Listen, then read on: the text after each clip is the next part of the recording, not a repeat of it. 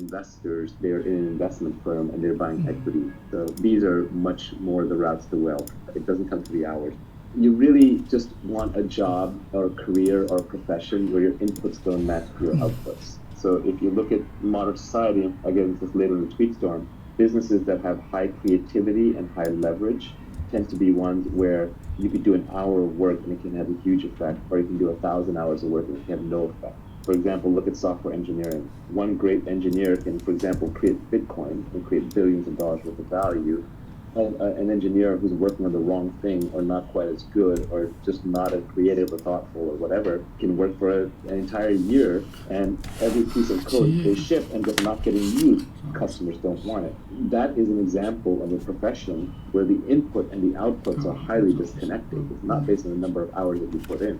Whereas on the extreme other end, if you're a lumberjack, even the best lumberjack in the world, assuming they're not working with tools, so the inputs and outputs are pretty connected, including an axe or a saw, the best lumberjack in the world may be like 3x better than one of the worst lumberjacks, right? It's not going to be a gigantic difference. So you want to look for professions and careers where the inputs and the outputs are highly disconnected.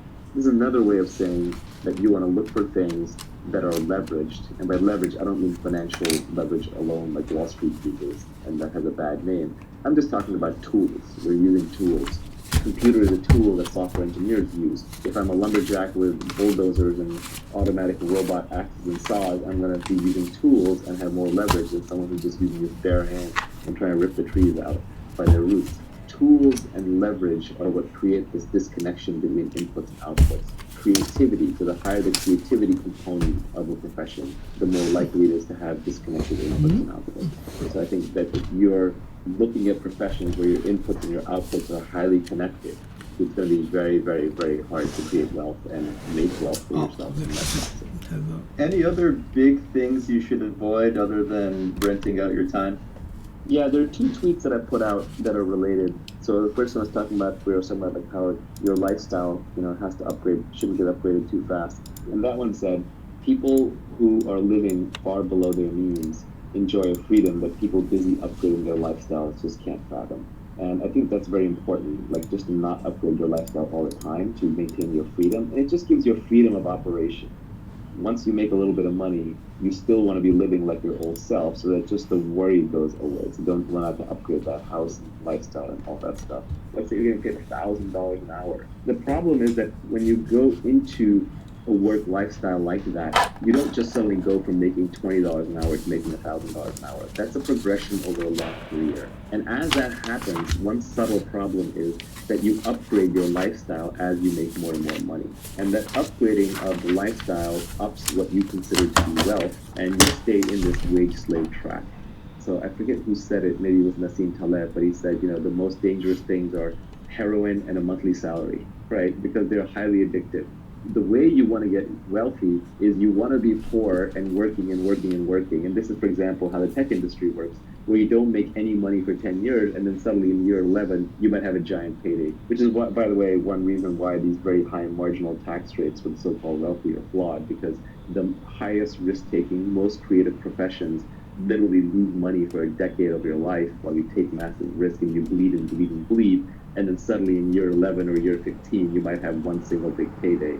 But then, of course, Uncle Sam show up and say, hey, you know what? You just made a lot of money this year, therefore you're rich, therefore you're evil, and you got to hand it all over to us. So it just destroys those kinds of creative risk-taking professions. But ideally, you want to make your money in discrete lumps separated over long periods of time so that your own lifestyle does not have a chance to adapt quickly. And then you can say, okay, now I'm done. Now I'm retired. Now I'm free. I'm still going to work because you got to do something with your life, but I'm going to work on only the things that I want when I want, and it's going to be much more creative expression and much less about money.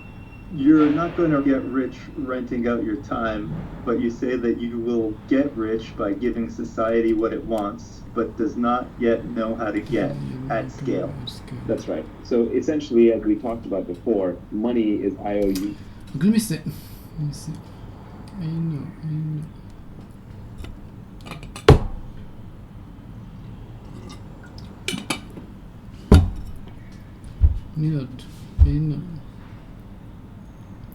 The opening. Ace. Anus.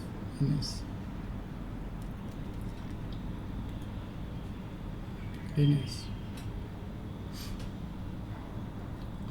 anus,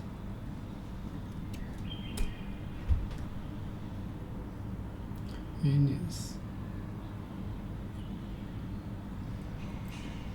anus, anus, relating to the anus, relating to the anus, relating to the anus, relating to the anus. Okay. Anus, relating to the anus. Anal, anal, Anal. anal. Anal, relating to the anal, relating to the anal. Let me see. Jesus.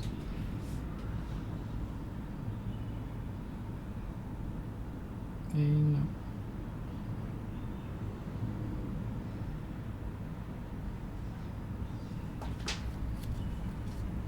Relating to the anal. Anal. Missing. Heart. Body part. Heart. Into the anal. The opening at and the intestines through which she sunned with to leave the body. Intestines. The opening of the end of the intestines. Intestines. Long tube through which food is swallowed. Intestines. Intestines. Intestines.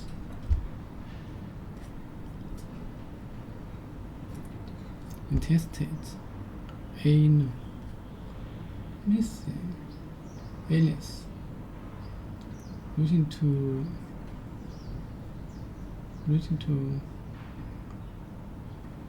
anus. Relating to the anus. Relating to the anus. Body part. Relating to the anus. Relating to the anus. Relating to the anus. Relating to the anus. Relating to the anus. The opening at and the opening at and the intestines through which solid waste leaves the body. Through the body. Anus. Okay. Okay.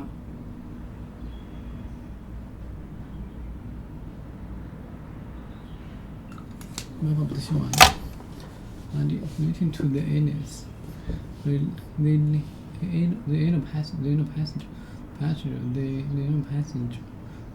passenger, and sexy.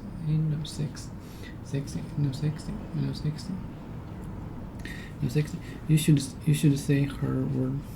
Okay. Relating to the anus, the opening at the end of the intestines through which solid,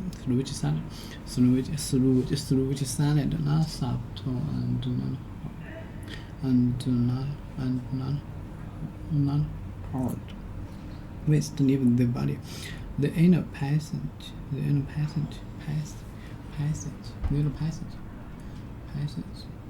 see. Little passage.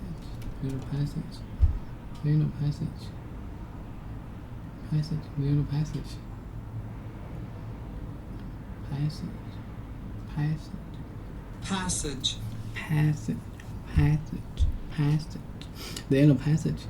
The anal passage is sphincter. What do you mean by this? Sphincter.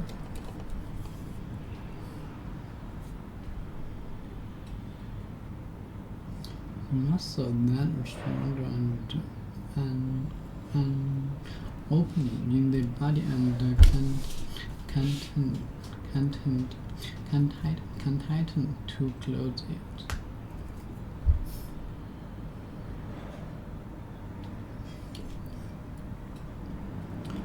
Sphincter. 6. Anal 6. six, yellow six, yellow 60. Okay, rating to the anus. The opening at end of the intestines through which solid waste leaves the body. The anal passage. The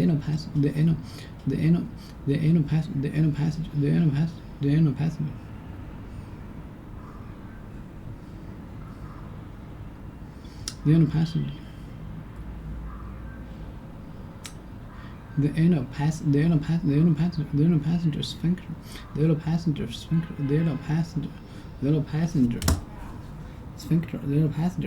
Anal 6. Unbelievable, extremely surprised. Unbelievable,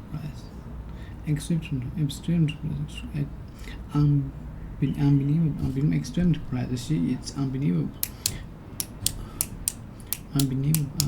extremely. She's an unbelievable amount of food. You've had such bad luck. It's unbelievable. You should say her wardrobe. You should say her wardrobe. Sphincter. You should say sphincter. Wardrobe.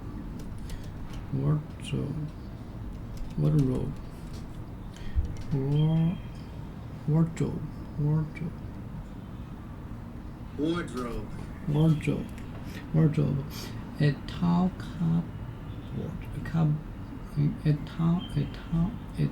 cupboard in which you hang your clothes. You should say her wardrobe. You should say her wardrobe. You should say her wardrobe is unbelievable. It's unbelievable. She has about 50 pairs of shoes. She has about 50 pairs of shoes. You should say her wardrobe. You should say her wardrobe. It's unbelievable. It's unbelievable. She has about 50 pairs of shoes. More examples. Management. She has 50 pairs of shoes. It's unbelievable. Freak. You should say her wardrobe. It's unbelievable. She has about 50 pairs of shoes. She has about 50 pairs of shoes. More examples. Management have demonstrated almost unbelievable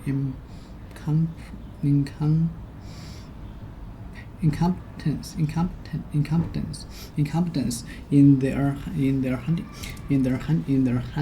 of the dispute.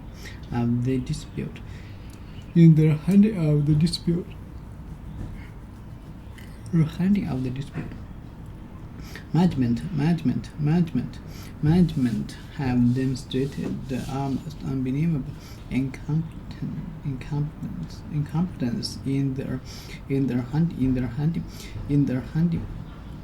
in their handling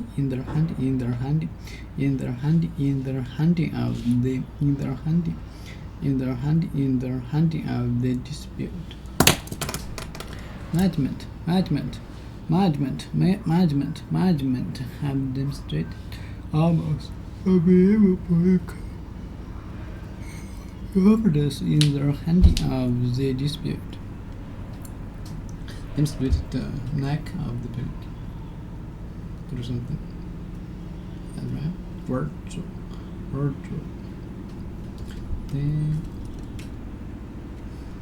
Demonstrate.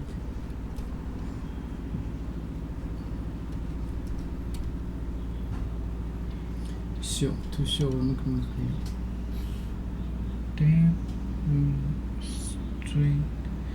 demonstrate. Okay, now this to show or make something clear. management have demonstrated to show or make something clear.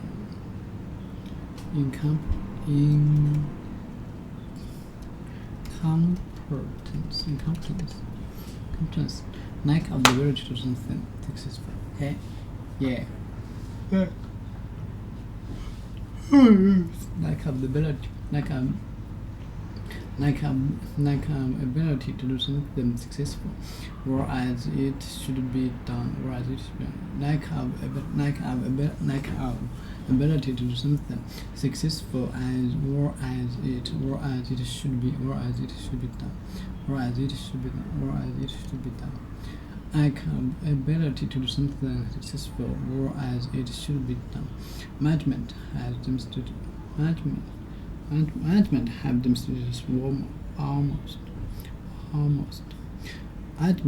demonstrated almost unbelievable incompetence in their handling of the dispute.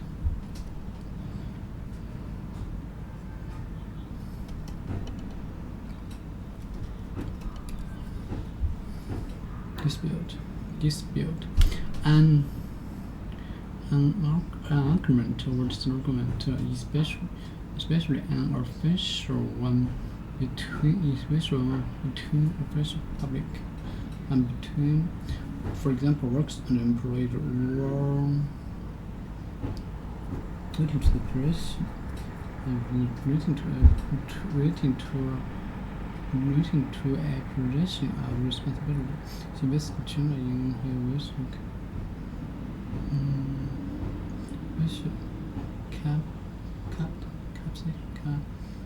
capacity as American trade representative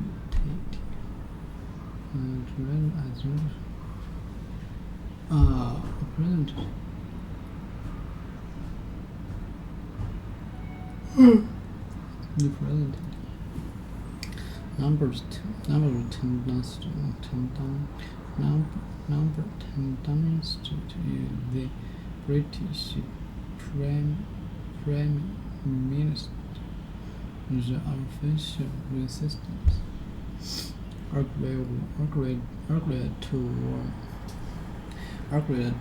were arranged by people in predations of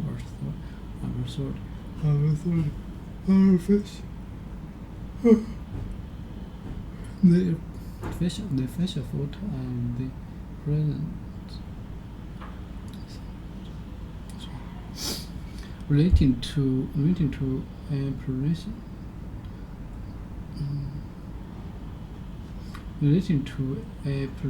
of responsibility, invested China in his official capacity as America's country responsibility.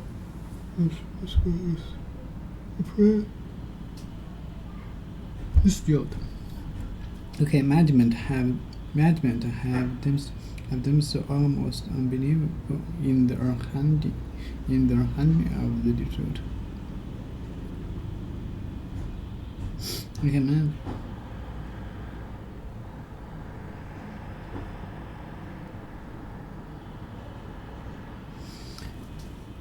Management have demonstrated to show or make something clear. To show management have demonstrated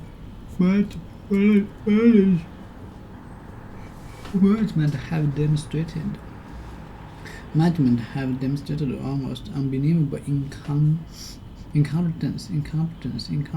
in their handling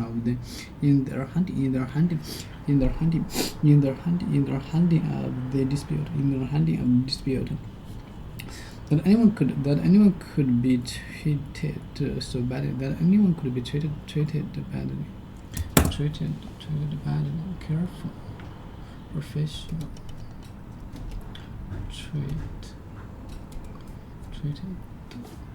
To behave towards someone or dealing with something, or to behave towards something or dealing with something in particular.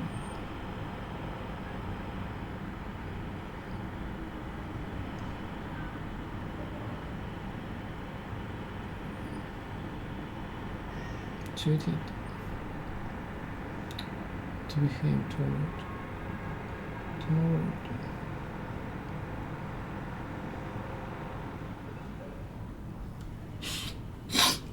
to behave toward, to behave toward, to behave towards, to behave towards, to behave towards, to behave towards someone or dealing with themselves, that anyone could be treated so badly is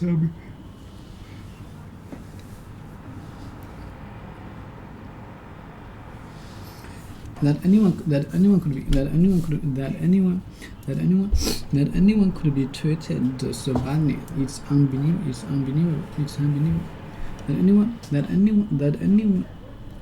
That anyone could be treated so badly. It's unbelievable. That anyone could be treated so badly. It's unbelievable. The cast of the building was unbelievable. The cast of the building was unbelievable.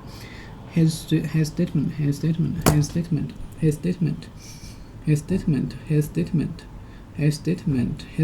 showed unbelievable arrogance. His statement arrogance.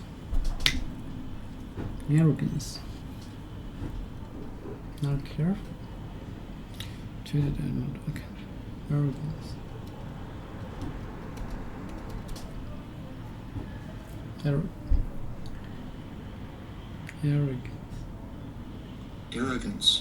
Arrogance.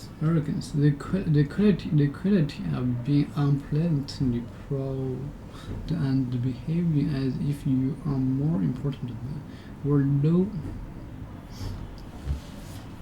the quality of being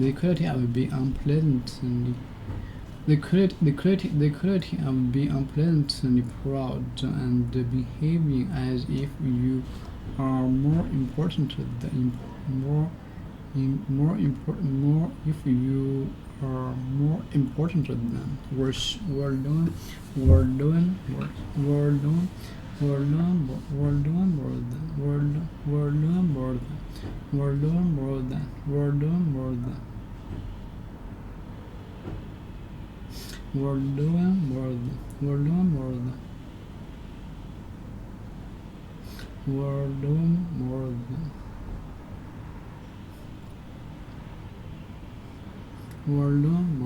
other people. He had this confidence that is sometimes seen as arrogance.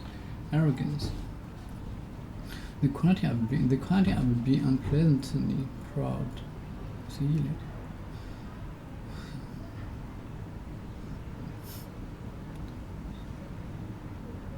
The quality of being unpleasantly proud and behaving as if you are more important than or learn than. Okay, the cast of the building.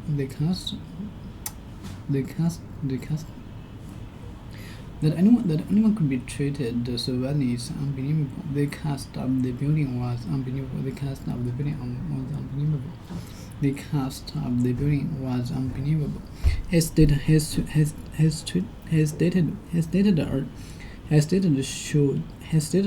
unbelievable arrogance. It's unbelievable that anyone could be so rude. It's unbelievable that anyone could be so rude.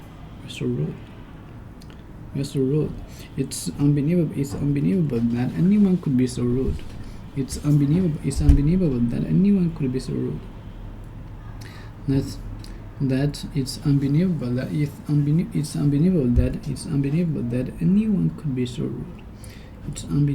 It's unbelievable that anyone could be so rude. Let me see. It's unbelievable that anyone could be so rude. It's unbelievable that anyone could be so rude. Anyone could be so. Not policy. unpalatable. It's unbelievable that anyone could be so rude. Unlikely, unable to be believed because unlikely. Unable to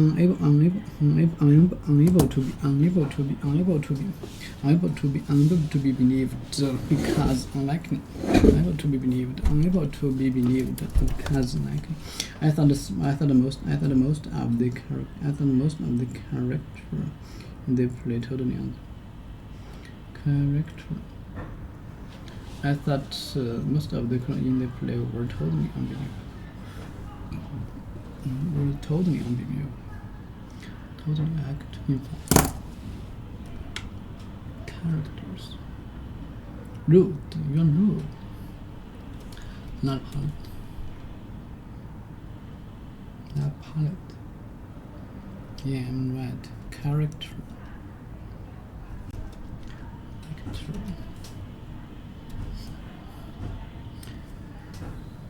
Quality. The particular combination of the quality in someone or something that makes them different from other character.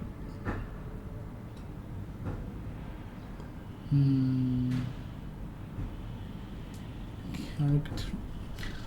Quality. The particular combination of qualities in someone or something that makes them or it different.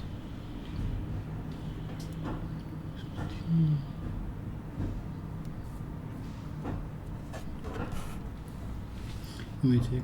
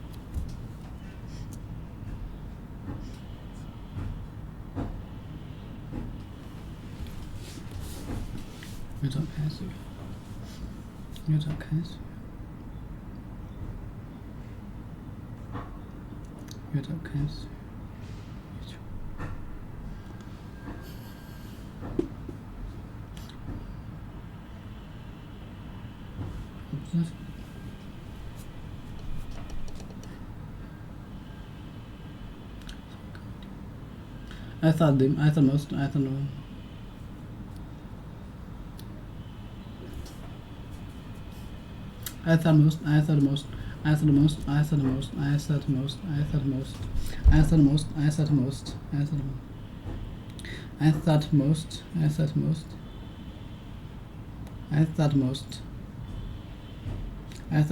of the characters. I thought most of the characters in the play were totally unbelievable. I thought most of the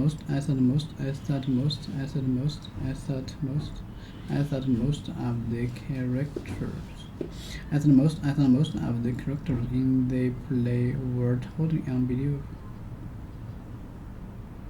Freak. As then person animals were even that person animal or event that is extremely unusual or unlikely and not like any other of its type. As then person animal. I thought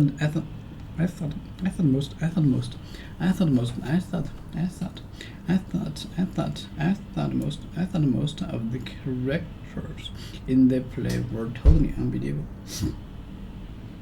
I thought most of the characters in the play were totally. I thought the most of them in the play were totally unbelievable. I thought most of the characters in the play were totally unbelievable. Okay, unable to be believed because unlikely. It's not likely. It's not. It's unlikely. It's unlikely. It's unlikely. It's unlikely.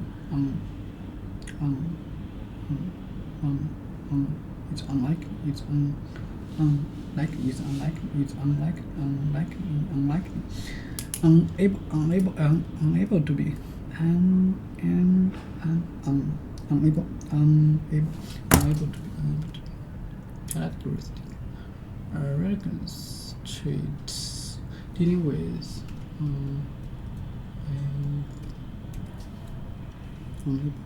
unable, unable to be believed because unlikely, at the most of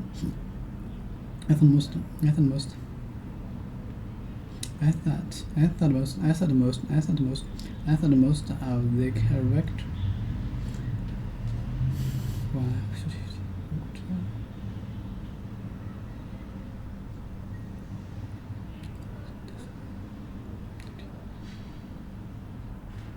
At the most of the characters in the play were totally unbelievable.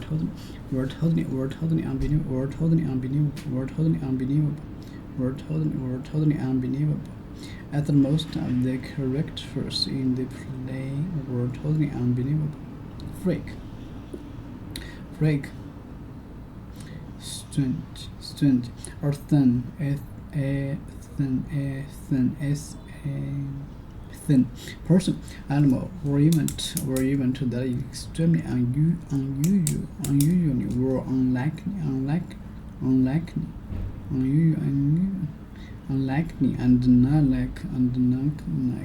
not like any other, and unusual or unlikely, and not like any other of its type, and not like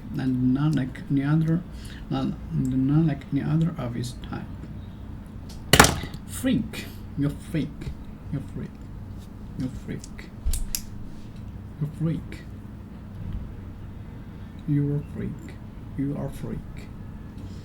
Yeah, that's it. I was born with black hair. And I was born with black hair all over my back. I was born with black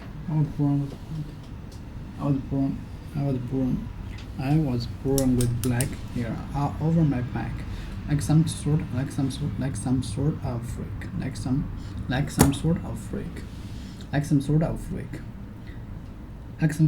I was born with black hair all over my back, like some sort of freak. The pearl is so back. The pearl is so back that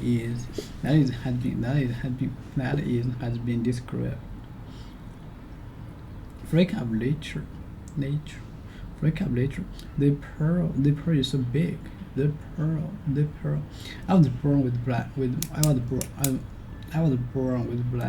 hair all over my back. I was born with black hair all over my back, like some sort of freak, like some sort of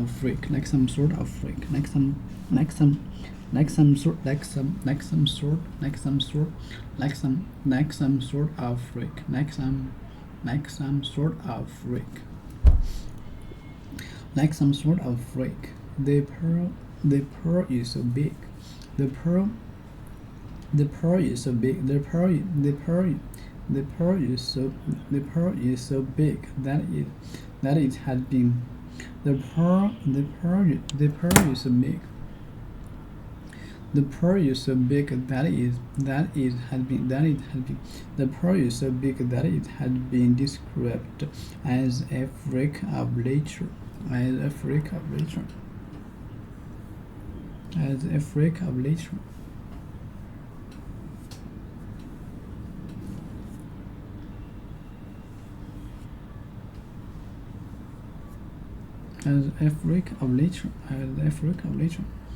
The pearl is so big that it has been described as a freak of nature.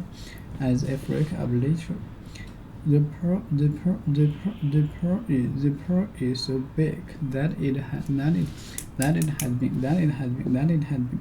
The pearl is so big that it has been described as a freak of nature.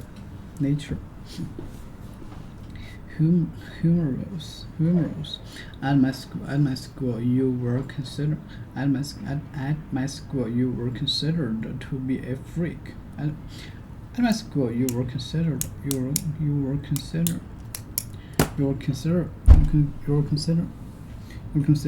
be a freak if you considered.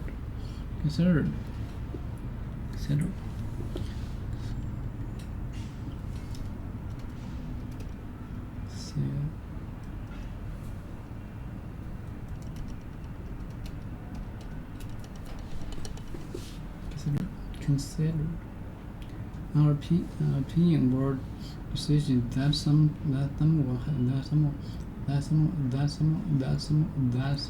has reached after a not have thought. An opinion word decision that someone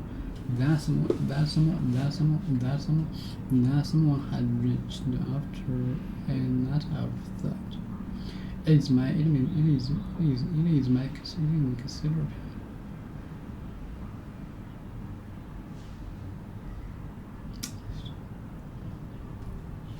Our opinion.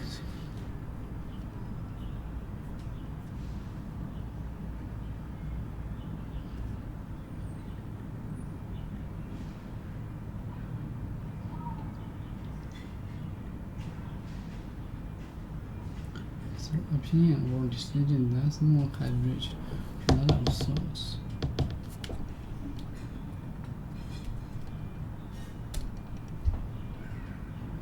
Possible spend time thinking about our prosperity or making a decision.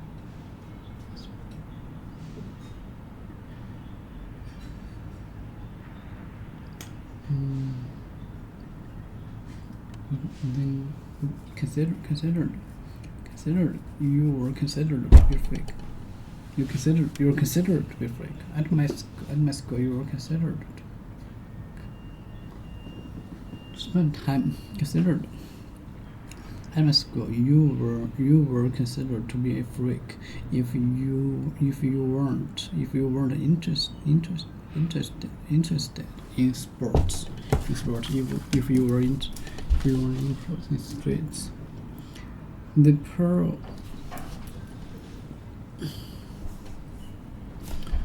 At my school,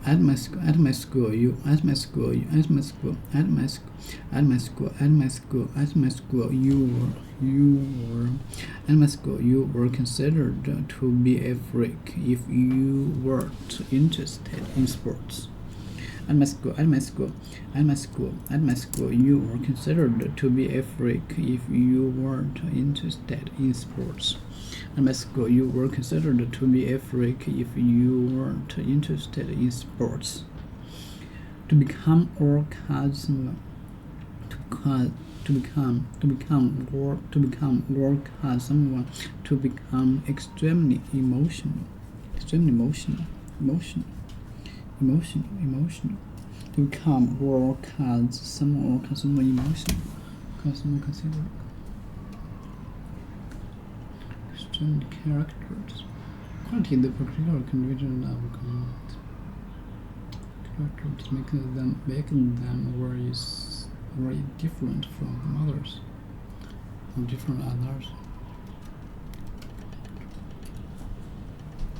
Actress. She's actor. Relating to the emotion.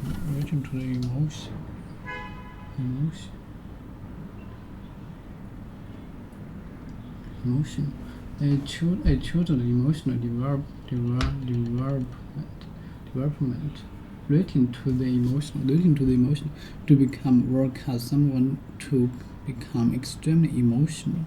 My parents are freak.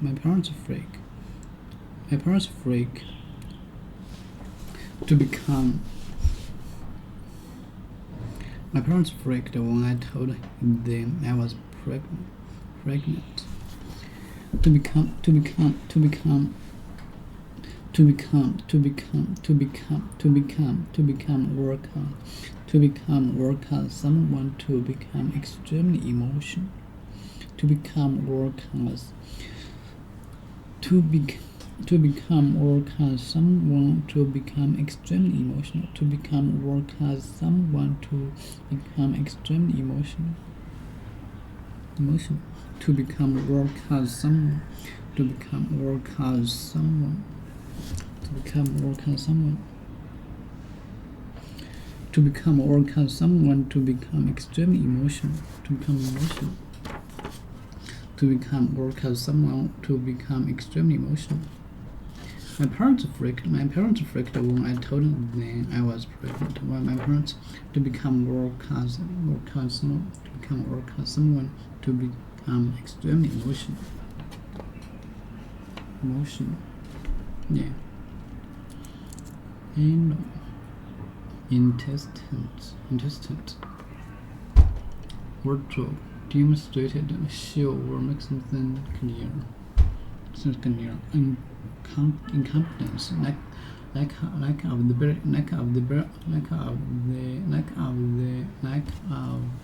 the ability to do something successful in their handling of the dispute.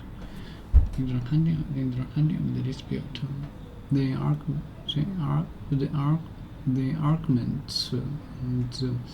argument and disagreement, rude, arrogance. Think myself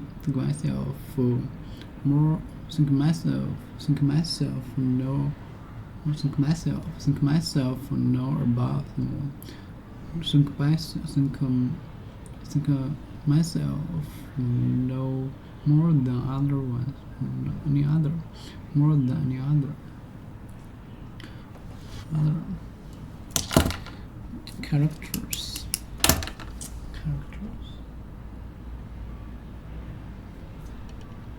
Emotion.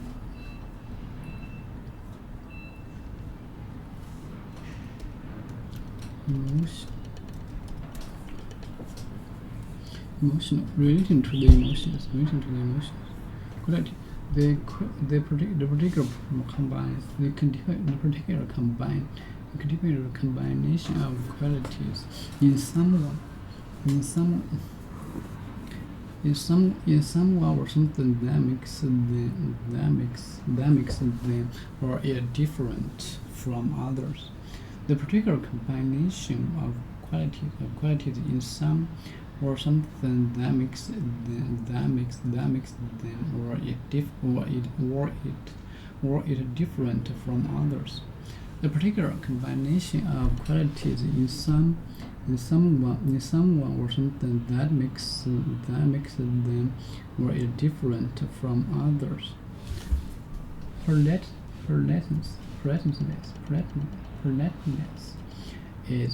is traditional part of the British.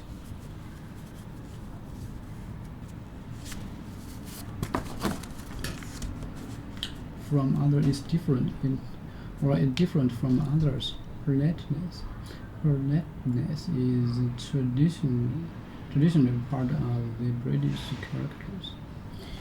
If you want to know, I can tell you if you want to know.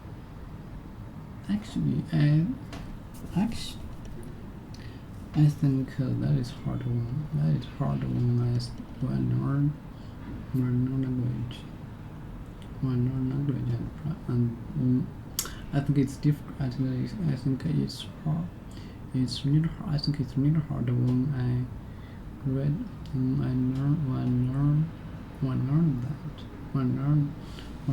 that. Yeah, Jesus. I'm practice. I was practice. You work syndrome. My parents freaked when I told them I was pregnant. My parents freaked when I told them I was pregnant. Unbelievable, extremely surprising. She eats an unbelievable amount of food. You had such bad needs. You had such bad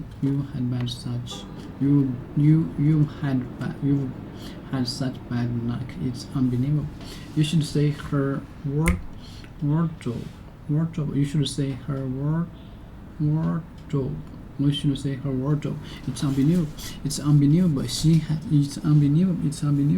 had about 50 pairs of shoes. It's comparing this. Society saying you did something good in the past, now here's something that we owe you for the future. And so society will pay you for creating things that it wants. But society doesn't yet know how to create those things. Because if it did, it wouldn't need you. They would already be stamped out big time. Almost everything in your house, in your workplace, and on the street used to be technology at one point in time. There was a time when oil was technology that made J.B. Rockefeller rich. There was a time when cars were technology that made Henry Ford rich. So technology is just a set of things, as Alan Kay said, that don't quite work yet. Once something works, it's no longer technology.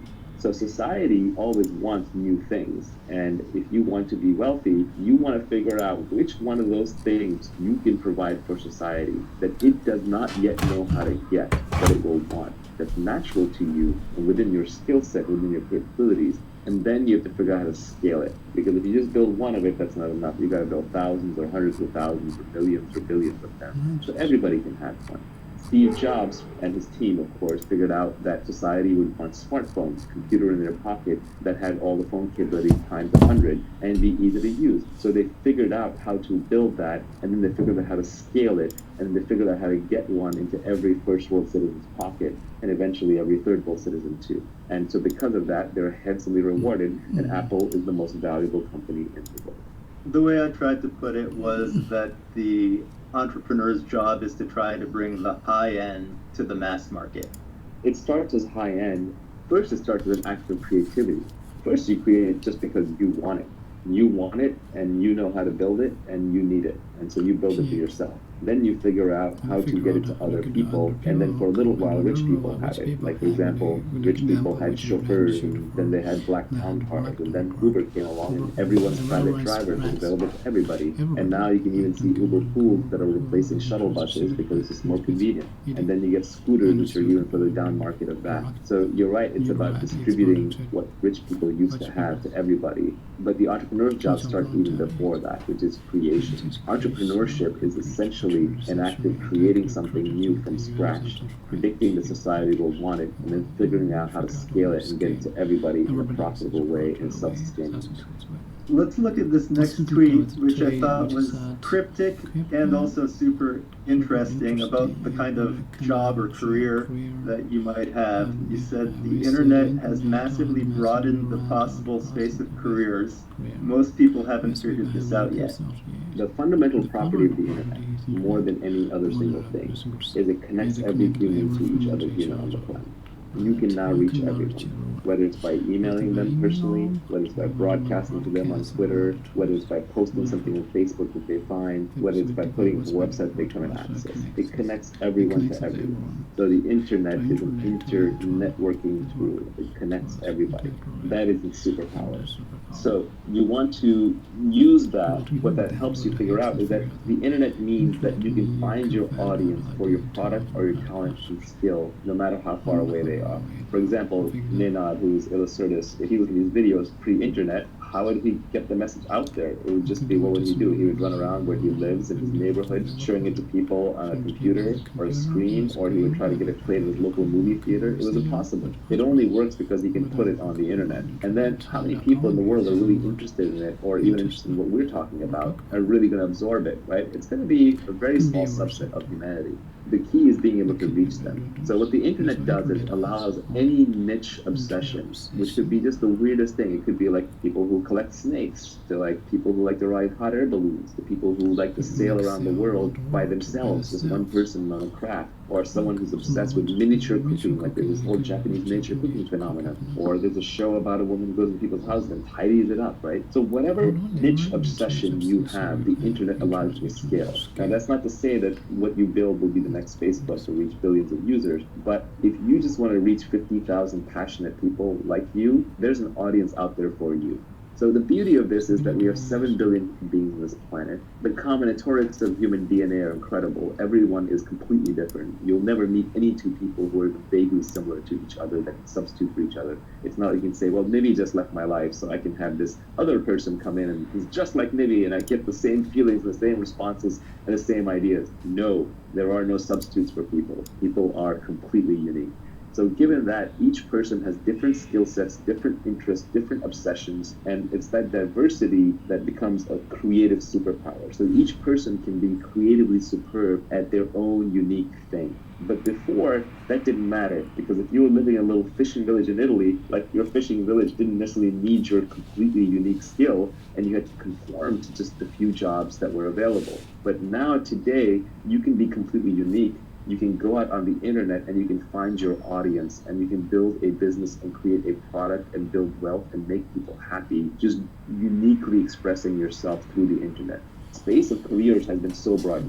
Esports players, people making millions of dollars playing Fortnite, people creating videos and uploading them, YouTube broadcasters, bloggers, podcasters. Joe Rogan, I read, true or false, I don't know, but I read that he's going to make about $100 million a year on his podcast, and he's had 2 billion downloads. Even PewDiePie, this is a hilarious tweet that I retweeted the other day. PewDiePie is the #1 trusted name in news. This is a kid, I think, in Sweden, and he's got 3 times the distribution of the top cable news networks, just on his news channel. It's not even on his entertainment channel. The internet enables any niche interest, as long as you're the best at it, to scale out. And the great news is, because every human is different, everyone is the best at something, being themselves. Another tweet I have that is worth weaving in, but didn't go into this tweet storm, was a very simple one. I like things when I can compress them down, because they're easy to remember and easy to hook on to. But that one was, escape competition through authenticity. So when you're competing with people, it's because you're copying them. It's because you're trying to do the same thing. But every human is different. Don't copy. I know we're mimetic creatures, and Rene Girard has a whole mimesis theory, but it's much easier than that. Don't imitate. Don't copy. Just do your own thing. No one can compete with you on being you. It's that simple. And so the more authentic you are to who you are and what you love to do, the less competition you're going to have. So you can escape competition through authenticity when you realize that no one can compete with you on being you. And normally that would have been useless advice pre-internet. Post-internet, you can turn that into a career. Talk a little bit about what industries you should think about working in, what kind of job you should have, and who you might want to work with. So you said one should pick an industry where you can play long-term games with long-term people. Why? Yeah, this is an insight into what makes Silicon Valley work and what makes high-trust societies work. Essentially, all the benefits in life come from compound interest, whether it's in relationships or making money or in learning. So compound interest is a marvelous force where it's like, you start out with 1x what you have, and then if you increase 20% a year for 30 years, it's not that you got 30 years times 20% added on, it was compounding. So it just grew until you suddenly got a massive amount of whatever it is, whether it's goodwill or love or relationships or money. So I think compound interest is a very important force. So you have to be able to play a long-term game. And long-term games are good not just for compound interest, they're also good for trust. If you look at Prisoner's Dilemma type games, the solution to Prisoner's Dilemma is tit for tat, which is I'm just going to do to you what you did last time to me, with some forgiveness in case there was a mistake made. But that only works in an iterated Prisoner's Dilemma. In other words, we play the game multiple times. So if you're in a situation, like for example, you're in Silicon Valley, where people are doing business with each other and they know each other, they trust each other, then they do right by each other because they know this person will be around for the next game. Now, of course, that doesn't always work because you can make so much money in one move in Silicon Valley. Sometimes people betray each other because they're just like, I'm going to get rich enough off this that I don't care. So there can be exceptions to all these circumstances. But essentially, if you want to be successful, you have to work with other people, and you have to figure out who can you trust. And who can you trust over a long, long period of time that you can just keep playing the game with them so that compound interest and high trust will make it easier to play the game and will let you collect the major rewards, which are usually at the end of the cycle. So for example, Warren Buffett has done really well as an investor in the US stock market, but the biggest reason he could do that was because the US stock market has been stable and around and didn't get, for example, seized by the government during a bad administration, or the US didn't plunge into some war. The underlying platform didn't get destroyed. So in his case, he was playing a long-term game, and the trust came from the US stock market stability. In Silicon Valley, the trust comes from the network of people in the small geographic area that you figure out over time who you can work with and who you can't. If you keep switching locations, you keep switching groups. Let's say you started out in the woodworking industry and you build up a network there and you're working hard, you're trying to build a product in the woodworking industry. And then suddenly another industry comes along that's adjacent but different, but you don't really know anybody in it and you want to dive in and make money there. If you keep hopping from industry to, no, actually I need to open a line of electric car stations for electric car refueling. That might make sense. It might be the best opportunity, but every time you reset, every time you wander out of where you built your network, you're going to be starting from scratch. You're not going to know who to trust. They're not going to trust you. There are also industries in which people are transient by definition. They're always coming in and going out. Politics is an example of that, right? In politics, new people are being elected. You see in politics that when you have a lot of old timers, like the Senate, people who've been around for a long time and they've been career politicians, yeah, there's a lot of downside to career politicians, like corruption, but an upside is they actually get deals done with each other because they know the other person is going to be in the same position 10 years from now, and they're going to keep dealing with them, so they might as well learn how to cooperate. Whereas every time you get like a new incoming freshman class in the House of Representatives, which turns over every 2 years, the big wave election, nothing gets done because there's a lot of fighting. Because I just got here, I don't know you, I don't know if you're going to be around, why should I work with you, rather than just trying to do whatever I think is right. So it's important to pick an industry where you can play long-term games and with long-term people. So those people have to signal that they're going to be around for a long time, that they're ethical, and their ethics are visible through their action. In a long-term game, it seems that everybody is making each other rich. And in a short-term game, it seems like everybody is making themselves rich. I think that is a brilliant formulation. Yeah, in a long-term game, it's positive sum. We're all baking the pie together. We're trying to make it as big as possible. In a short-term game, we're cutting up the pie. Now, this is not to excuse the socialists, right? The socialists are the people who are not involved in baking the pie, who show up at the end and say, I want a slice or I want the whole pie. They show up with the guns. But I think a good leader doesn't take credit. A good leader tries to inspire people so the team gets the job done. And then things get divided up according to fairness and who contributed how much or as close to as possible and took risk as opposed to just whoever has the longest knife, the sharpest knife. So these next two tweets are play iterated games. All returns in life, whether in wealth, relationships, or knowledge, come from compound interest. Yeah, when you've been doing business with somebody, you've been friends with somebody for 10 years, 20 years, 30 years, it just gets better and better because you trust them so easy that the friction goes down. You can do bigger and bigger things together. For example, the simplest one is getting married to someone, having kids and raising children. Like that's compound interest, right? Investing in those relationships. Those relationships end up being invaluable compared to more casual relationships. It's true in health and fitness. The fitter you are, the easier it is to stay fit. Whereas the more you deteriorate your body, the harder it is to come back and claw your way back to a baseline. It requires heroic acts. Regarding compound interest, I think I saw you retweet something a while back. Maybe it was from Ed Lattimore. It went something along the lines of get some traction, get purchase, and don't lose it. So the idea was to gain some initial traction and never fall back. Just keep ratcheting up and up. I don't remember it exactly, but I think that was right. Yeah, it was like get traction and don't let go. It was a good one. Yeah. In terms of pick people to work with that have high intelligence, high energy, and high integrity, I find that's the 3-part checklist that you cannot compromise on. You need someone who's smart or they're heading in the wrong direction and you're not going to end up in the right place. You need someone high energy because the world is full of smart, lazy people. We all know people in our lives who are really smart, but can't get out of bed or lift a finger. And we also know people who are very high energy but not that smart, so they work hard but they're running in the wrong direction. And smart, it's not a pejorative. It's not meant to be like someone's smart, someone else is stupid, but it's more that everyone's smart at different things. So depending on what you want to do well, you have to find someone who's smart at that thing. And then energy, a lot of times people are unmotivated for a specific thing, but they're not motivated for other things. So for example, someone might be really unmotivated to go to a job and sit in an office, but they might be really motivated to go paint, right? Well, in that case, they should be a painter. They should be putting art up on the internet, trying to figure out how to build a career out of that, rather than wearing a collar around their neck and going to a dreary job. And then high integrity is the most important, because otherwise, if you got the other two, what you have is you have a smart and hardworking crook who's eventually going to cheat you. So you have to figure out the person's high integrity, and as we talked about, the way you do that is through signals, and signals is what they do, not what they say. It's all the nonverbal stuff that people do when they think nobody's looking.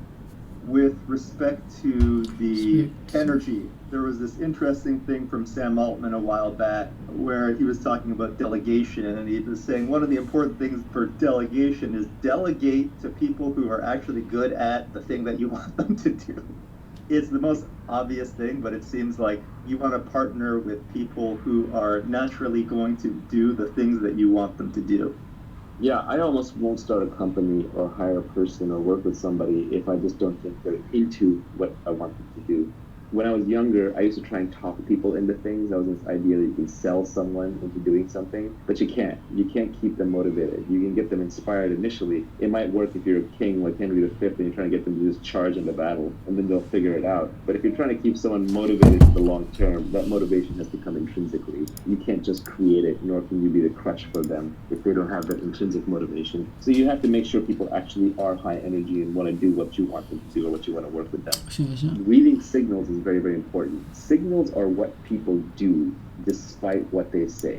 So it's important to pay attention to subtle signals. We all know this socially. If someone treats a waiter or waitress in a restaurant really badly, then it's only a matter of time until they treat you badly. If somebody screws over an enemy and is vindictive towards them, well, it's only a matter of time before they redefine you from friend to enemy and you feel their wrath. So angry, outraged, vindictive, short-term thinking people are essentially that way in many interactions in their life. People are oddly consistent. It's one of the things you learn about them. So you want to find long-term people. You want to find people who seem irrationally ethical. For example, I had one friend of mine whose company I invested in, and the company failed, and he could have wiped out all the investors.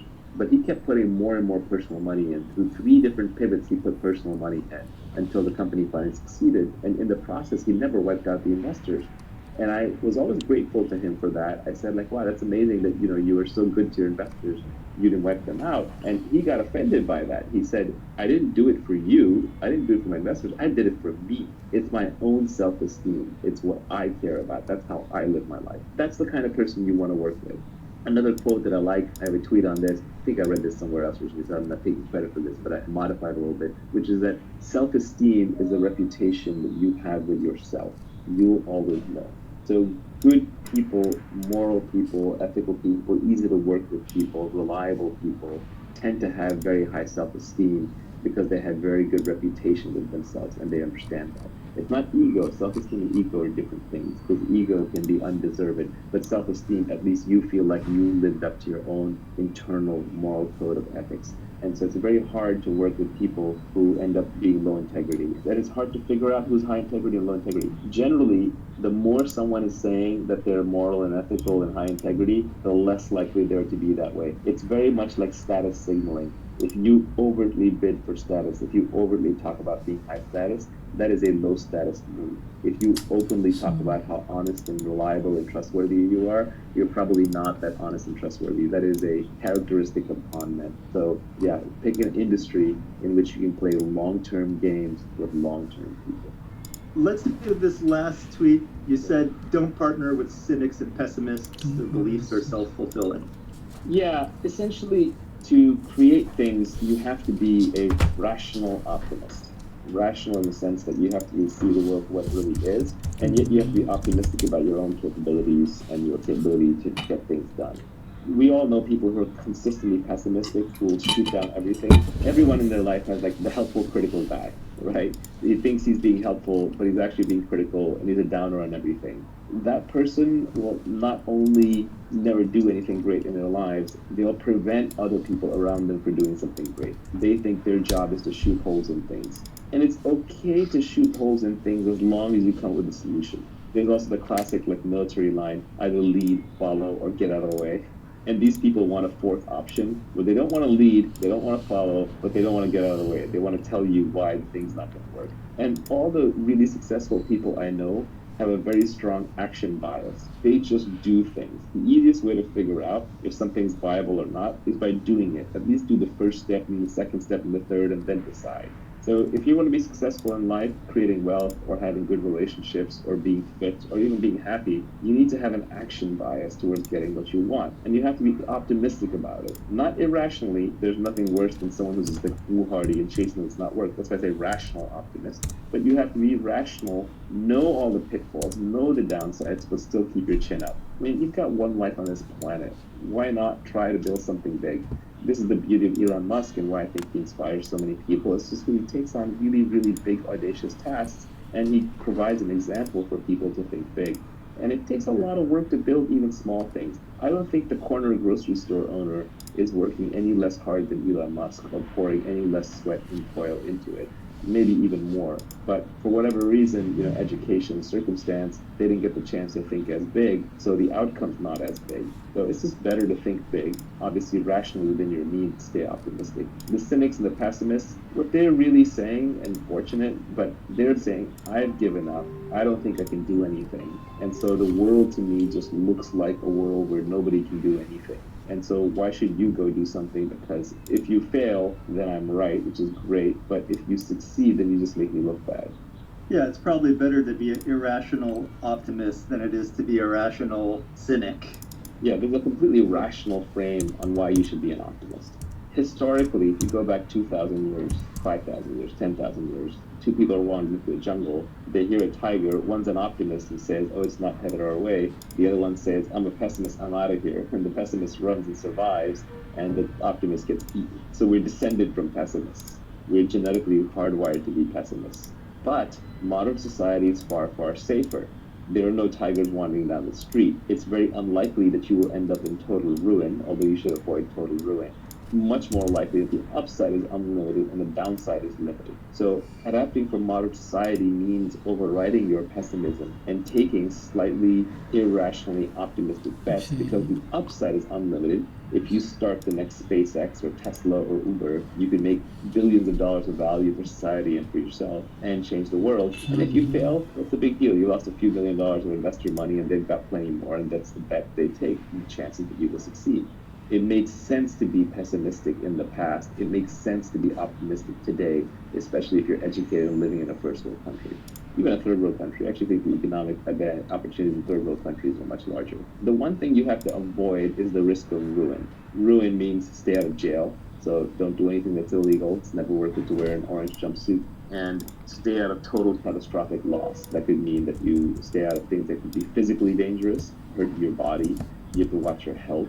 And stay out of things that can cause you to lose all of your capital, all of your savings. So don't gamble everything at one go. But you take rationally optimistic bets with big upside. I think there's people that will try and build up your ideas and build on your ideas, no matter how far-fetched they might seem. And then there are people who will list out all the obvious exceptions, no matter how obvious they are. And fortunately, in the startup world, I don't even really get exposed to the people that are giving you the obvious exceptions and all the reasons it's not going to work. I barely get exposed to that anymore. That's what Twitter is for. Scott Adams got so annoyed by this that he came with the phrase, an acronym, which is, but of course there are obvious exceptions, BOCTAOE. And he used to pin that acronym at the end of his articles for a while. But Twitter is just overrun with nitpickers. And where exactly as you're pointing out, Silicon Valley has learned that the upside is so great that you never look down on the slobby kid who's wearing a hoodie and has coffee on his shoes and just look like a slob, because you don't know if he's going to be the next Mark Zuckerberg or the next Reid Hoffman. So you got to treat everybody with respect. You got to look up to every possibility and opportunity, because the upside is so unlimited, the downside is so limited in the modern world, especially with financial assets and instruments. Do you want to talk a little bit about the skills that you need, in particular specific knowledge, accountability, leverage, and judgment? So the first tweet in this area is arm yourself with specific knowledge, accountability, and leverage. And I'll throw in judgment as well. I don't think you covered that in that particular tweet. If you want to make money, you have to get paid at scale. And YU, that's accountability. At scale, that's leverage. And just you getting paid as opposed to somebody else getting paid, that's specific knowledge. So specific knowledge is probably the hardest thing to get across in this whole tweet storm, and it's probably the thing that people get the most confused about. The thing is that we have this idea that everything can be taught. Everything can be taught in school. And it's not true that everything can be taught. In fact, the most interesting things cannot be taught. But everything can be learned. And very often that learning either comes from some innate characteristics in your DNA, or it could be through your childhood where you learn soft skills, which are very, very hard to teach later on in life, or it's something that is brand new, so nobody else knows how to do it either, or it's true on-the-job training because you're pattern matching into highly complex environments, building judgment in a specific domain. Classic example is investing, but it could be in anything. It could be in judgment in running a fleet of trucks.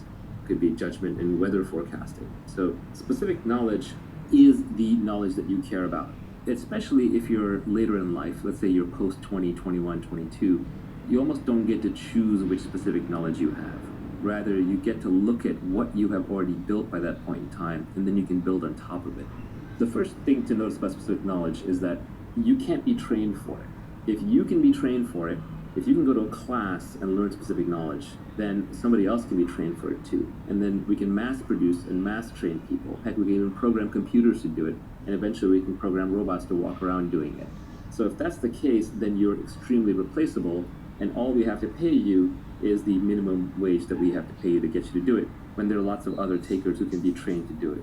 So really, your returns just devolve into your cost of training plus the return on investment on that training. So you really want to pick up specific knowledge. You need your schooling, you need your training to be able to capitalize on the best specific knowledge, but the part of it that you get paid for is the specific knowledge.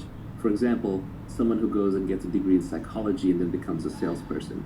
Well, if they were already a formidable salesperson and had great salesmanship to begin with, then the psychology degree is leverage. It arms them and they do much better at sales.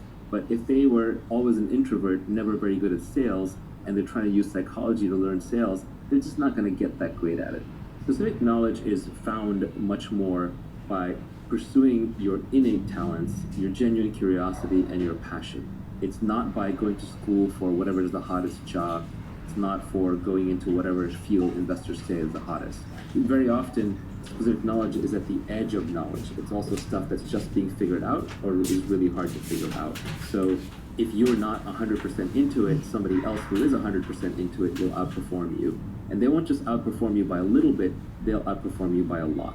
Because now we're operating the domain of ideas, compound interest really applies and leverage really applies. So if you're operating with 1,000 times leverage and somebody is right 80% of the time and somebody else is right 90% of the time, the person who's right 90% of the time will literally get paid hundreds of times more by the market because of the leverage and because of the compounding factors in being correct. So you really want to make sure you're good at it, so your genuine curiosity is very important. So very often, it's not something you sit down and you reason about.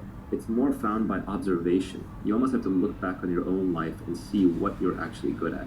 For example, I wanted to be a scientist, and that is where a lot of my moral hierarchy comes from. I view scientists at the top of the production chain for humanity, and the group of scientists who have made real breakthroughs and contributions have probably added more to human society, I think, than any single other class of human beings. Not to take away anything from art or politics or engineering or business, but without the science, we'd still be scrabbling in the dirt, fighting with sticks and trying to start fires.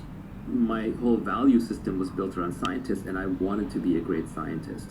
But when I actually look back at what I was uniquely good at and what I ended up spending my time doing, it was more around making money, tinkering with technology, and selling people on things, explaining things, talking to people. So I have some sales skills, which is a form of specific knowledge that I have. I have some analytical skills around how to make money, and I have this ability to absorb data, obsess about it, and break it down, and that is a specific skill that I have. I also just love tinkering with technology, and all of this stuff feels like play to me, but it looks like work to others. So there are other people to whom these things would be hard. They say well, how do I get good at being pithy and selling ideas? Well, if you're not already good at it, or if you're not really into it, maybe it's not your thing, Focus on the thing that you are really into. This is ironic, but the first person to actually point out my real specific knowledge was my mother. And she did it as an aside, talking from the kitchen, and she said it when I was like 15 or 16 years old. I was telling a friend of mine that I wanted to be an astrophysicist, and she said, no, you're going to go into business. And I was like, what? My mom's telling me I'm going to be in business? I'm going to be an astrophysicist. Mom doesn't know what she's talking about. But Mom knew exactly what she was talking about. She had already observed that every time we walked down the street, I would critique the local pizza parlor on why they were selling their slices a certain way with certain toppings and why their process of ordering was this way when it should have been that way. So she knew that I was just had more of a business curious mind, but then my obsession with science combined to create technology and technology businesses where I found myself. So very often, your specific knowledge is observed and often observed by other people who know you well and revealed in situations rather than something that you come up with. To the extent that specific knowledge is taught, it's on the job, it's through apprenticeships, and that's why the best businesses, the best careers are the apprenticeship careers, because those are things that society still has not figured out how to train and automate yet. The classic line here is that Warren Buffett went to Benjamin Graham when he got out of school, and Benjamin Graham was the author of The Intelligent Investor and sort of modernized or created value investing as a discipline. And Warren Buffett went to Benjamin Graham and offered to work for him for free. And Graham said, actually, you're overpriced. Free is overpriced. And Graham was absolutely right, that when it comes to a very valuable apprenticeship, like the type that Graham was going to give Buffett, Buffett should have been paying him a lot of money. And that right there tells you that those are skills worth knowing. Specific knowledge also tends to be technical and creative. So on the bleeding edge of technology, on the bleeding edge of art, on the bleeding edge of communication, even today, for example, there are probably meme lords out there on the internet who can create incredible memes that will spread the idea to millions of people, or are very persuasive. Like, for example, Scott Adams is a good example of this. He's essentially becoming one of the most credible people in the world by making accurate predictions through persuasive arguments in videos. And that is specific knowledge that he has built up over the years because he got obsessed with hypnosis when he was young. He learned how to communicate through cartooning. He embraced Periscope early, so he's been practicing lots of conversation. He's read all the books on the topic. He's employed it in his everyday life. If you look at his girlfriend, she's like this beautiful young Instagram model. That is an example of someone who has built up a specific knowledge over the course of his career. It's highly creative. It has elements of being technical in it, and it's something that is never going to be automated. No one's going to take that away from him because he's also accountable under one brand as Scott Adams, and he's operating with the leverage of media with Periscope and drawing billboard cartoons and writing books. He has massive leverage on top of that brand, and he can build wealth out of it if he wanted to build additional wealth beyond what he already has. Should we be calling it unique knowledge, or does specific knowledge somehow make more sense for it? You know, I came up with this framework when I was really young, and we're talking decades and decades. It's now probably over 30 years old. And so at the time, just specific knowledge stuck with me, so that is how I think about it. The reason I didn't try and change it is because every other term that I found for it was overloaded in a different way. At least specific knowledge isn't that used. I can rebrand it. The problem with unique knowledge is, yeah, maybe it's unique, but if I learn it from somebody else, it's no longer unique. Then we both know it. So it's not so much that it is unique, it's that it is highly specific to the situation, it's specific to the individual, it's specific to the problem. And it can only be built as part of a larger obsession, interest, and time spent in that domain. It can't just be read straight out of a single book, nor can it be taught in a single course, nor can it be programmed into a single algorithm. Speaking of Scott Adams, he's got a blog post on how to build your career by getting in, say, the top 25 percentile at 3 or more things.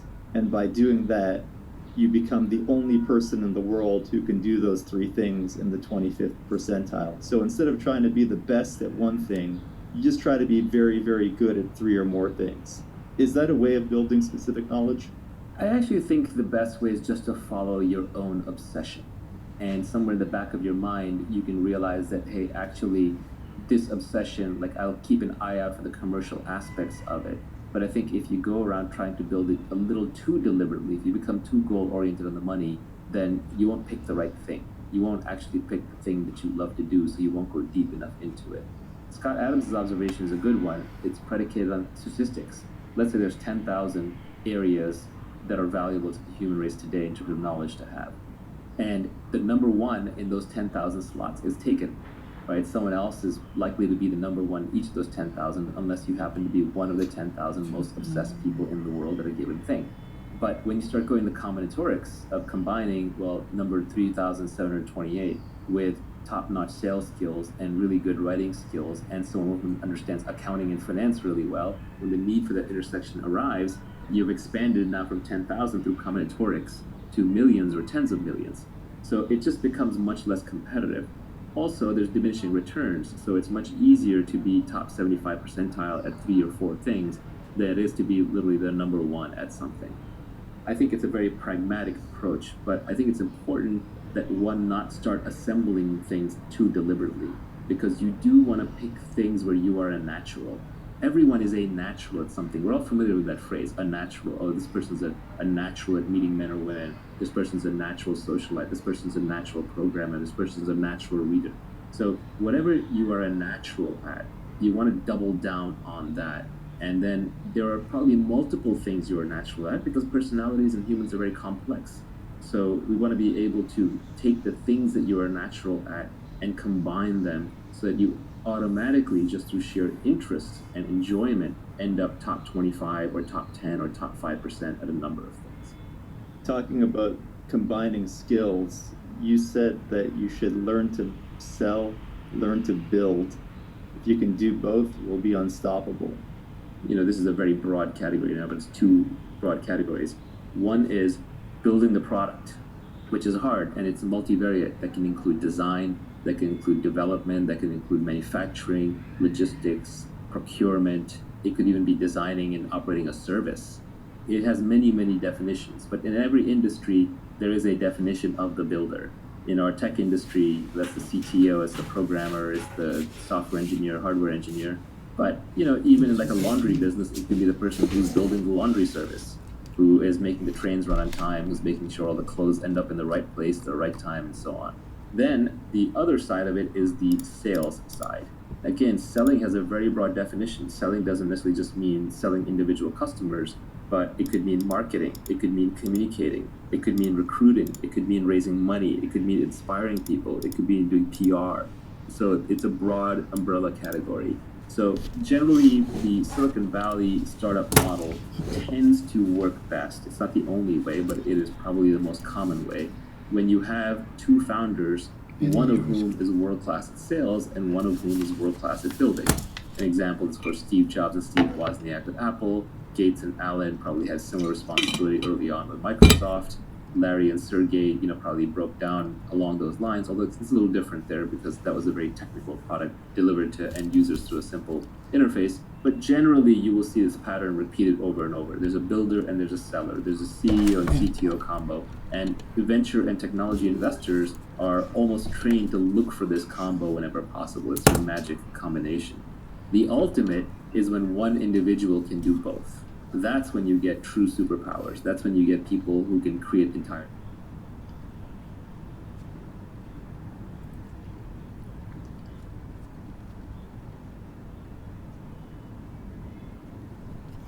Or starts with them cries.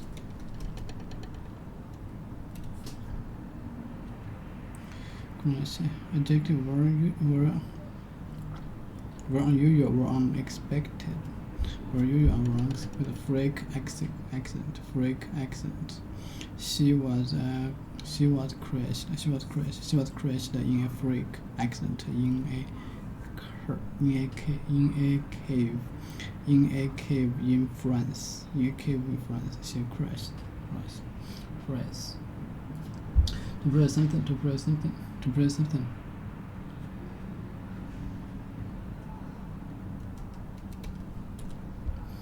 Something craft or natural inside of a cliff or mountain or one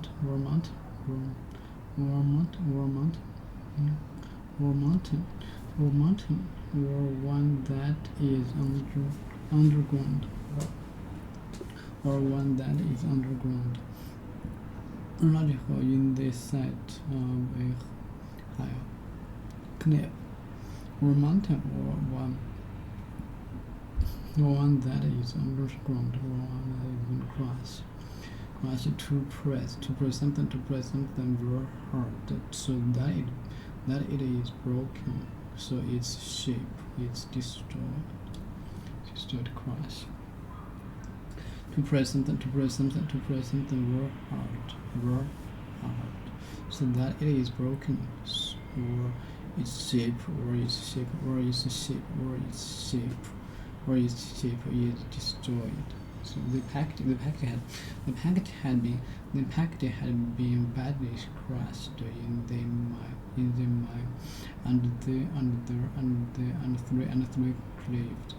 and the three cliffs crashed. Garlic.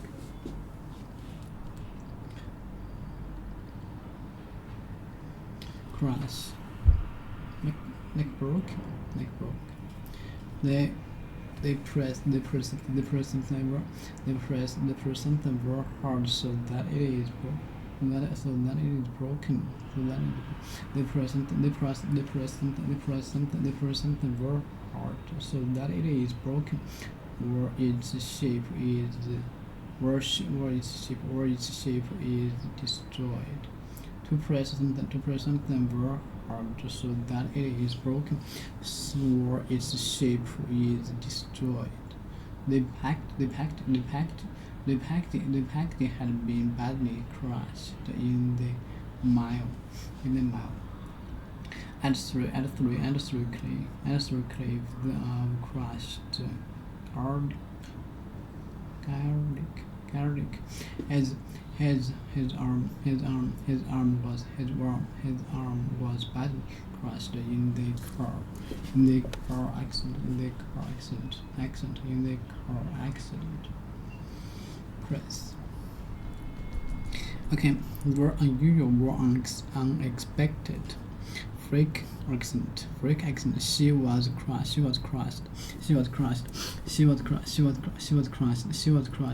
crushed in a freak accident in a cave in France. She was crushed in a freak accident. She was crushed in a cave. She was crushed. To press something very hard, so that it is broken, or its shape is destroyed. She was crushed in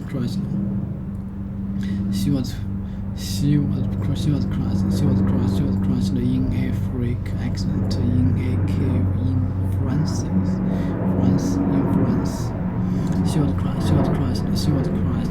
She was crushed in a freak accident in a cave in France.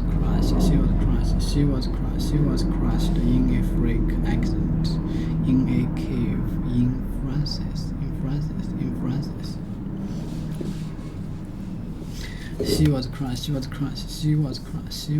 in a freak accident in a cave in France. She was crushed in a freak accident in a cave in France. She was crushed in a freak accident in a cave in France. She was crushed in a freak accident in a cave in France. She was crushed in a freak accident in a cave in France. The vanity was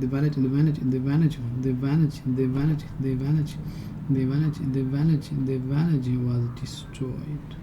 And the vanity was destroyed by a freak. Was destroyed by a freak store. Okay. Freak.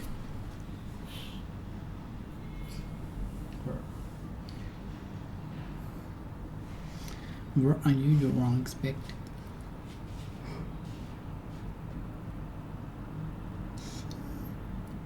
Freak, unusual or unexpected. The village was destroyed. The village was destroyed by a freak storm. The village was destroyed by a freak by a freak storm. The village was destroyed by a freak storm. The village was destroyed by a freak storm. Crash. To press something very hard so that it is broken, or its shape is destroyed,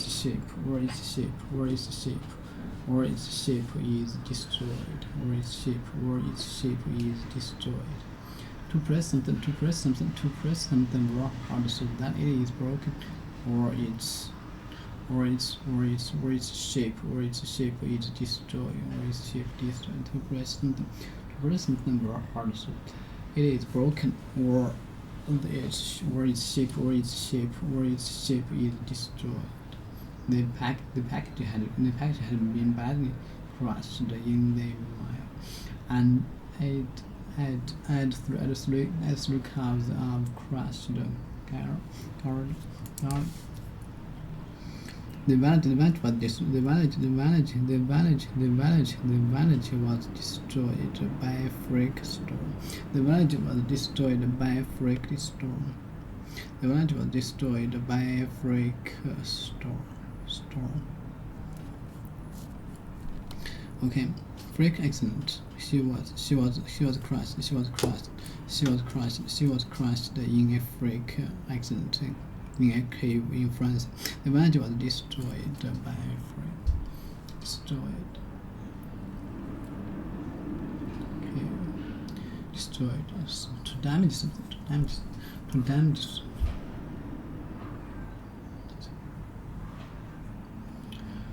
To damage something so badly, or it can be used, or that, or to damage something so badly that it cannot be used. See that to damage something so badly that it cannot be used. To damage something so badly that it cannot be used. She died in a freak automobile accident. Great.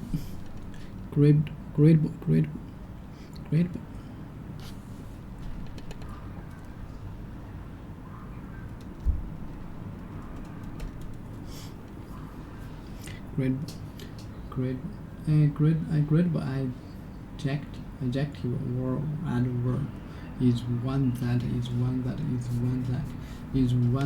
can be used in the comparative or superlative, or that can be qualified, or that can be qualified by words such as very or quite. A gradual adjective or adverb is one that can be used in the comparative or superlative, or that can be qualified by words such as very or quite. A freak made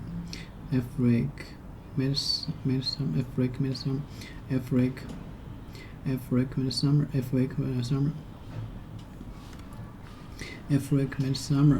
hailstorm. A freak made summer. She died in a freak automobile accident. A freak made summer hailstorm. A freak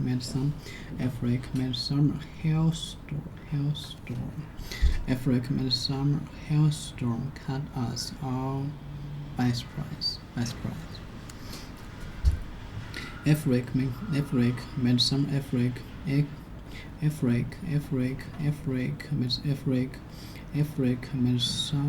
hailstorm caught us all by surprise. A freak made summer hailstorm caught us all by surprise. Midsummer hailstorm. She died in a freak mobile accident. She died in a freak automobile accident. Extremely unusual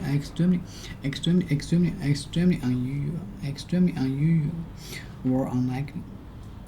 Extremely unusual or unlikely. Extremely unusual or unlikely. Gradable. Extremely unusual or unlikely. She died in a freak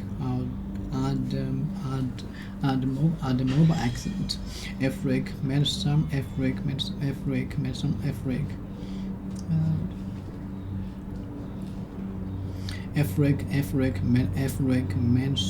hailstorm caught us all by surprise. A freak midsummer hailstorm.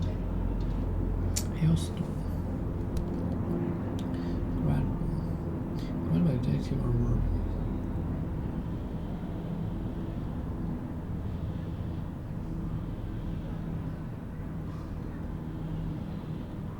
Gradable adjective or verb. I use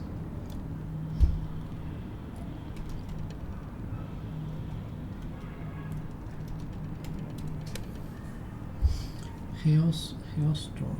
A sudden heavy fall or hail. A sudden heavy fall hail. A sudden hail fall a sudden heavy fall hail.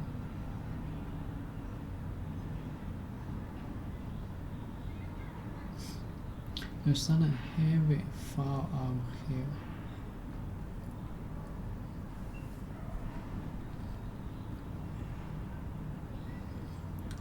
Hailstorm. A freak midsummer house caught us all by surprise. All by surprise. A freak midsummer hailstorm caught us all by surprise.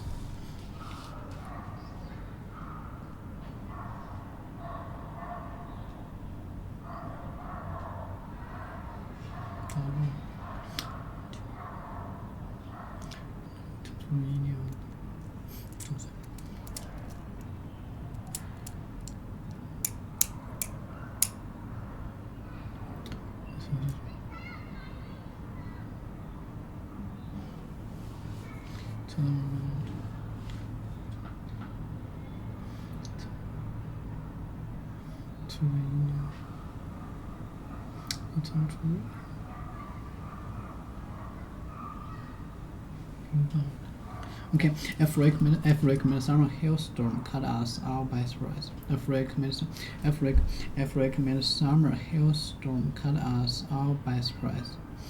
Enthusiast.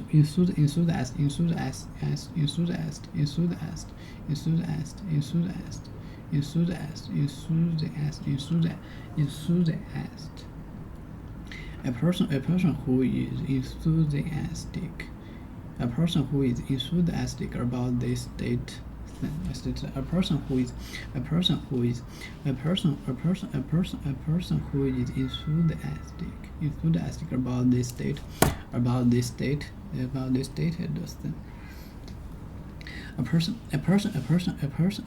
who is enthusiastic about this state. A person who is enthusiastic about this stated thing. My 8-year-old grandson is a real sports freak. Enthusiast.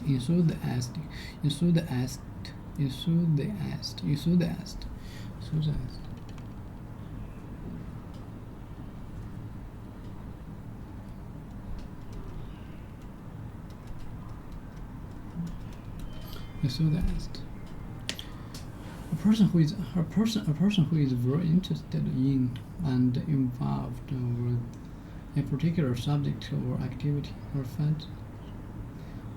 A person who is very interested in and involved with the particular subject or activity. Enthusiastic.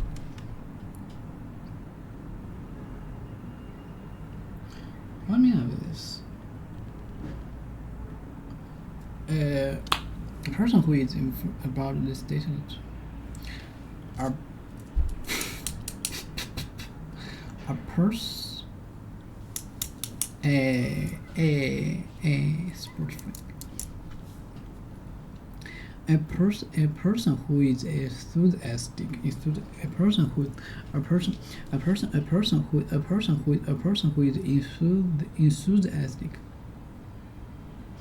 A person who is enthusiastic in what? A person who is enthusiastic. A person who is enthusiastic about this status thing. A person who is enthusiastic about this status. A person who is enthusiastic about this status thing. A person who is enthusiastic about this status thing. A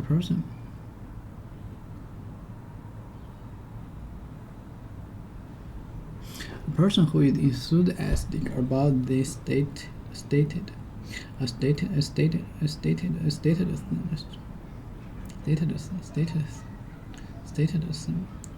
thing. Person who is enthusiastic about this status.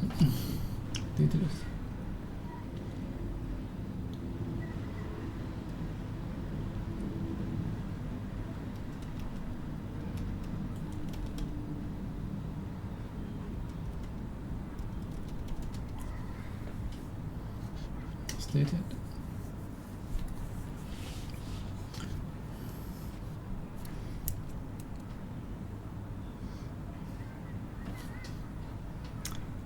About the status.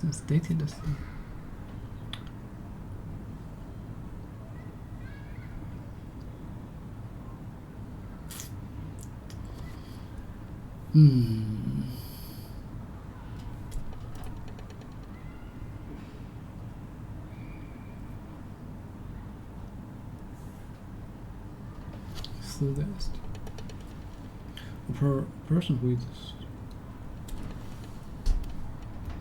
condition or way of being in this particular time.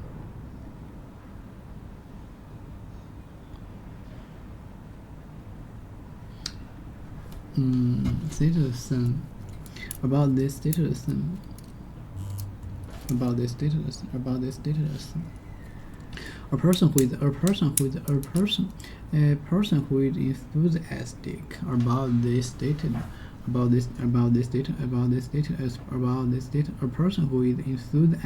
about this status. My 8-year-old grandson is a real sports freak. My 8-year-old grandson is a real sports freak. This guy is a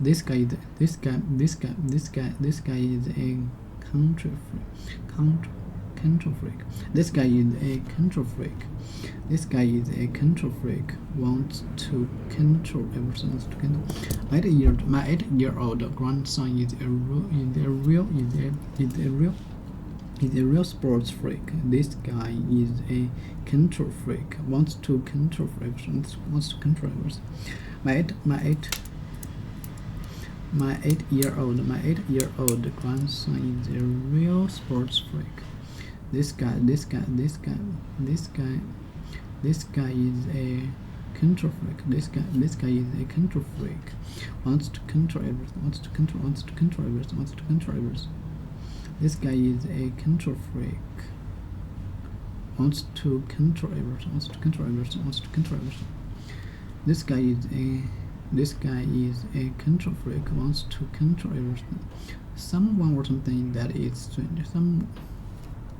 unusual person, someone or something that is strange, someone or something that is strange or unusual and not like other of its type. Someone or something. Jeez. Someone or something that is strange or unusual and not like other of its type. Someone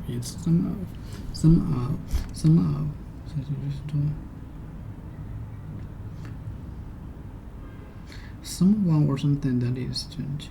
This guy is a control freak. This guy is a control freak. Wants to control everything. My 8 years is a real sports freak. He's a real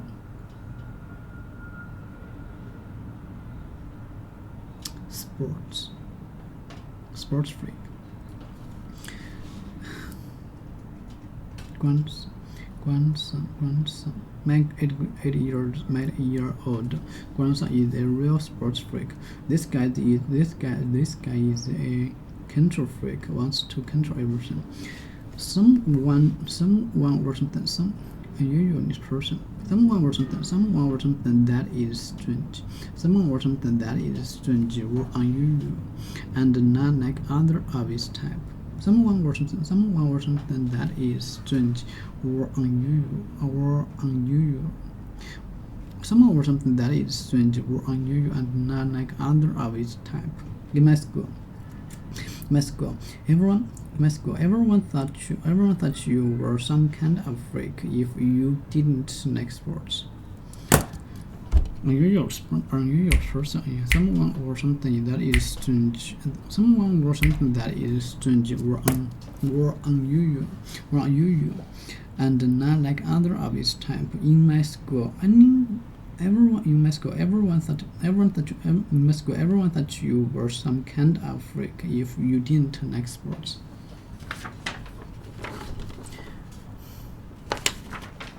It's freak. Industries. The living example is Elon Musk. He may not necessarily be building the rockets himself, but he understands enough that he actually makes technical contributions. He understands the technology well enough that no one's going to snow him on it, and he's not running around making claims that he doesn't think he can eventually deliver. He may be optimistic for the timelines, but he thinks it's within reasonableness of delivery. Even Steve Jobs developed enough product skills and was involved enough in the product that he also operated in both of these domains. Larry Ellison started as a programmer and I think wrote the first version of Oracle, or was actually heavily involved in it. Mark Andreessen was also in this domain. He may not have had enough confidence in his sales skills, but he was the programmer who wrote Netscape Navigator, a big chunk of it. So I think the real giants in any field are the people who can both build and sell. And usually the building is the thing that, like, a salesperson can't pick up building later in life. It requires too much focused time. But a builder can pick up selling a little bit later, especially if they were already innately wired to be a good communicator. Bill Gates famously paraphrased this as, I would rather teach an engineer marketing than a marketer engineering. I think if you start out with a building mentality and you have building skills and it's still early enough in your life, or you have enough focused time that you think you can learn selling, and you have some natural characteristics where you're a good salesperson, then you can double down on those. Now, your sales skills could be in a different than traditional domain. So, for example, let's say you're a really good engineer, and then people are saying, well, now you need to be good at sales. Well, you may not be good at hand-to-hand sales, but you may be a really good writer. And writing is a skill that can be learned much more easily than, say, in-person selling. And so you may just cultivate writing skills until you become a good online communicator and then use that for your sales. On the other hand, it could just be that you're a good builder and you're bad at writing and you don't like communicating to mass audiences, but you're good one-on-one. So then you might use your sales skills for recruiting or for fundraising, which are more one-on-one kinds of endeavors. This is pointing out that if you're at the intersection of these two, don't despair, because you're not going to be the best technologist and you're not going to be the best salesperson. But in a weird way, that combination, back to Scott Adams' skill stack, that combination of two is unstoppable. Long-term, people who understand the underlying product and how to build it and can sell it, these are catnip to investors. These people can break down walls if they have enough energy, and they can get almost anything done. If you could only pick one to be good at, which one would you pick? When you're trying to stand out from the noise, building is actually better because there's so many hustlers and salespeople who have nothing to back them up. When you're starting out, when you're trying to be recognized, building is better. But much later down the line, building gets exhausting because it is a focused job, and it's hard to stay current because there's always new people, new products coming up who have newer tools and frankly more time because it's very intense, it's a very focused task. So sales skills actually scale better over time. Like for example, if you have a reputation for building a great product, that's good, but when you ship your new product, I'm going to evaluate it based on the product. But if you have a reputation for being a good person to do business with, and you're persuasive and communicative, then that reputation almost becomes self-fulfilling. So I think if you only had to pick one, you kind of start with building and then transition to selling. This is a cop-out answer, but I think that is actually the right answer. Before we go and talk about accountability and leverage and judgment, you've got a few tweets further down the line that I would put in the category of continuous learning. There is no skill called business. Avoid business magazines and business class. Study microeconomics, game theory, psychology, persuasion, ethics.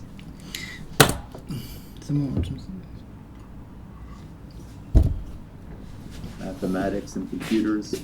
There's one other comment that you made in a Periscope that was you should be able to pick up any book in the library and read it.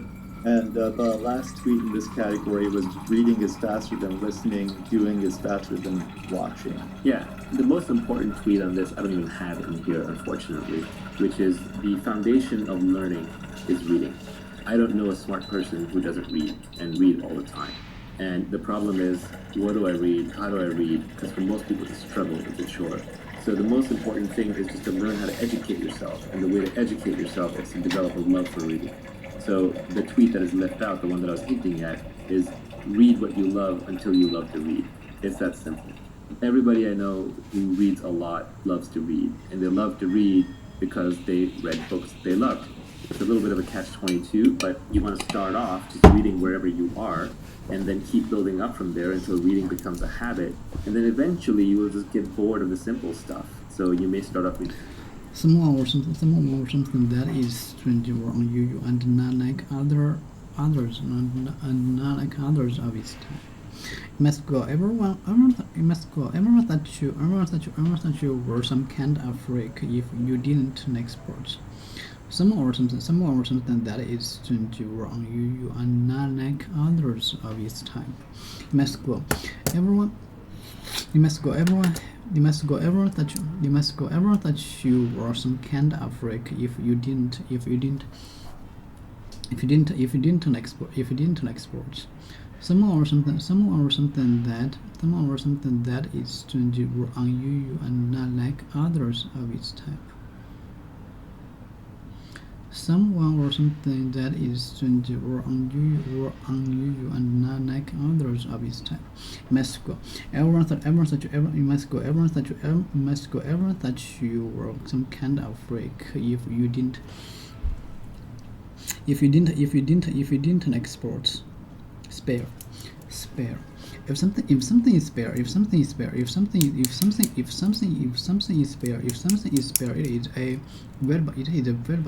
is spare, it is available to use because it is extra. Spare. If something is spare, it is available to use because it is extra. Spare. If something is spare. If something is spare.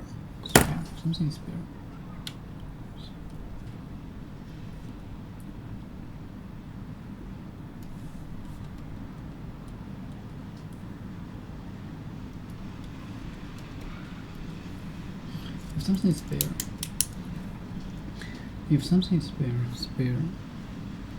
If something is spare, it is available to use because it is extra. Spare sheets and blankets. Spare sheets and blankets. If something is spare, it is available to use. if something is spare,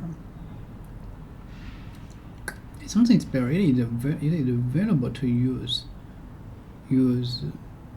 because it is extra. Because it is extra. Okay, a spare key, a spare tire, spare sheets and blankets, blankets. Spare sheets, blankets.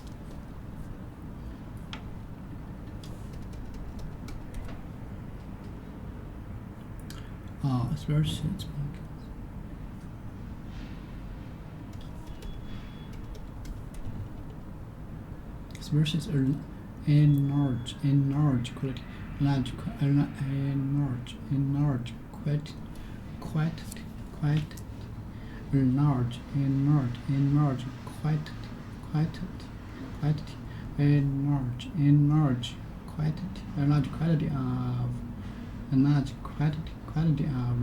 enlarge quality of ring, spare sheets.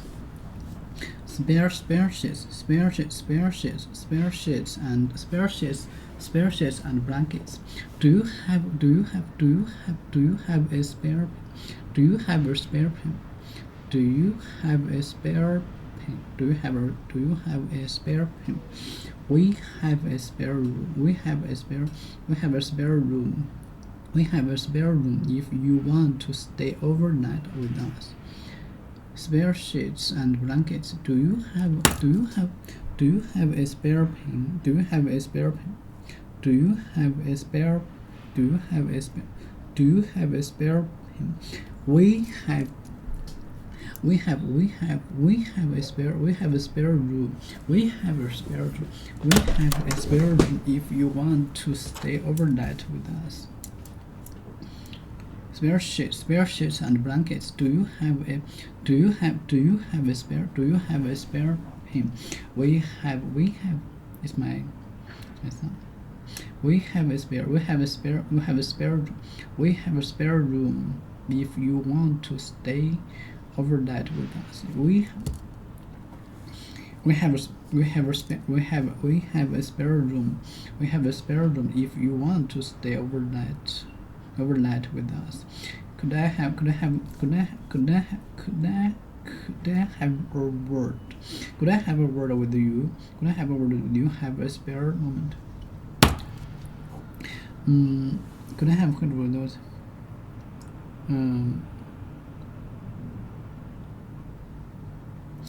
Could I have a word with you?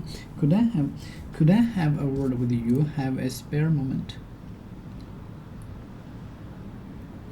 Could I have a word with you? Have a spare moment? We have a spare room if you want to stay overnight with us. We have a spare room. We have a spare room if you want to stay overnight with us. Could I have a word with you? Could I have a word with you? Have a spare moment. Have a spare moment. We have a spare room if you want to stay overnight with us. We have a spare room. We have a spare room if you want to stay overnight with us. We have a spare room if you want to stay overnight with us. We have a spare room if you want to stay overnight with us. Could I have a word with you? Have a spare moment. Could I have a word with you? Have a spare moment. Do you want this cake? Do you want this cake? Do you want this cake? Do you want this? Do you want this? Do you want this cake? Yes. Do you want this cake? Could I have a word with you? Have a spare moment. Do you want this cake? Yes, if it's going spare. Yes, if it's going spare. If no one else want it.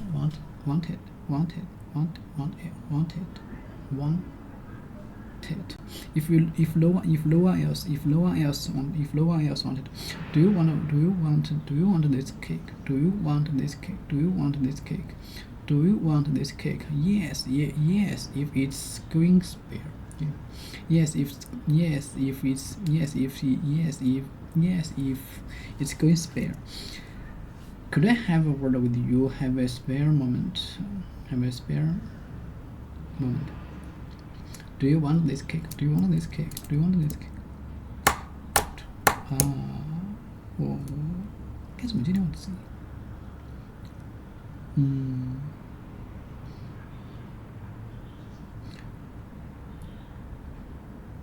？Do you want this cake? Do you want this cake?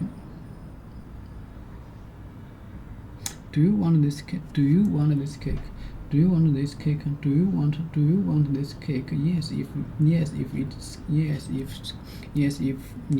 it's going on, if it's going spare, if no one else wanted, could I have a word with you? Have a spare moment. Have a spare moment. Do you want this cake? Yes, if it's going spare, if no one else wanted. Spare time. When you are not working.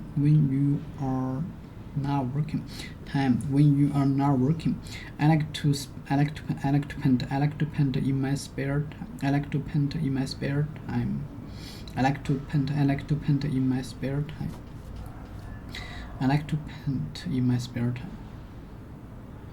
Time when you spare time. Do you want this cake? Yes, if it's going spare. If no one else wanted.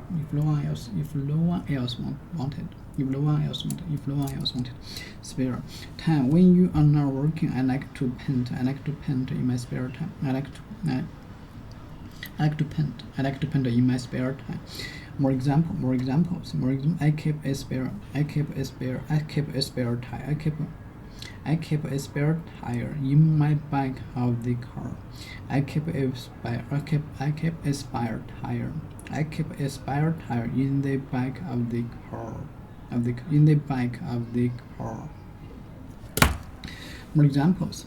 I keep a spare tire in my back of the car. Do it in a spare moment this weekend or whenever.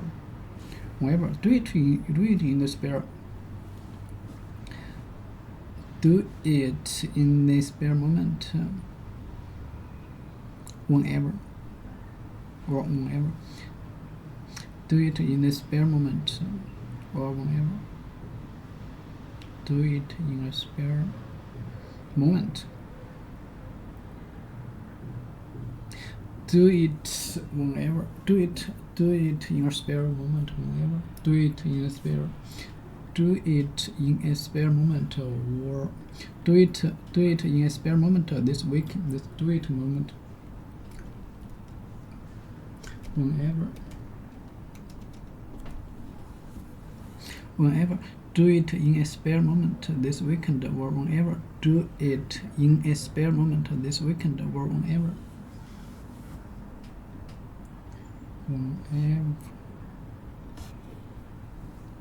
This weekend or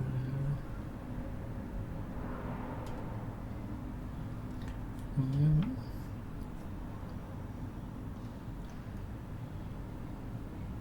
Let's go for time that. Okay. Do it in a spare moment this weekend or whenever.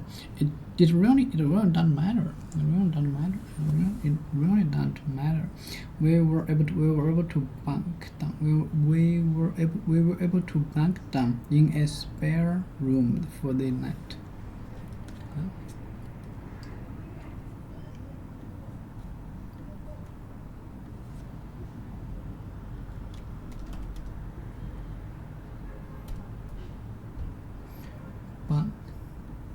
Bunk. We were able to back down in a spare room for the night. We were able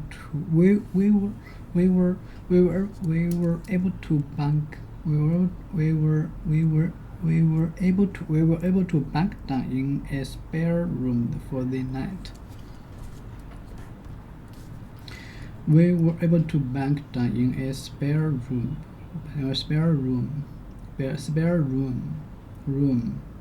for the night.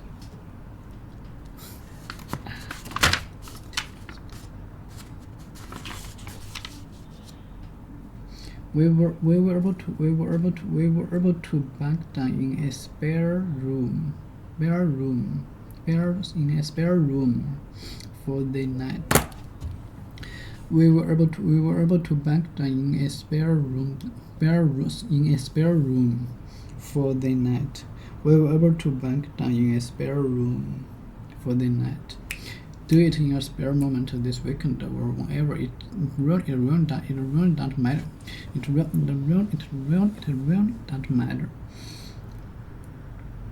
Do it in your spare time moment this weekend or whenever. It really don't matter. We were able to bunk down. We were able to bunk down in a spare room for the night. Bunk down.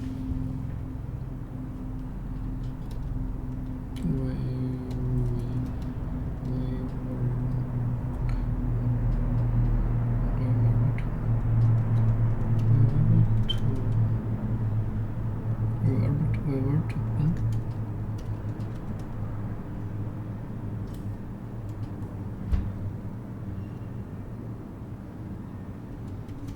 in a spire.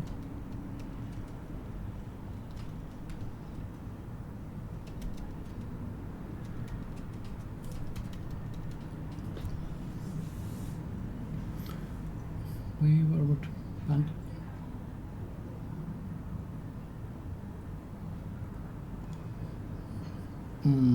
bunk down. We were to bunk down.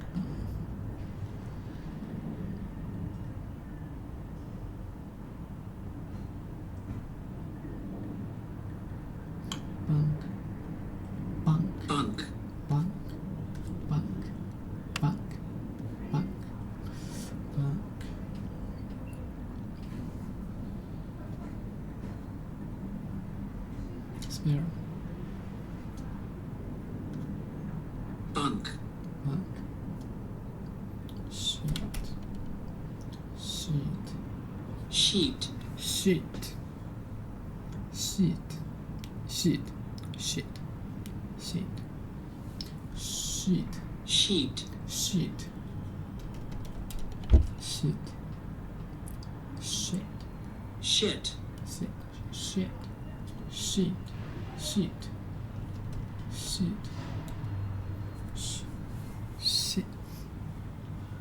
Okay, we were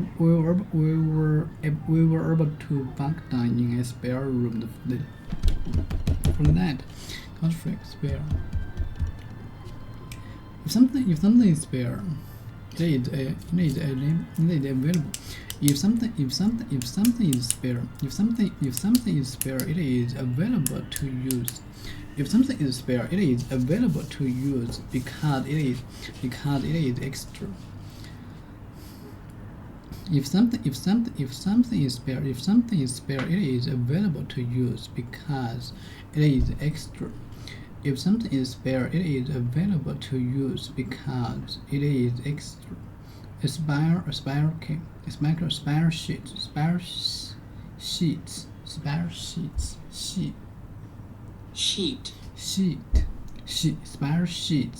sheets and blankets. Do you have a spare pen? We have a spare room if you want to stay overnight with us. Could I have a word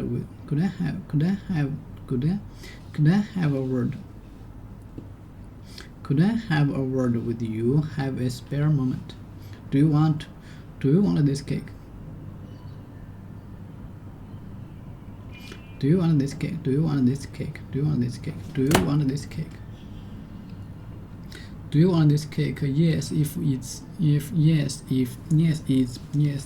going spare. If no one else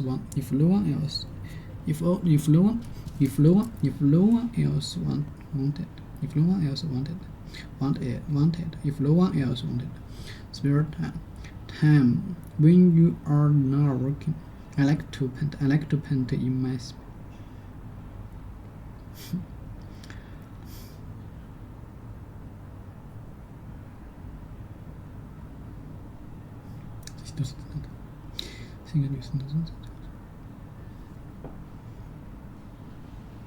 I like to paint.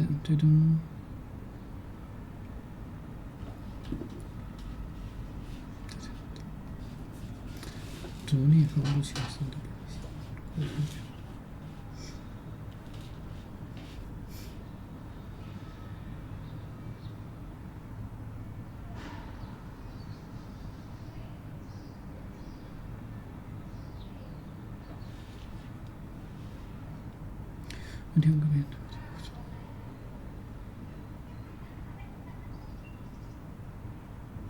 I like to paint. I like to paint. I like to paint.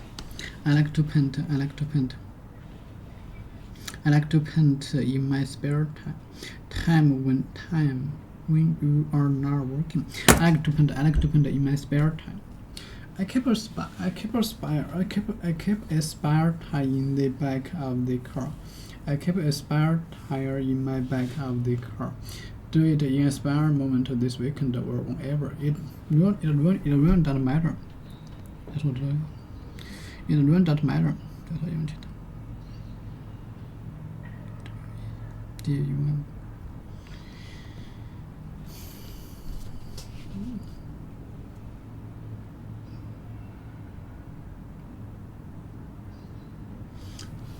这是。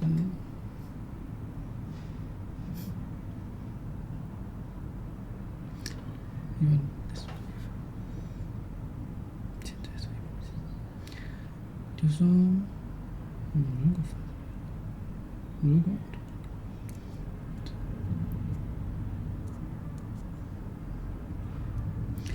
我手机不是吧？我不会对面的问题，所以我利用是百分之50。明白 ？Do it in your spec。我来用的，按照你们听听我。Do it in a spare moment. 其实that's You do it in your spare moment this weekend or whenever.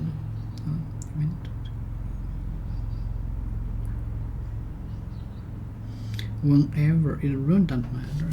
We were able to bunk down in a spare room for the night. We were able to bunk down in a spare room for the night.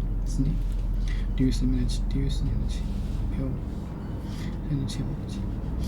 We were able to bunk down in a spare room for the night. Do it in a spare room. Counterfeit, automatic, hailstorm, midsummer, enthusiast. Like enthusiast, a person who is very interested in and involved with a particular subject or activity. Midsummer, enthusiastic. 用这个词。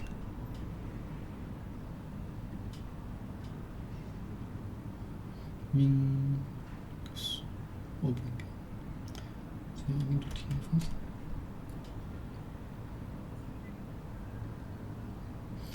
对不在我们，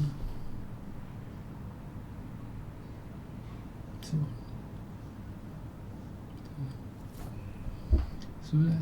Enthusiastic. Enthusiastic.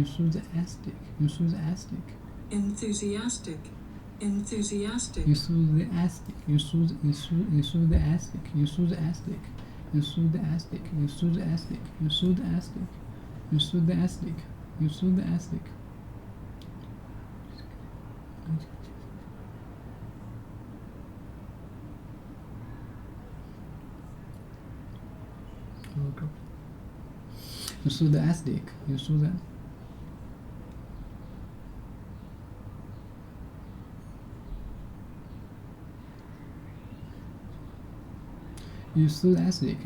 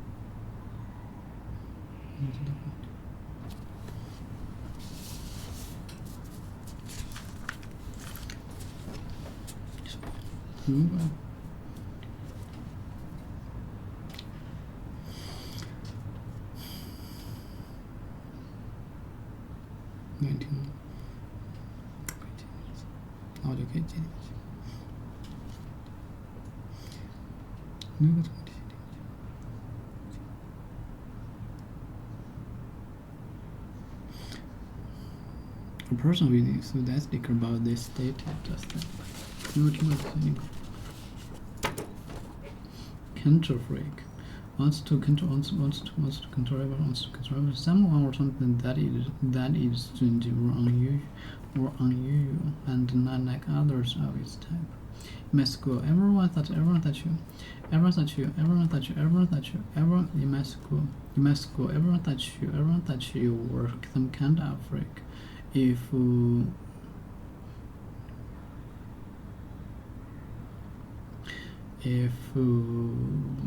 some kind of freak is some kind of freak if you didn't like sports. You must go. Someone thought you were some kind of freak if you didn't like sports.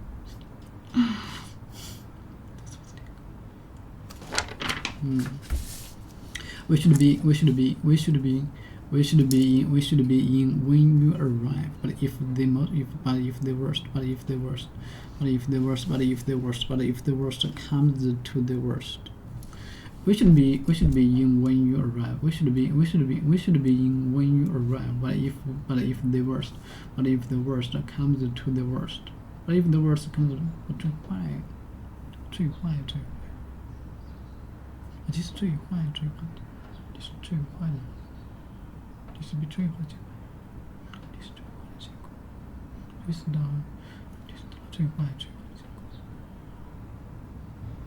Neighbor. Okay, we should be in when you arrive. We should be when you arrive. We should be when you arrive. We should be in when you arrive. We should be in when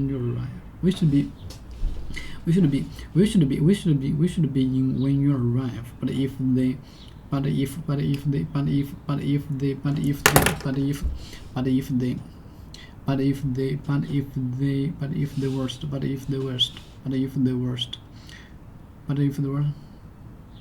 But if the worst comes to the worst, the neighbors have a spare key. The neighbor have a spare key and will let you into the house. The neighbor have a spare. We should be in when you arrive. But if the worst comes to the worst, the neighbors have a spare key and will let you into the house. We should be in when you arrive. But if the worst comes to the worst, the neighbors have a spare key and will let you into the house. He bought an old engine and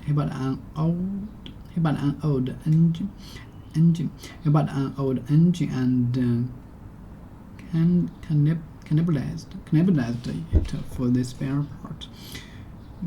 Okay, cannibalized. He bought an old engine. He bought an old engine. He bought an old engine and cannibalized it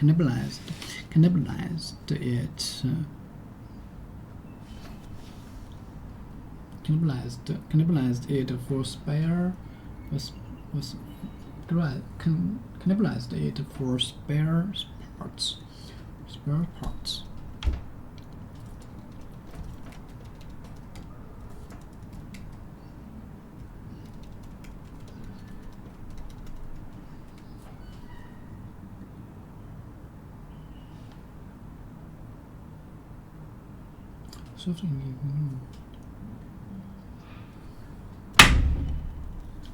What minute?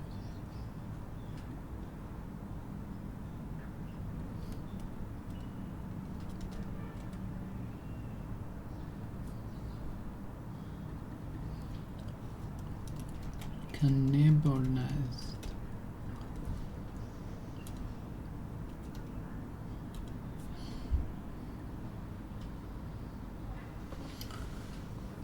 Cannibalized.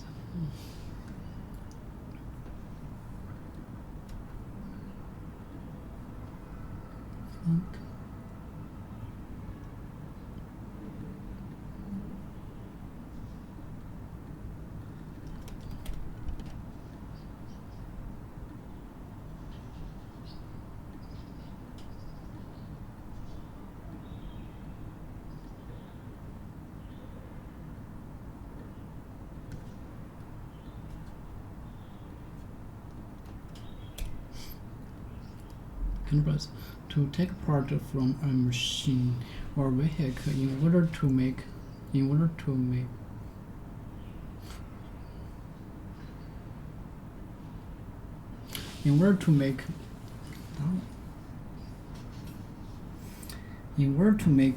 or repair another machine or vehicle.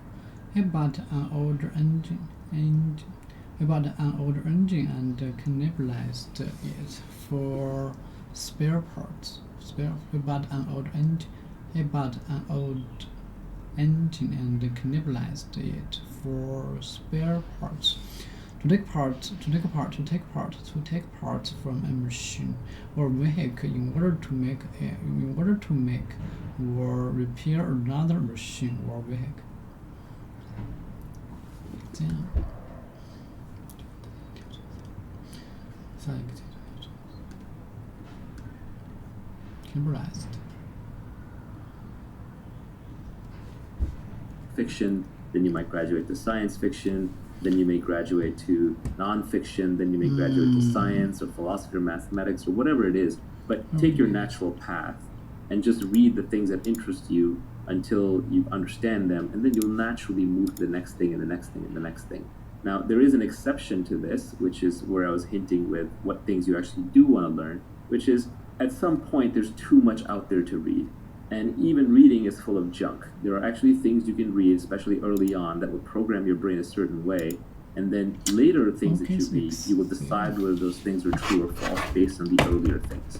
So it is important that you read foundational things. And foundational things, I would say, are the original books in a given field that are very scientific in their nature. So for example, instead of reading a business book, pick up Adam Smith's The Wealth of Nations. Instead of reading a book on biology or evolution that's written today, I would pick up Darwin's Origin of the Species.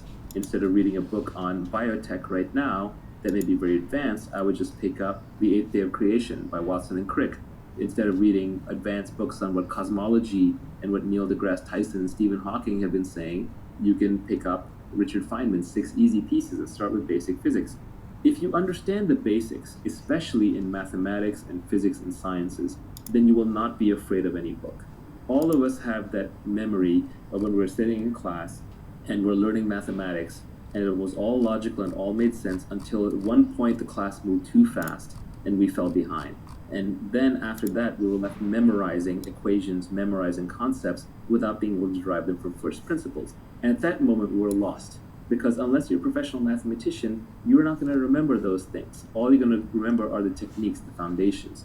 So you have to make sure that you're building on a steel frame of understanding, because you're putting together a foundation for a skyscraper. And you're not just memorizing things, because if you're just memorizing things, you're lost. So the foundations are ultra important. And the ultimate is when you walk into a library and you look at it up and down and you don't fear any book. You know that you can take any book off the shelf, you can read it, you can understand it, you can absorb what is true, you can reject what is false, and you have a basis for even working that out that is logical and scientific and not purely just based on opinions. The beauty of the internet is the entire Library of Alexandria times 10 is at your fingertips at all times. It's not the means of education or the means of learning are scarce. The means of learning are abundant. It's the desire to learn that's scarce. So you really have to cultivate that desire.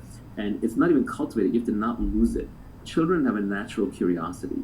If you go to a young child who's first learning language, they're pretty much always asking, what's this? What's that? Why is this? Who's that? They're always asking questions. But one of the problems is that schools and our educational system and even our way of raising children replaces curiosity with compliance. And once you replace the curiosity with the compliance, you get an obedient factory worker, but you no longer get a creative thinker. And you need creativity, you need that ability to feed your own brain to learn whatever you want. And to me, foundational things are principles, they're algorithms, they're deep-seated logical understanding where you can defend it or attack it from any angle.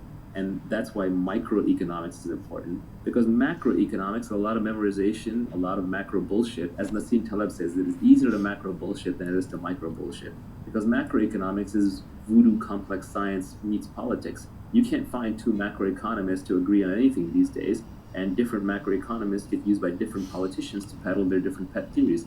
There are even macroeconomists out there now peddling something called modern monetary theory, which says, hey, except for this pesky thing called inflation, we can just print all the money that we want.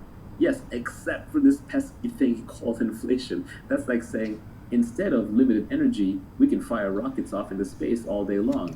It's just nonsense. But the fact that there are people who have macroeconomists in their title and are peddling modern monetary theory just tells you that macroeconomics as a so-called science has been corrupted. It's a branch of politics. So you really want to focus on the foundations. The ultimate foundation are mathematics and logic.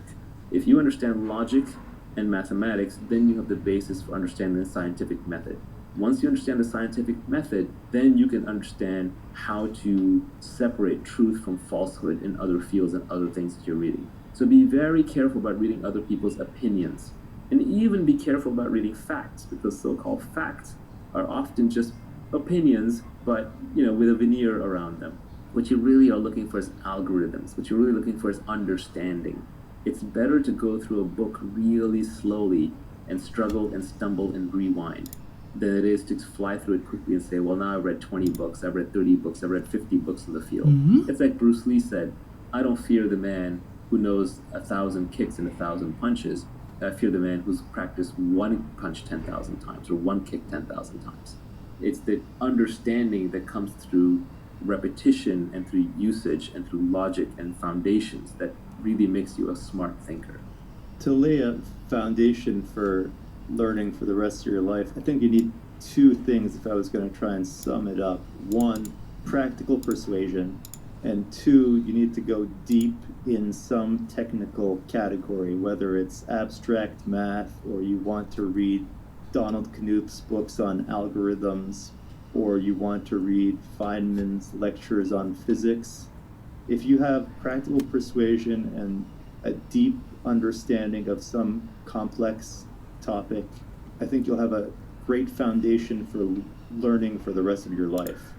Yeah, if I could expand that a little bit, I would say that the 5 most important skills are, of course, reading, writing, arithmetic, and then as you are adding in persuasion, which is talking, and then finally I would add computer programming, just because it's an applied form of arithmetic that just gets you so much leverage for free in any domain that you operate in. If you're good with computers, if you're good at basic mathematics, if you're good at writing, if you're good at speaking, and if you like reading, you're set for life. So in that sense, business to me is bottom of the barrel. There's no actual skill called business. It's too generic of a thing. It's like a skill called relating, like relating to humans. That's not a skill. It's too broad. So a lot of what goes on in business schools, and there's some very intelligent stuff taught in business schools. I don't mean to distract from them completely, but some of the stuff that's taught in business school is essentially just anecdotes. They call it case studies, but it's just anecdotes. And they're trying to help you pattern match by throwing lots of data points at you, but the reality is you'll never understand them fully until you're actually in that position yourself. Even then, you will find that basic concepts from game theory and psychology and ethics and mathematics, computers and logic will serve you much, much better.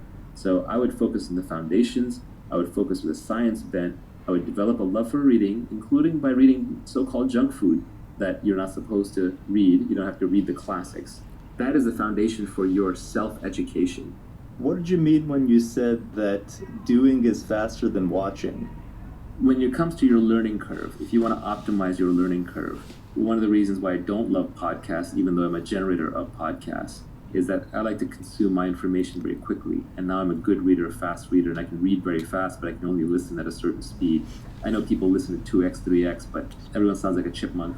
And it's hard to go back, it's hard to highlight, it's hard to pinpoint snippets and save them in your notebook and so on. Similarly, a lot of people think they can become really skilled at something by watching others do it, or even by reading about others doing it. And going back to business school case studies, that's a classic example.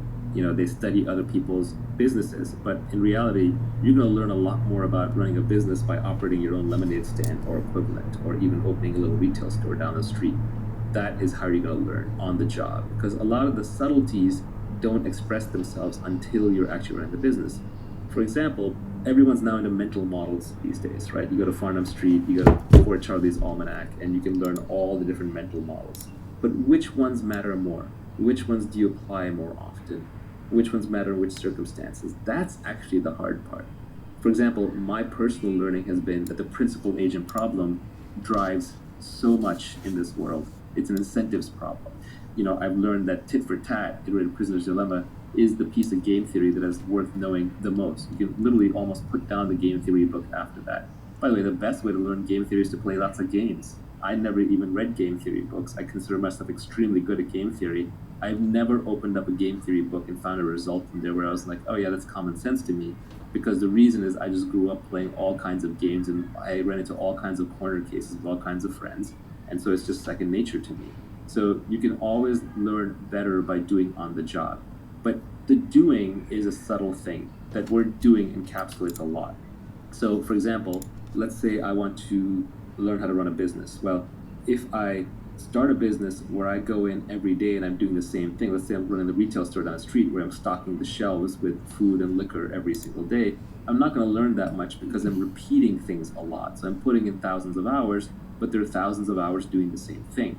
Whereas if I was putting in thousands of iterations, that would be different. So the learning curve is across iterations. So if I was trying new marketing experiments in the store all the time, I was constantly changing out the inventory, I was constantly changing out the branding and the messaging, I was constantly changing the sign, I was constantly changing the online channels that I would use to drive foot traffic in, I was experimenting with being open at different hours. If I even had the ability to walk around and talk to other store owners and get in their books and figure out how they're running their business, it's the number of iterations that drives a learning curve. So the more iterations you can have, the more shots on goal you can have, the faster you're going to learn. It's not just about the hours put in. It's actually a combination of the two, but I think just the way we're built and the way that the world presents itself, the world offers us very easily the opportunity to do the same thing over and over and over again. But really, we'd be better served if we went off and found ways to do new things from scratch.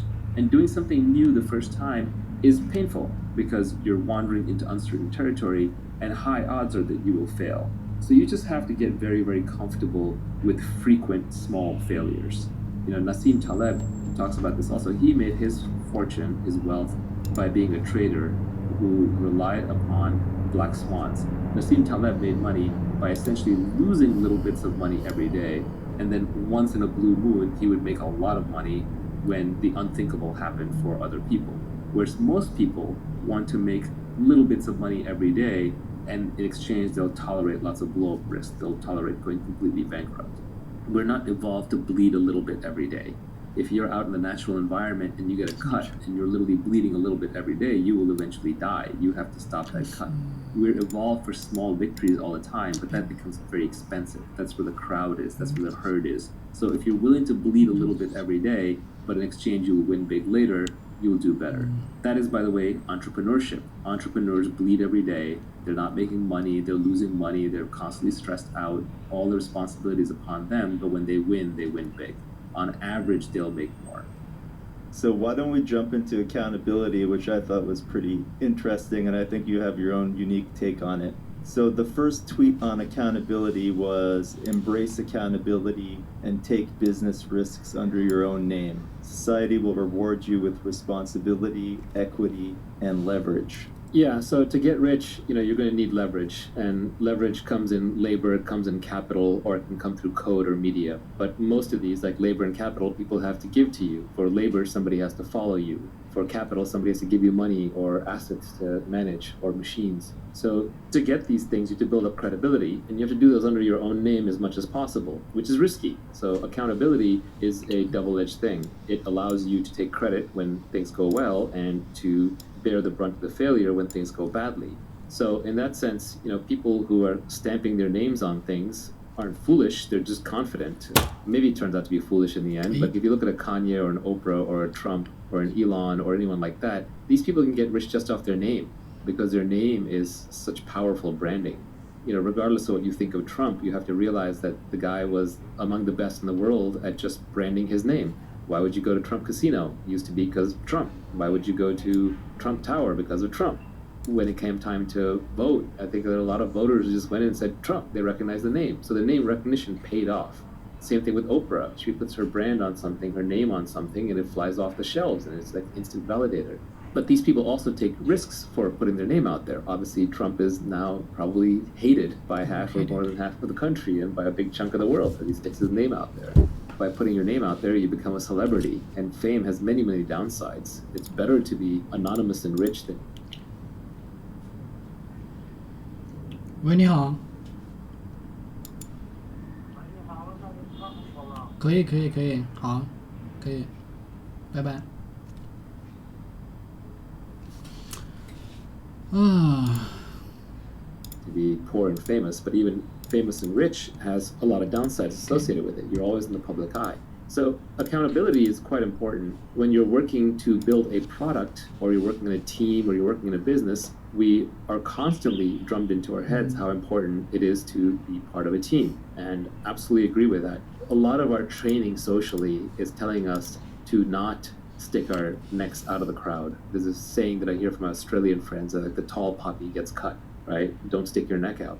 But I would say that actually a really, really well-functioning team is small and has clear accountability for each of the different portions. Like, so you can say, okay, this person is responsible for building the product. This person is responsible for the messaging. This person is responsible for raising money. This person is responsible for the pricing strategy and maybe the online advertising. So if somebody screws up, you know exactly who's responsible, while at the same time, if something goes really well, you also know exactly who's responsible. So if you have a small team and you have clearly delineated responsibilities, then you can still keep a very high level of accountability. And accountability is really important because when something succeeds or fails, if it fails, everybody points fingers at each other, and if it succeeds, everybody steps forward to take credit. And we've all had that experience when we were in school and we got like a group assignment to do, and there were people in there, there were probably a few people in there who did a lot of the work, and then there were a few people who just did a lot of grandstanding or positioning to do the work. So we're all familiar with this from a childhood sense, but it is uncomfortable to talk about. But clear accountability is important. Without accountability, you don't have incentives. Without accountability, you can't build credibility, but you take risk. So you take risk of failure, you take risk of humiliation, you take risk of failure under your own name, which, luckily in modern society, there's no more debtor's prison and people don't go to jail or get executed for losing other people's money, but we're still socially hardwired to not fail in public under our own names. And the people who have the ability to fail in public under their own names actually gain a lot of power. For example, I'll give a personal anecdote. Up until about 2013, 2014, my public persona was entirely around startups and investing. And only around 2014, 2015 did I start talking about philosophy and psychological things and broader things. And it made me a little nervous because I was doing it under my own name. And there were definitely people in the industry who sent me messages through the back channel like, what are you doing? You're ending your career. This is stupid. And I just went with it. I took a risk. Same with crypto early on. I took a risk. But when you put your name out there, you take a risk with certain things, you also get to reap the rewards, you get the benefits. Accountability is important because that's how you're going to get leverage. That's how you're going to get credibility. It's also how you're going to get equity. You're going to get a piece of the business. When you're negotiating with other people, ultimately, if someone else is making a decision about how to compensate you, that decision will be based on how replaceable you are. And if you have high accountability, that makes you less replaceable, and then they have to give you equity, which is a piece of the upside. But equity itself is a good example because equity is also a risk-based instrument.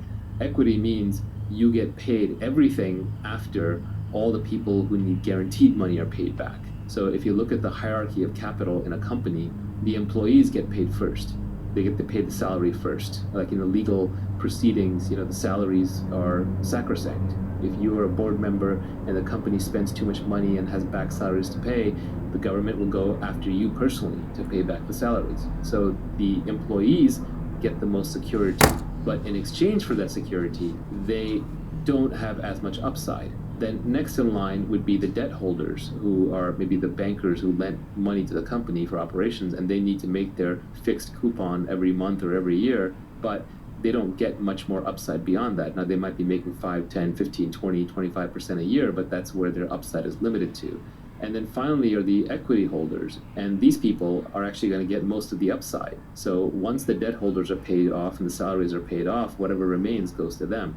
But if there isn't enough money to pay off the salaries and the debt holders, or if there's just enough to pay off the salary and the debt holders, which is what happens with most businesses most of the times, the equity holders get nothing. So the equity holders take on greater risk, but then they take on, in exchange, they get nearly unlimited upside. And you can do the same with all of your work. So essentially, taking accountability for your actions is the same as taking an equity position in all of your work. You're essentially taking greater downside risk and greater upside risk. But realize that in modern society, the downside risk is not that large. Even personal bankruptcy can wipe the debts clean in good ecosystems. I'm most familiar with Silicon Valley, but generally people will forgive failures as long as you are honest and made a high integrity effort. So there's not really that much to fear in terms of failure. And so people should be taking on a lot more accountability than they actually are. Is accountability actually fragile, or do you really just mean that we're hardwired not to fail in public, so it just feels like it's a fragile thing? I think it could actually be fragile. Like example of accountability is you're an airplane pilot. As a captain, you're taking on accountability for the entire plane. Let's say that something goes wrong with the aircraft, you can't later blame it on anyone else. You can't blame it on the steward or the stewardess. You can't blame it on the co-pilot. You're the captain. You're responsible for the ship. And if you screw up, you crash the ship, and there are immediate consequences. In the old days, the captain was expected to go down with the ship. If the ship was sinking, literally the last person who got to get off was the captain. So yeah, I think accountability does come with real risks, but we're talking about in a business context. So the risk here would be that you would probably be the last one to get your capital back out. You'd be the last one to get paid for your time. So, the time that you put in, the capital that you put into the company, these are what are at risk. Even if a business fails and your name's on it, that's not as bad as if it turns out to be an integrity issue. Like your Bernie Madoff, for example, Madoff Investments. That name is never going to be good again in the investment community. You could be Bernie Madoff's great-great-great-grandson. You are not going to go into the investment business because you ruined the family name. So I think these days, the accountability risk with the name happens more around integrity rather than it does around purely economic failure. The big takeaway for me on accountability is that you will be rewarded directly in proportion with your accountability. I also think this is why people like Taleb rail against CEOs who get rewards without accountability. Yeah, Taleb's Skin in the Game is required reading if you want to get anywhere in modern life and understand how modern systems work. Then Skin in the Game would be near top of my list to read. But yes, accountability, Skin in the Game, these people and capital as a form of leverage have a negative externality, and code and product have a positive externality attached to them, if I was going to sum up your point. I think that capital and labor are also starting to become a little more permissionless, or at least the permissioning is diffuse because of the internet. So instead of labor, we have community now, which is a diffused form of labor. For example, Mark Zuckerberg has 1 billion people doing work for him by using Facebook. And instead of going to raise capital from someone who's rich, now we have crowdfunding. So you can raise millions and millions of dollars for a charity, for a health problem, or for a business. You can do it all online. So capital and labor are also becoming permissionless, and you don't need to necessarily do it the old-fashioned way where you have to go around and ask people for permission to use their money or their time. One more question about leverage. Do you think a choice of business model or a choice of product can also bring a kind of leverage to it? For example, pursuing a business that has network effects, pursuing a business that has brand effects, or other choices of business model that people could manipulate that just give you free leverage? Yeah, there's some really good microeconomic concepts that are important to understand. One of those is scale economies, which is the more you produce of something, the cheaper it gets to make it. That's something that a lot of businesses have, basic economics 101, and you should try and get into a business where making widget number 12 is cheaper than making widget number 5, and making widget number 10,000 is a lot cheaper than the previous ones. And this builds up an automatic sort of barrier to entry against competition and getting commoditized. So that's an important one. Another one, this is along the same lines, but technology products especially and media products have this great quality where they have zero marginal cost of reproduction. So creating another copy of what you just created is free. So when somebody listens to this podcast or watches a YouTube video about this, it doesn't cost me anything for the next person who shows up. Those zero marginal cost things, they take a while to get going because you make very little money per user, but over time they can really, really add up. So Joe Rogan is working no harder on his current podcast than he was on podcast number 1. But on podcast number 1100, he's making $1 million for the podcast, whereas for the previous one, he probably lost money for the first one. That's an example of zero marginal cost. And then the most subtle but the most important is this idea of network effects. And it comes from computer networking.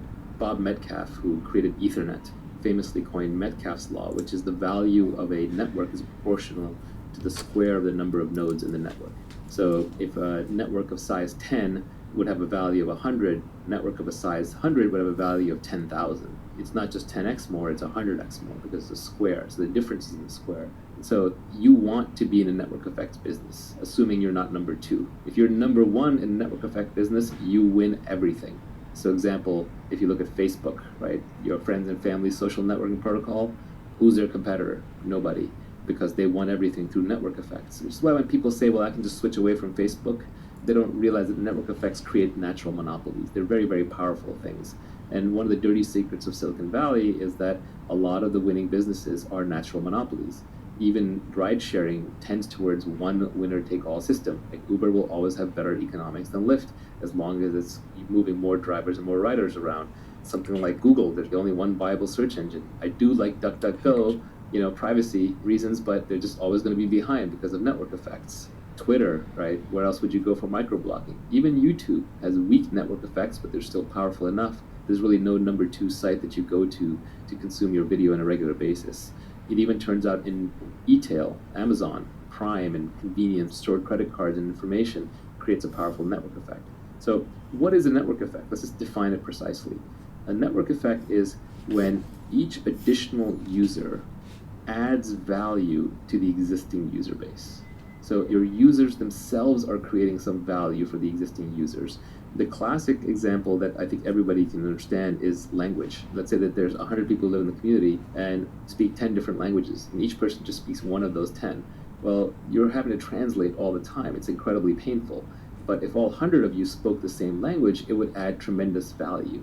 And so the way that community will play out is 10 people start out speaking 10 languages. So let's say that one extra person learns English. Well, now all of a sudden, 11 people know English. So the next person comes in to learn a new language is probably going to choose English. At some point, let's say English gets to 20 or 25 people, it's done. It's just going to own the entire language marketplace, and the rest of the languages will get competed out. Which is why long term, the entire world is probably going to end up speaking English and Chinese. China is closed off on the internet, but the internet itself is a great leveler, and people who want to communicate on the internet are forced to speak English because the largest community of people on the internet speaks English. I always feel bad for my colleagues who grew up speaking foreign languages in foreign countries because you don't have access to so many books. So many books just haven't been translated into other languages. So if you only spoke French, or you only spoke German, or you only spoke Hindi, for example, you would be at a severe disadvantage in a technical education. Invariably, if you go and get a technical education, you have to learn English, just because you have to read these books that have this data that has not been translated. So languages are probably the oldest example in network effect. Money is another example. We should all probably be using the same money, except for the fact that geographic and regulatory boundaries have created these artificial islands of money. But even then, the world tends to use a single currency as the reserve currency at most times, currently the US dollar.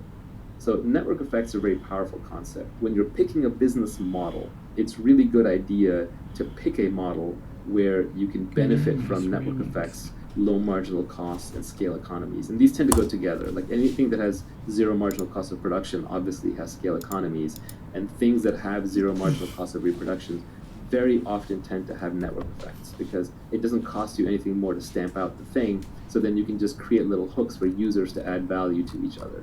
So you should always be thinking about how your users, your customers, can add value to each other, because that is the ultimate form of leverage. You're on the beach in the Bahamas, or you're sleeping at night, and your customers are adding value to each other.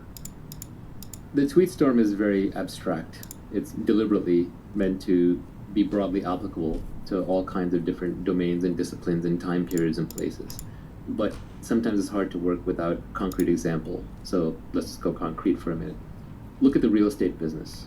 You could start at the bottom. Let's say you're a day laborer. You come in, you fix people's houses. Someone orders you around, tells you break that piece of rock, sand that piece of wood, put that thing over there. There's just all these menial jobs that go on a construction site. If you're working one of those jobs, unless you're a skilled trade, like say a carpenter or electrician, you don't really have specific knowledge. And even carpenter or electrician is not that specific, because other people can be trained how to do it, so you can be replaced. So you get paid your 15, 20, 25, 50, if you're really lucky, $75 an hour, but that's about it. You don't have any leverage other than from the tools that you're using. So if you're driving a bulldozer, that's better than doing it with your hands. So day labor in India makes a lot less because they have no tool leverage. You don't have much accountability. You're a faceless cog in the construction crew, and the owner of the house or the buyer of the house doesn't know or care that you worked on it. One step up from that, you might have a contractor, like a general contractor, who someone hires to come and fix and repair and build up their house. That general contractor is taking accountability, they're taking responsibility. So now, if let's say they got paid $250,000 for the job, sorry, I'm using Bay Area prices, so maybe I'll go rest of the world prices, $100,000 for the job to fix up a house, and it actually costs the... Let me see. Engine. He bought an old engine. He bought an old engine and then cannibalized it for spare parts. Worst comes to the worst. The neighbors have a spare key and will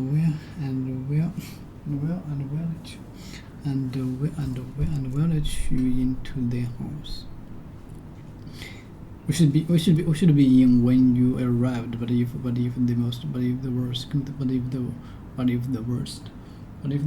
comes.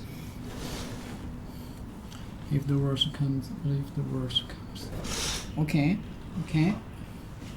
But if the worst comes. He bought an old engine and cannibalized it for spare parts. Let me see.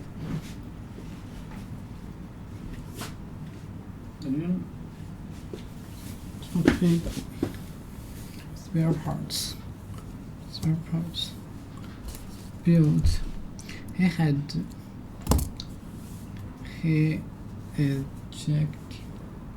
bought an old engine and cannibalized it for spare parts. Heel and tail. He bought an old engine and cannibalized it for spare parts. Tall and thin. He had the spare build of a runner. He had this spare build of a runner. He had tall and thin. He had this spare build of a runner. He had this spare build of a runner. Not decorated.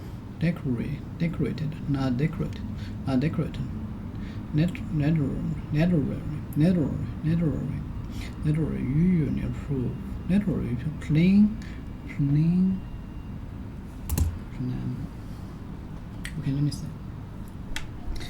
Town scene. Literally.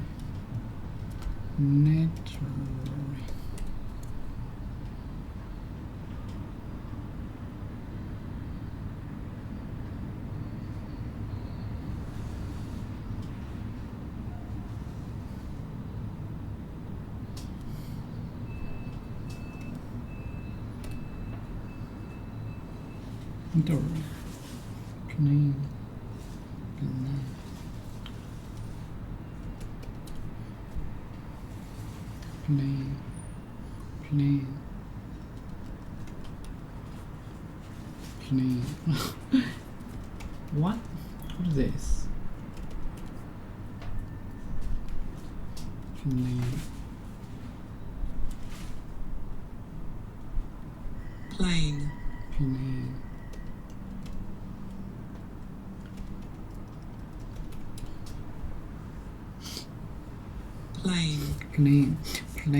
Plain and with nothing added. Not decorated. Plain and not decorated.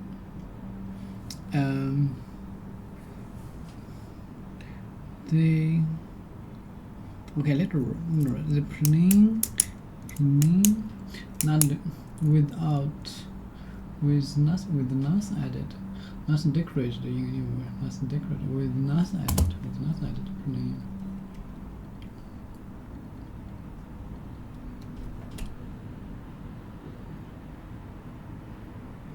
With nothing added. With nothing added. Plain and not decorated. Decorate. To add something to an object or place, especially in order to make it more attractive. To add something to an object or place, especially in order to make it more attractive. They decorated the wedding car with ribbons and flowers.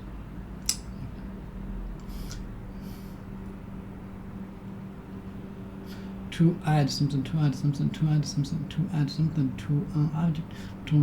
object or place, especially in order to make it more attractive.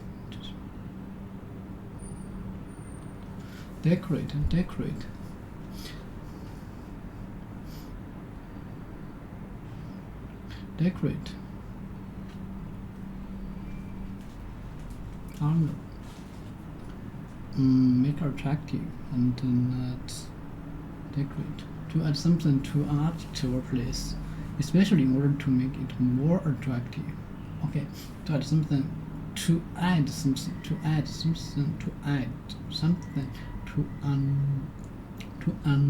object or place, especially in order to make it more attractive. They decorated the wedding car. They decorated the wedding car with ribbon and flowers. They decorated the wedding car with ribbons and flowers. To add something to an object or place, especially in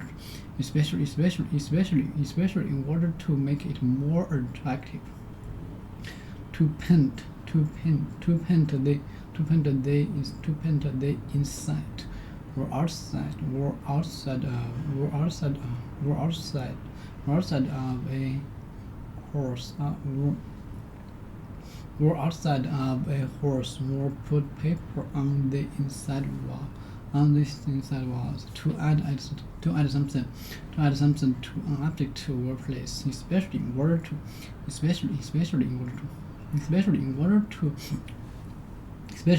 make it more attractive. Plain and not decorated. Plain and not decorated. Okay, network. Relating to network.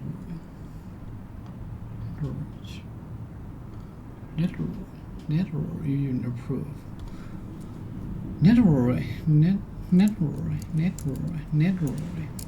Relating to network. Writing artistic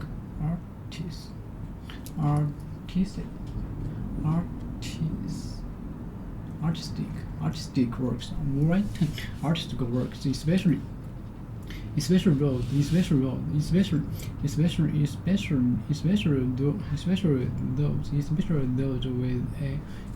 those with a high and nasty artistic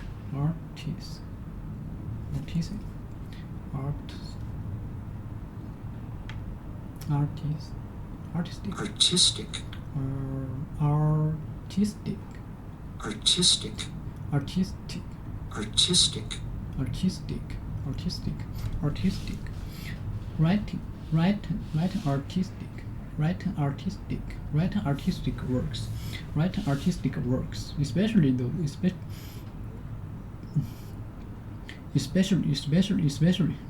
writing artistic works, especially those with a high and nasty artistic value.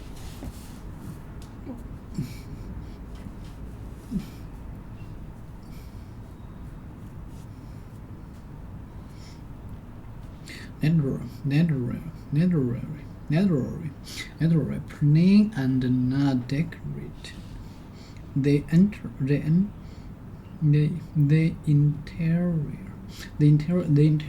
is spare. Almost minimalist. The interior is spare. Almost. The interior is spare. Almost minimalist.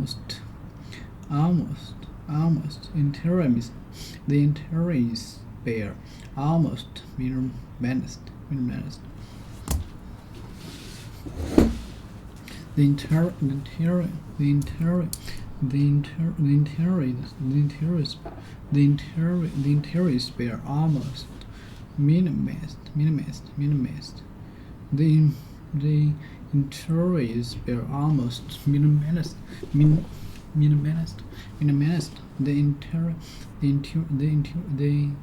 The interior is spare. Almost minimalist. The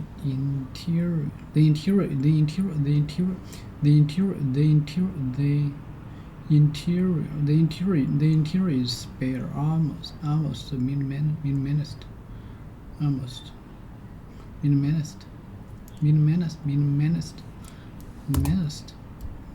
Almost spare.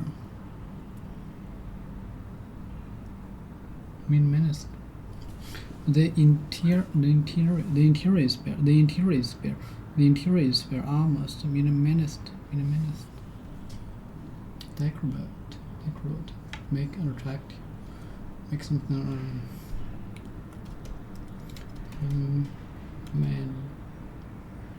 humanist. Decorate. To add something to an object or place. Annoyed or go spare to get very upset or angry to go. Annoyed, angry, to spare. Annoyed. To get very go spare. To get very upset or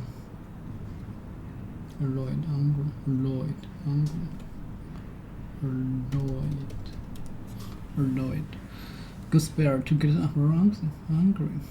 Spare. Go spare to get very upset or angry. She goes spare. She goes spare. She goes spare. She goes spare if I'm so much as 5 minutes late. She goes spare. She goes spare. She goes spare if I'm so much as 5 minutes late. She goes spare if I'm so much as 5 minutes late. She goes spare. She goes spare. She goes spare if I'm so much as 5 minutes late. She goes spare if I'm so much as 5 minutes late. She goes spare if I'm so much as 5 minutes late. To not hurt or destroy. To not hurt or destroy something or something. To not hurt. She goes spare. She goes spare. She goes spare if I'm so much as 5 minutes late. Save. To not hurt or destroy something or someone. They asked him. They asked him to spare the woman. They asked him to spare the woman and children. They asked him to spare the woman and children. They asked him to spare the woman and children. They asked him to spare the woman and children. They asked him to spare the woman and children. They asked him to spare the woman and children.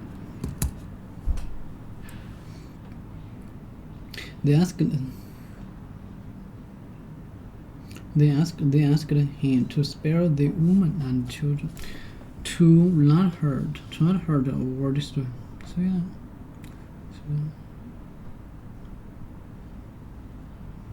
To not hurt or destroy something or someone. They asked him to spare the woman and the children.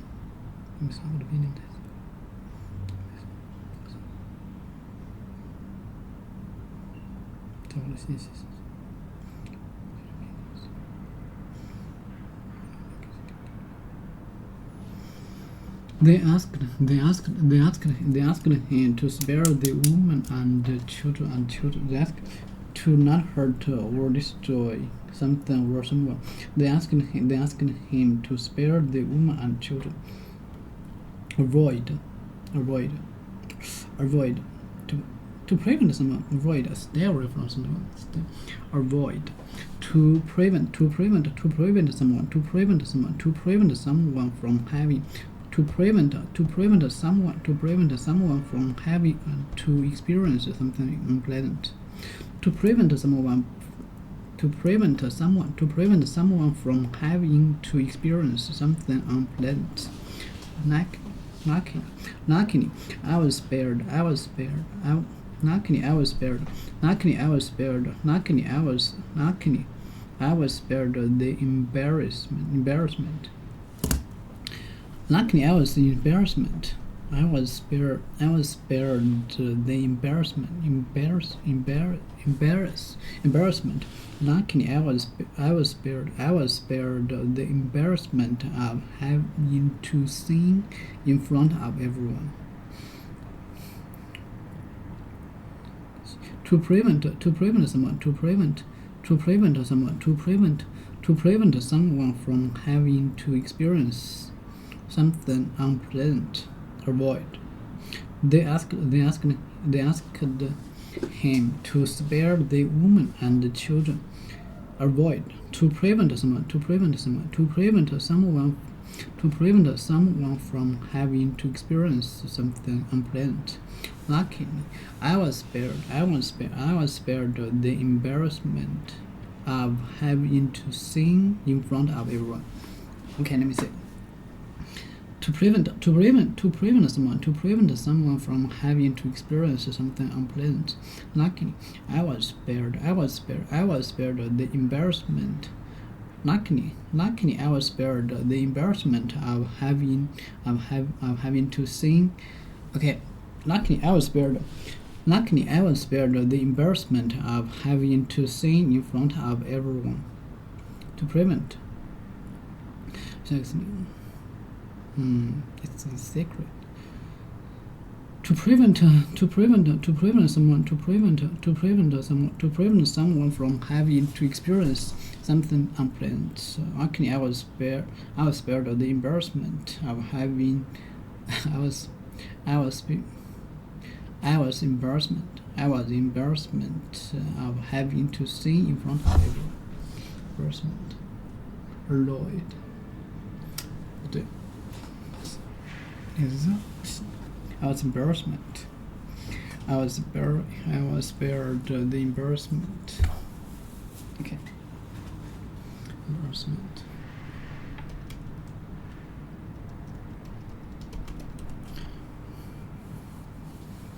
The feeling of being embarrassed or something that makes you feel embarrassed. The feeling of being embarrassed or something that makes you feel embarrassed. She blushed with embarrassment. The feeling of being embarrassed. Embarrassed.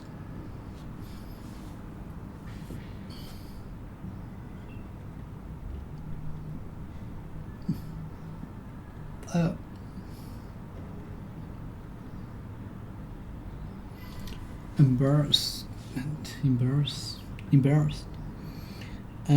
was spared the embarrassment of having to sing in front of everyone. It was a nasty accent. It was a nasty accent, but I'll spare you. It was a nasty accent. But I'll spare you the. It was a nasty accent. But I'll spare you the gruesome details.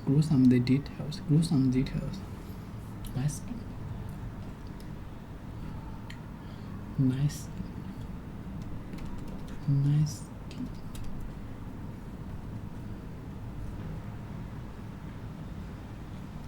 Nasty. Gruesome. Bad word were unpleasant.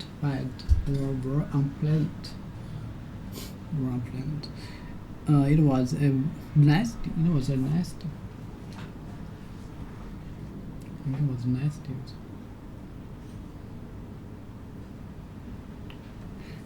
It was nasty. Nasty shock. There's a nasty smell. I think it's here. It's nasty, but I'll spare you the gruesome detail. Extremely unpleasant. Extremely unpleasant and shock. Extremely unpleasant and shock and usually dealing with death. Were in gruesome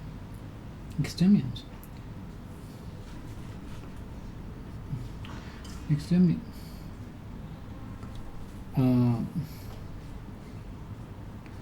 it was a nasty accent. Bad wrong present. Extremely unpleasant. It was a nasty accent, but I'll spare you the gruesome details. Spare no effort. Spare no effort.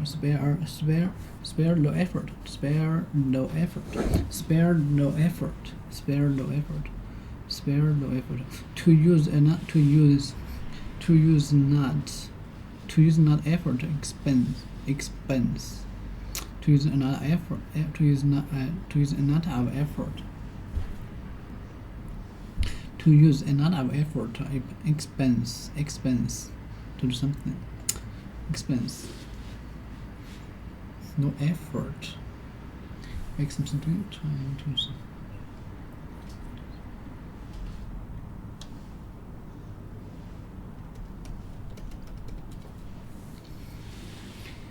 to use money, time, to use money, time, or effort, to use money, they use money, time, effort, to use time, effort, or to do something, to use money, time.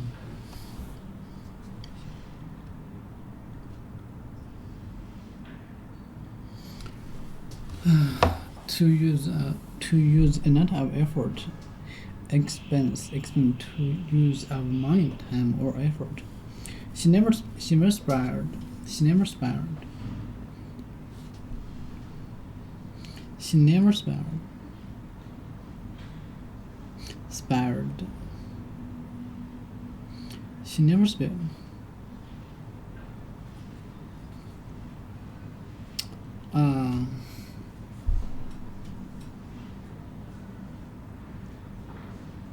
Pursuit of she never spared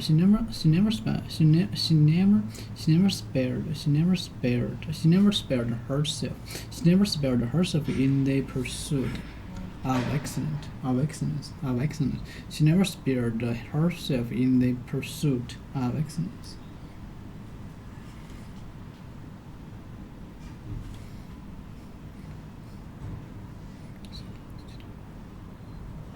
Spare the pursuit.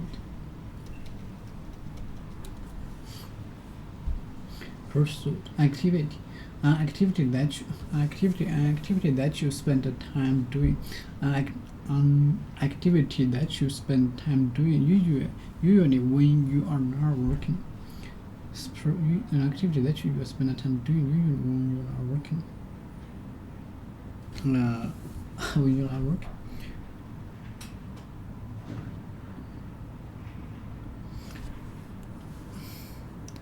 She never spared herself.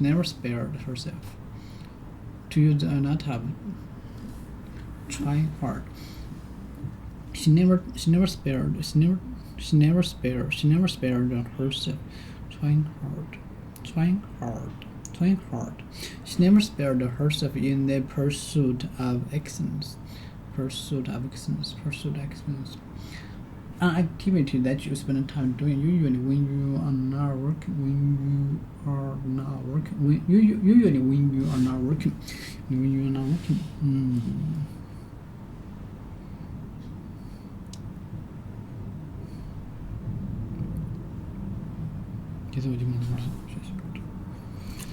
Okay, not. 其实。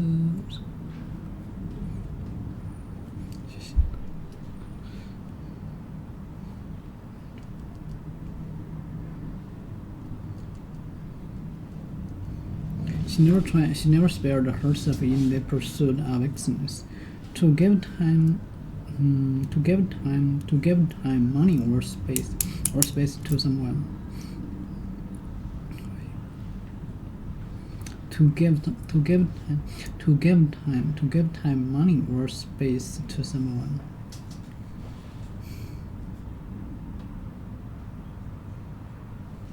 To give time, money, or space to someone, especially when it is difficult for you. To give time. To give time,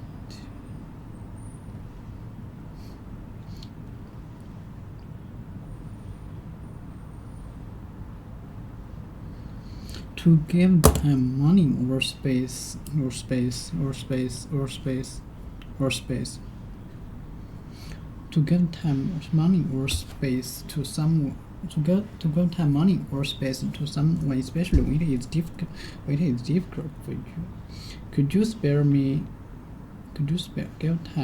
give time, money, or space to someone? Especially, could you give me a moment? Okay. Could you spare me $20? Could you spare me $20?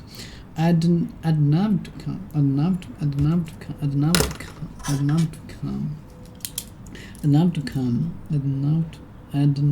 come, but I can't spare the time. I'd love to come, but I can't spare the time. I'd love to come, but I can't spare the time. Could you spare me $20? I'd love to come, but I can't spare the time. Spare a thought for someone. Spare a thought for someone. Spare a thought for someone. I'd love to come, but I can't spare this. But I can't spare the time. I spare a thought for someone. Spare a thought for someone. Spare a thought for someone. Spare. Give. Try hard. She never spared herself in the pursuit of excellence. Oh.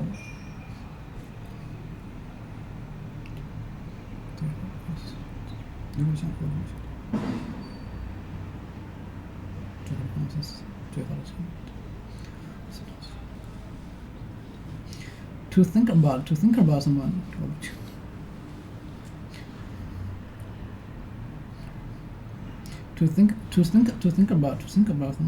To think about someone who is in a difficult or unpleasant situation. To think about someone who is in a difficult or unpleasant situation. To think about someone who is in a difficult or unpleasant situation.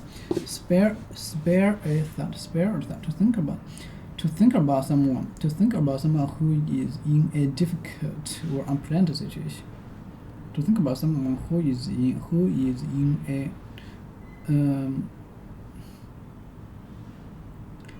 to think about someone who is in a difficult or unpleasant situation.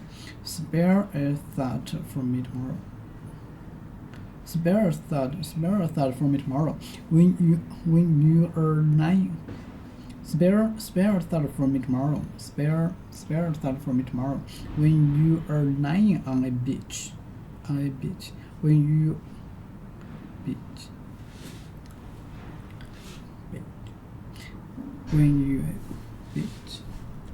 Let me see.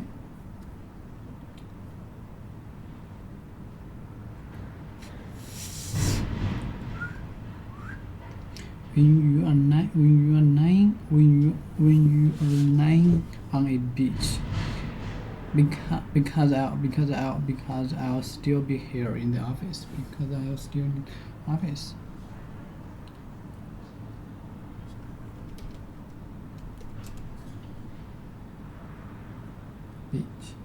Beach.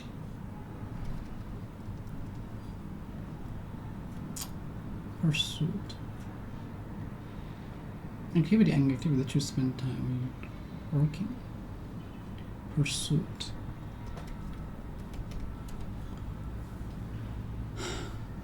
Beach.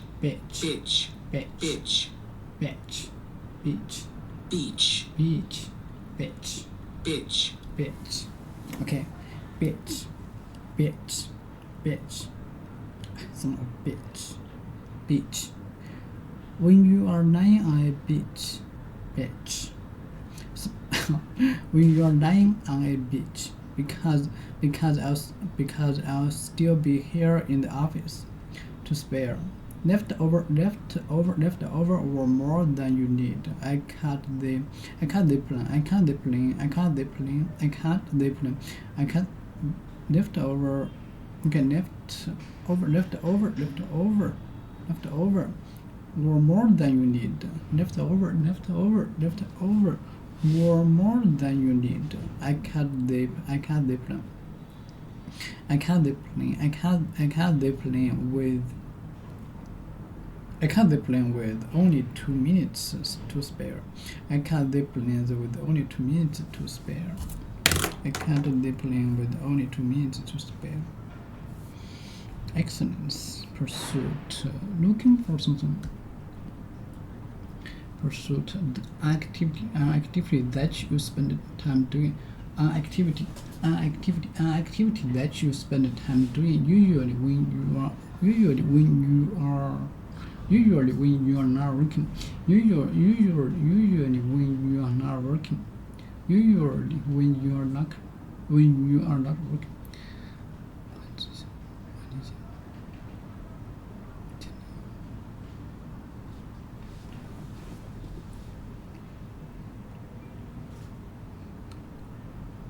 Embarrassment, gruesome, violent. Okay, it's bad, nasty, bad or unpleasant, extremely unpleasant, very unpleasant, and shock, very unpleasant and shocking, extremely unpleasant and shocking, and usually dealing with the death, or injury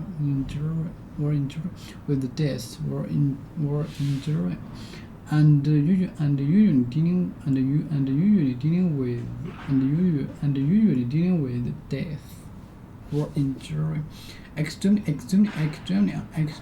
unpleasant and shocking, extremely unpleasant and shocking, and usually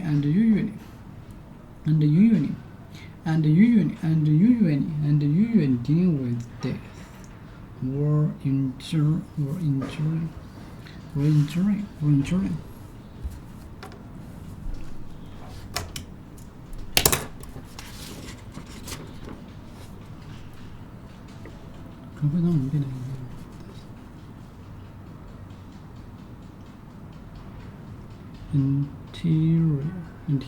Interior, natural,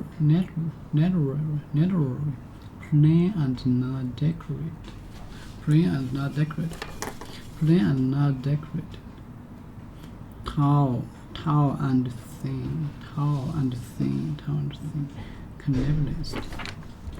Pursuit, spend some time for your purpose.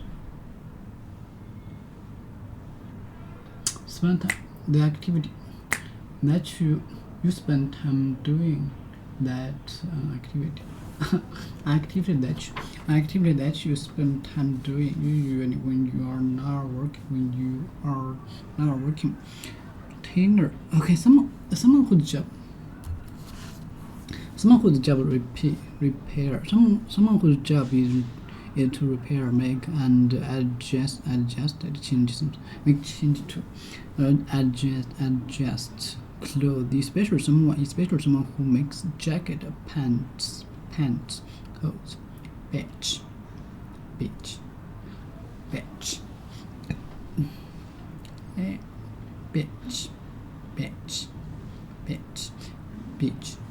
jackets, pants, coats for men.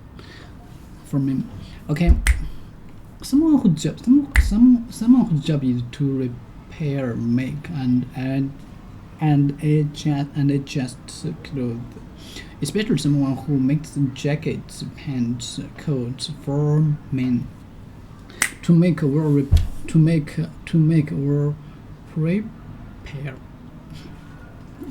prepare something, following particular instructions. To make or prepare something, following particular instructions. Okay. No.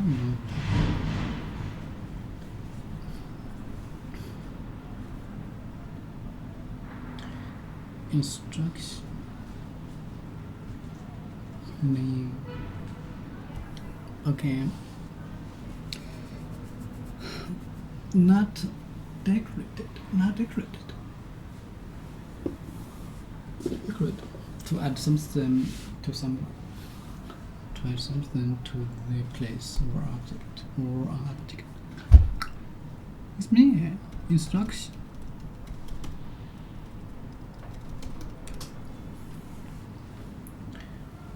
advice and information. Advice and information about how to do or use something. Advice and information about how to do or use something. Often writing in a book. Or on this side of a container. Advice and information. Advice and information about how to do or use something. Often writing in a book or on this side. Often writing in a book or on this side of a container. Advice and information about how to do or use something. Advice and information how to do advice. Often writing in a book on this side, the side of the container.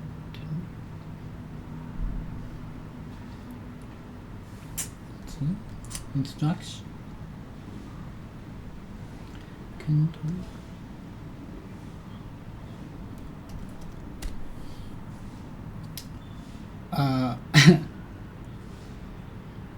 Is that so? Container. Noun. A word that met books used for transport goods. Instruction. Advice and information about how to do or use something. Often writing in a book or on this side of a container.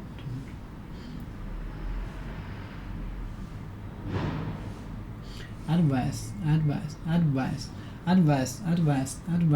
information about how to do or use something. Often writing in a book or on this side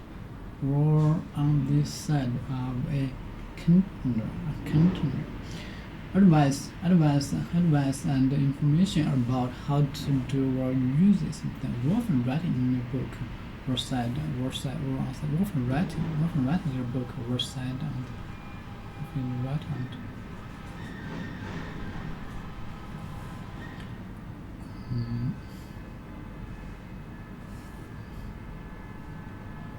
Of a container.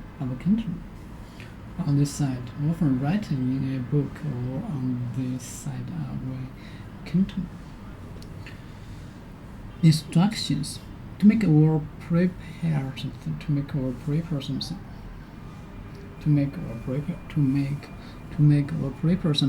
Following particular instructions. We tender any of our products. We tender any of our products to your company's specific needs. We tender any of our to make or prepare something following particular instructions. Okay, to make or prepare something following particular instructions. We tender any of our products to your company's specific needs. We tender any of our products to your company's specific needs. We tender any of our products to your company's specific needs. To make or prepare something following particular instructions. We tailor any of our products to your company's specific needs. Clothes maker. Someone whose job is to make. Someone whose job is to make, repair. Someone whose job is to make, repair, and adjust clothes. Someone whose job is to make, repair, and adjust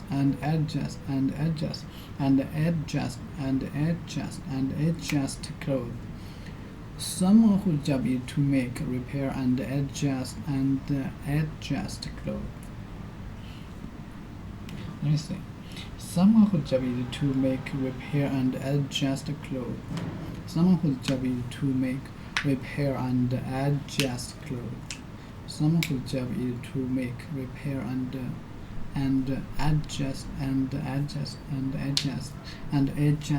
adjust clothes. Someone whose job.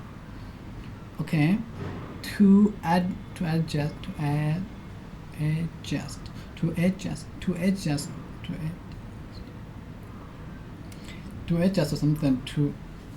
adjust something to suit a particular need or situation.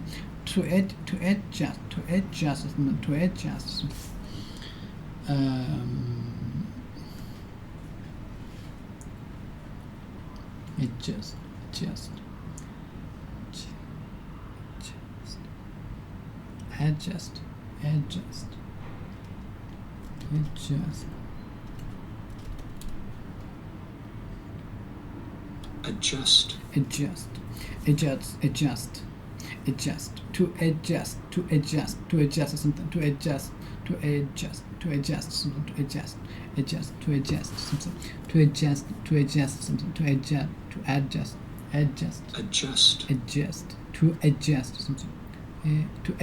to adjust something to adjust something to suit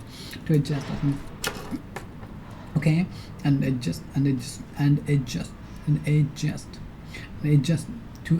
something to suit to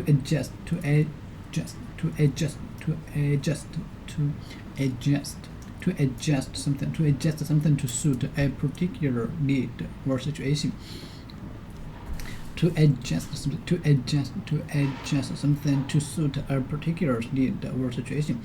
Their services are tailored. Their services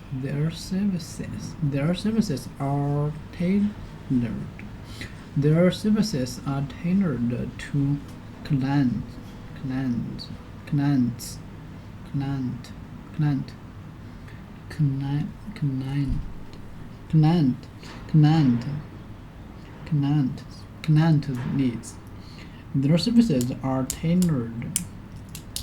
Their services are tailored to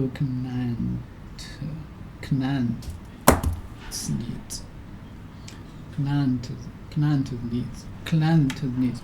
Their services are tailored. Their services are tailored to client. Their services are tailored. Their services are tailored to client needs.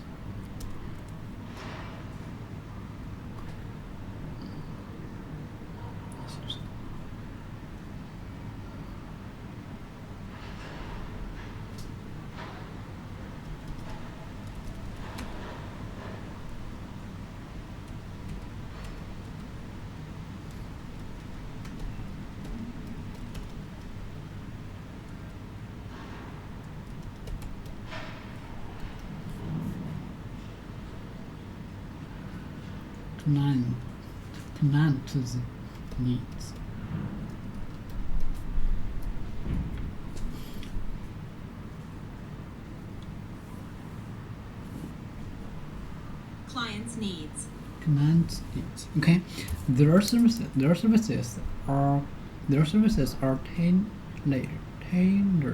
Their services are tailored to clients' needs.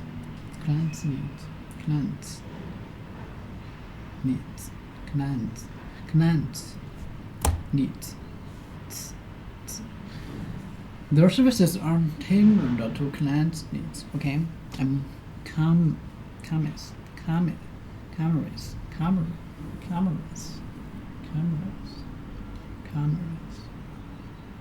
clients need. adjust. I adjust. Adjust. Adjust. Adjust. Adjust. Adjust. I adjust something. I just. I was adjust. I was adjust something. I was adjust something to suit a particular read or situation. Commerce.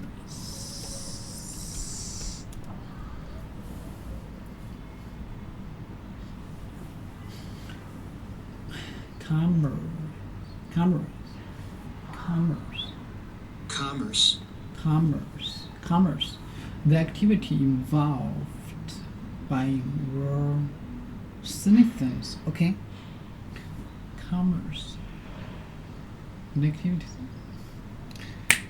activities involved. Similar include. The activities involved in buying and selling things. The activities involved in buying and selling things. Commerce. To make something special so that it is. To make something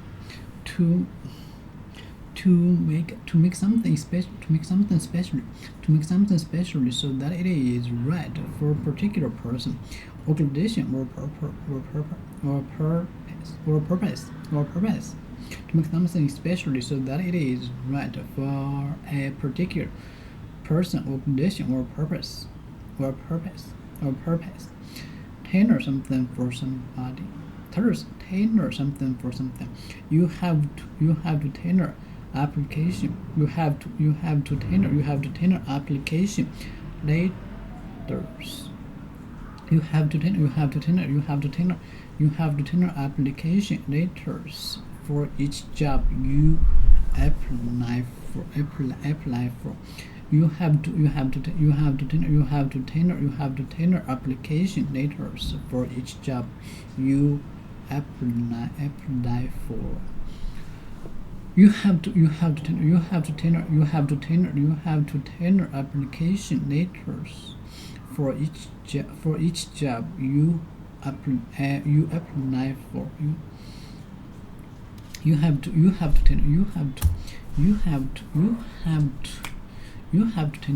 for. You have to tailor application letters for each job you apply for. You have to tailor application letter. You have to tailor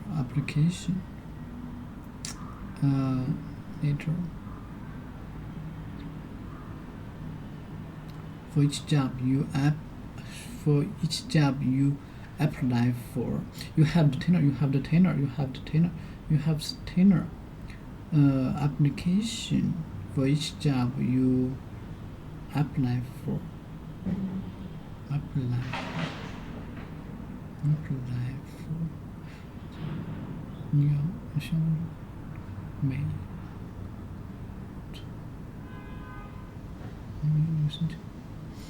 Apply for.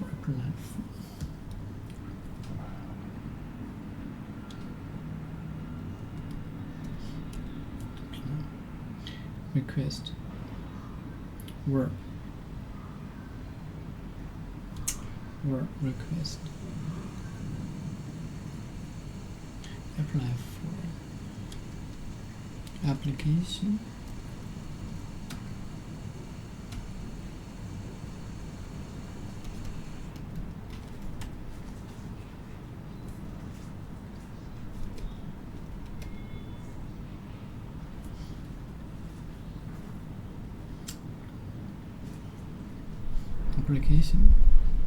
Tailor.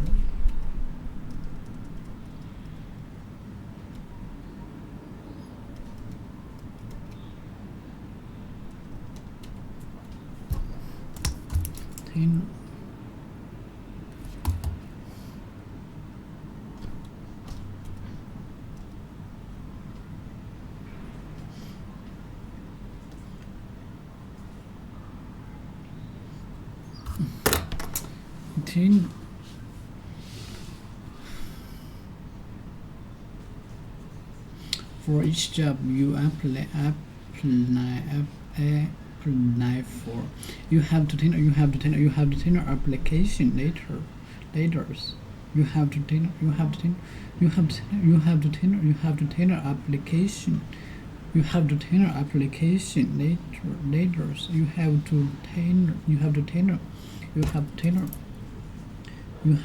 have to tailor application laters for each job you apply for. You have to tailor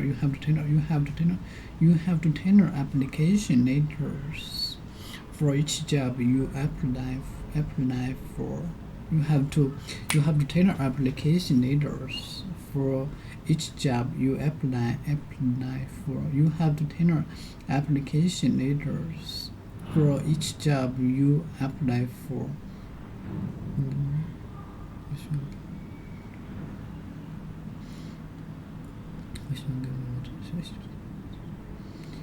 You have to tailor application letters for each job you apply for. Yes.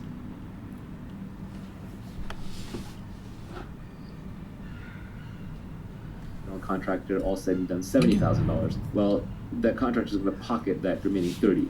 So they got the upside, they got the equity, but they're also taking accountability and risk. So if the project runs over and there's losses, they eat the losses.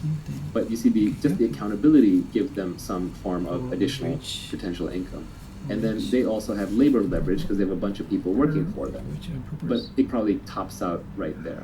You can go one level above that and you can look at a property developer.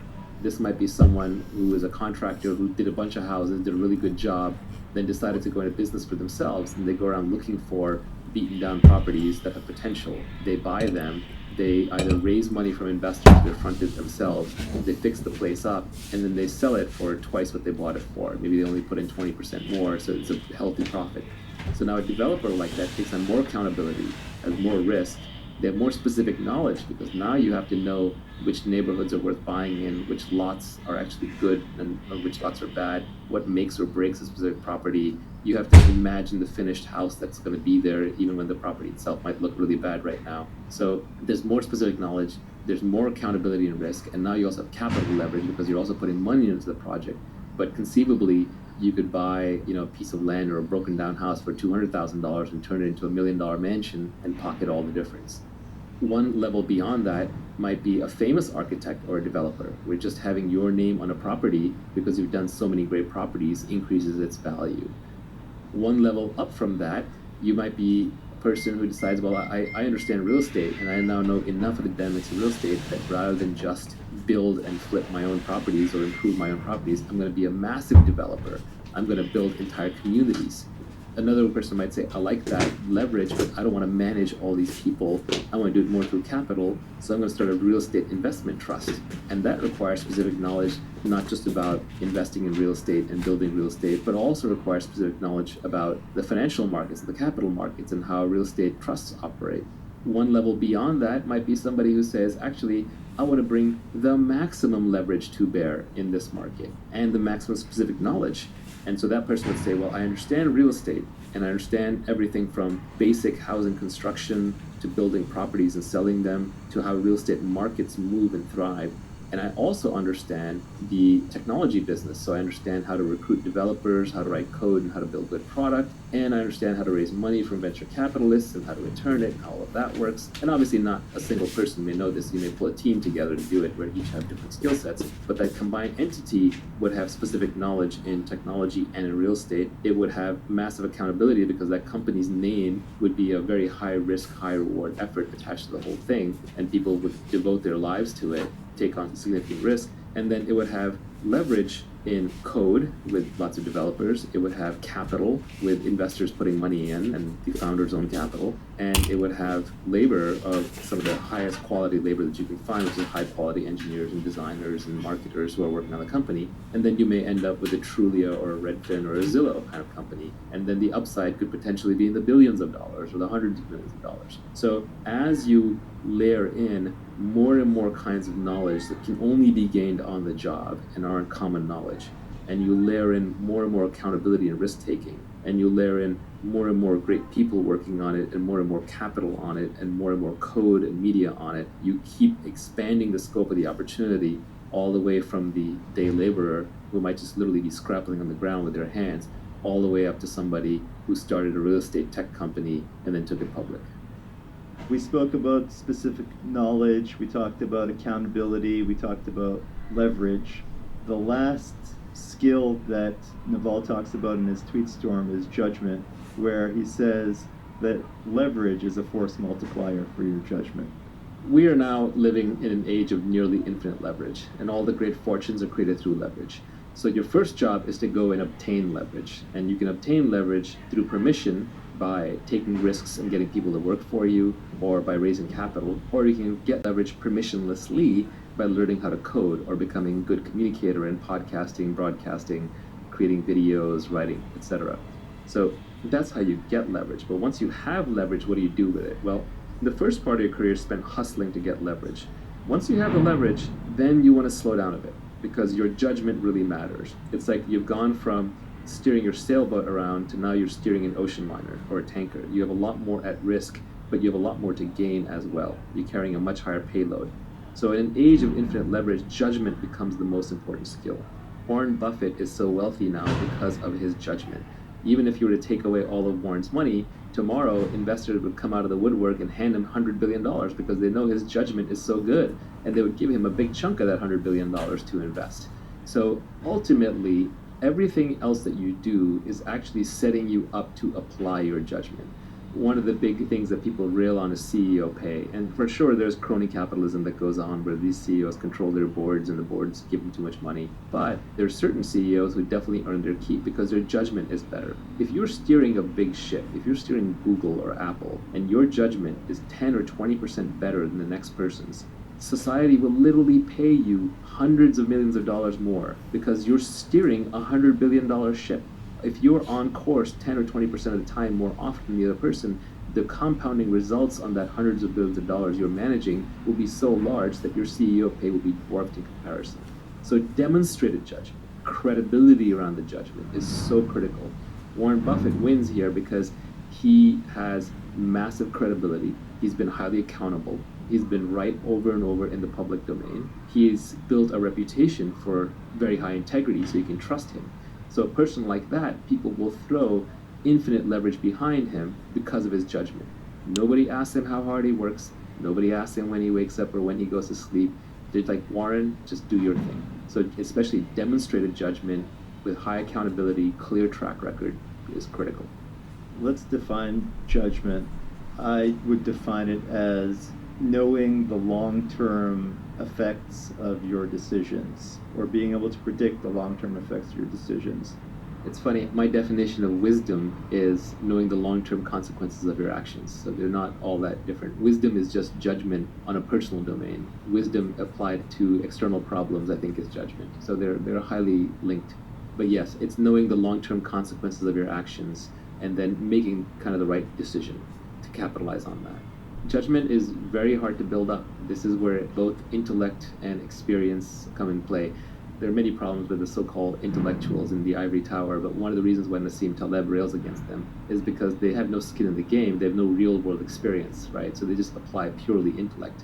And intellect without any experience is often worse than useless, because you get the confidence that the intellect gives you, and you get some of the credibility, but because you had no skin in the game and you had no real experience and no real accountability, you're just throwing darts. The real world is always far, far more complex than we can intellectualize. And especially all the interesting, fast-moving edge domains and problems, you can't get there without experience. So if you are smart and you iterate fast, it's not even you put 10,000 hours into something, but you take 10,000 tries at something. If you are smart and you have a lot of quick iterations and you try to keep your emotions out of it, the people with the best judgment are actually among the least emotional. A lot of the best investors are considered almost robotic in that regard, but I wouldn't be surprised if even the best entrepreneurs often come across as unemotional. There is this archetype of the passionate entrepreneur, and yeah, they have to care about what they're doing, but they also have to see very clearly what's actually happening. And the thing that prevents you from seeing what's actually happening are your emotions. Our emotions are constantly clouding our judgment. And in investing, or in running companies, or in building products, or being an entrepreneur, emotions really get in the way. Emotions are what prevent you from seeing what's actually happening until you can no longer resist the truth of what's happening, until it becomes too sudden, and then you're forced into suffering, which is a breaking of this emotional fantasy that you had put together. To try and connect some of these concepts, I would say that first, you're accountable for your judgment. Judgment is the exercise of wisdom. Wisdom comes from experience, and that experience can be accelerated through short iterations. And the reason why a lot of the top investors, a lot of the value investors, if you read Jeremy Grantham or you read Warren Buffett, you read up on Michael Burry, these people sound like philosophers, or they are philosophers, or they're reading a lot of history books or science books. Like, what are they doing? Shouldn't they be reading investment books? No, investment books are the worst place to learn about investment, because investment is a real world activity that is highly multivariate. All the advantages are always being competed away. It's always on the cutting edge. So what you actually just need is very, very broad-based judgment and thinking. And the best way to do that is to study everything, including a lot of philosophy. And philosophy also makes you more stoic, makes you less emotional, and so you make better decisions, you have better judgment. One simple thing is I go out on Twitter, and it seems like half of Twitter is outrageous something at all times. You can go within someone's Twitter feed and get at least some semblance of what it must be like to be in their head all the time. And the more outraged somebody is, I guarantee you, the worse their judgment is. If someone's constantly tweeting political outrage and seems like an angry person getting into fights, you don't want to hand this person the keys to your car, let alone the keys to your company. So we covered the skills that you need to get rich. That was specific knowledge, accountability, leverage, judgment, and lifelong learning. Let's talk a little bit about the importance of working hard and valuing your time. So no one is going to value you more than you value yourself. So you just have to set a very high personal hourly rate, and you have to stick to it. So even since when I was young, I just decided that I was worth a lot more than the market thought I was worth, but I started treating myself that way. So always factor your time into every decision. How much time does it take? Oh, it's going to take me an hour to get across town to get this thing? Well, I value myself at $100 an hour. That's throwing $100 out of my pocket. Am I going to do that? You buy something from Amazon, they screwed it up, you have to return it. Is it worth your time to return it? Is it worth the mental hassle? Keep in mind that you have less work hours, you have less mentally high output hours. Do you want to use them to run errands and solve little problems, or do you want to save them for the big stuff? All the great scientists were terrible at managing their household life. None of them had a clean, organized room, or made all their social events on time or sent their thank you cards. You can spend your life however you want, but if you want to get rich, it has to be your number one overwhelming desire, which means that it has to come before anything else, which means you can't be penny pinching. This is what people don't understand. You can penny pinch your way to the basic sustenance. You can keep your expenses low, maybe retire early and not spend too much, and that's perfectly valid. But we're here to talk about wealth creation. And if you're going to do that, then that has to be your number one overwhelming priority. So fast forward to your wealthy self and pick some intermediate hourly rate. For me, believe it or not, back when you could have hired me, which now obviously you can't, but back when you could have hired me, and this was true a decade ago or even 2 decades ago before I had any real money, my hourly rate, I used to say to myself over and over, is $5,000 an hour. Today, when I look back, really it was about $1,000 an hour. And of course, I still ended up doing stupid things like arguing with the electrician or returning the broken speaker, but I shouldn't have. And I did it a lot less than any of my friends would. And I would make a theatrical show out of throwing something in the trash pile or giving it to Salvation Army rather than trying to return it, or handing something to people rather than trying to fix it. I would argue with my girlfriends, and even today to my wife, like, I don't do that. That's not a problem that I solve. I still argue that with my mother when she hands me like little to-dos. I just don't do that. I would rather hire you an assistant. And this was true even when I didn't have money. Another way of thinking about something is that if you can outsource something or not do something for less than your hourly rate, outsource it or don't do it. So if you can hire someone to do it for less than your hourly rate, hire them.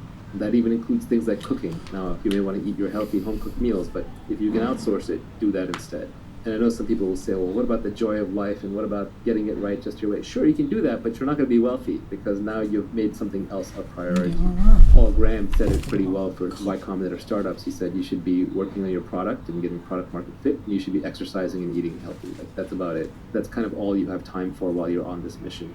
So set a very high hourly aspirational rate for yourself and stick to it. And it should seem and feel absurdly high. If it doesn't, it's not high enough. And whatever you picked, my advice to you would be raise it. Like I said, for myself, even before I had money, for the longest time, I used $5,000 an hour. And if you extrapolate that out into what it looks like as annual salary, it's multiple millions of dollars per year. Ironically, I actually think I've beaten it. When I look back, because I'm not the hardest working person, I'm actually kind of a lazy person. So I work through bursts of energy where I'm really motivated with something. So if I actually look at how much I've earned per actual hour that I put in, it's probably quite a bit higher than that. Let's talk about hard work. There's this battle that happens on Twitter a lot between should you work harder and should you not. Like David Hauser's on there saying, it's like you're slave driving people, and Keith Rabois is always on there saying, like, no, all the great founders work their fingers to the bone. And they're talking past each other. First, okay, let me say.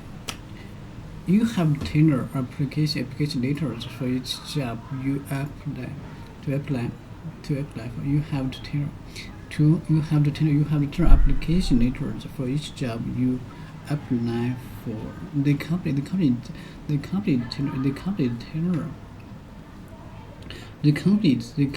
tenor is services. To make something special. So that it's right for a particular person, relation or purpose or purpose. Some of the best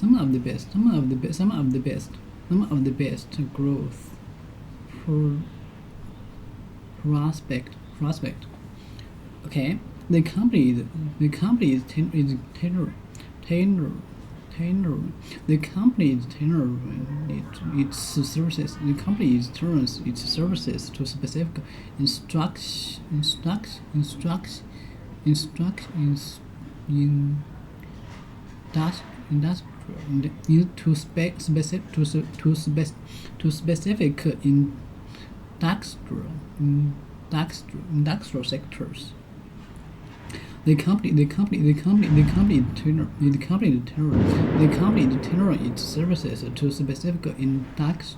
industrial sectors. The company is tailoring its services to specific industrial sectors.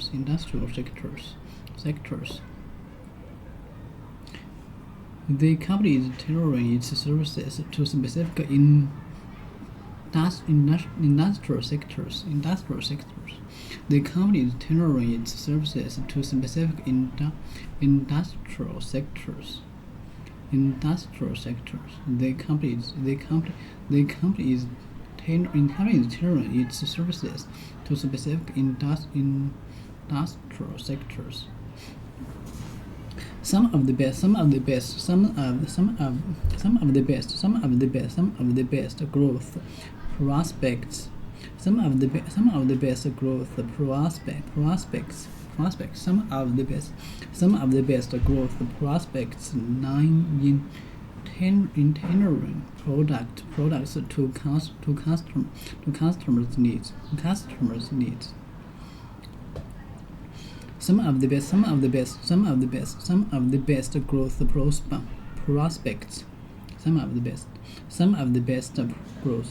in tailoring products to customers' needs.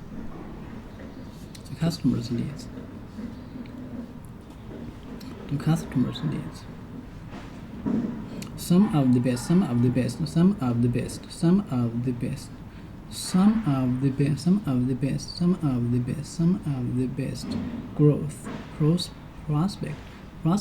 growth prospects lie in tailoring products to customers' needs are financial. Okay, prospects is in industrial.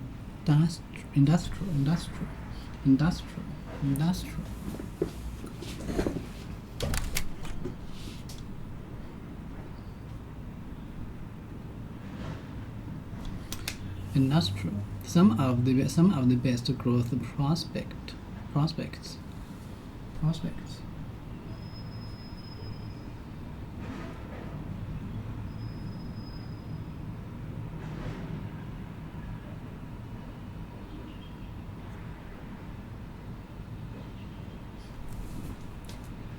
Some of the best growth prospects lie in tailoring products to customers.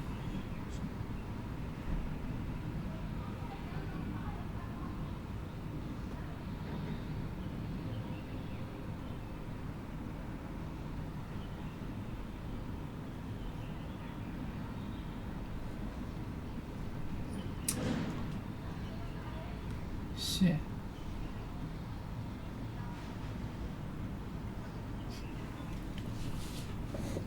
Prospects.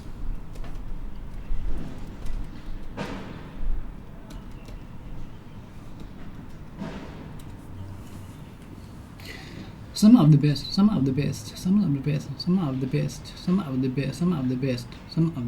growth prospects lie in tailoring products to customers' needs.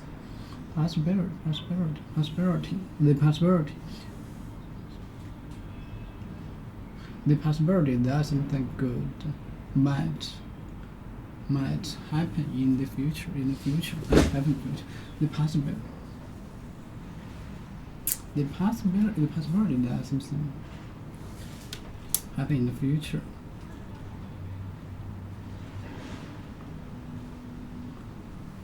Okay, some of the best prospects. Some of the best growth prospects. Some of the best growth prospects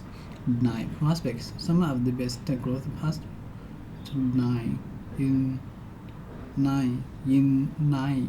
tailored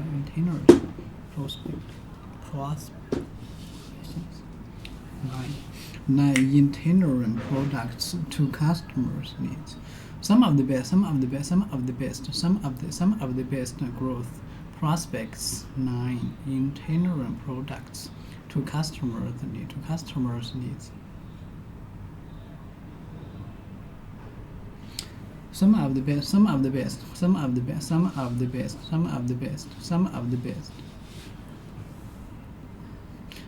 best growth prospects lie in tailoring products to customers' needs. Some of the best growth prospects lie in tailoring products. Some of the best growth prospects.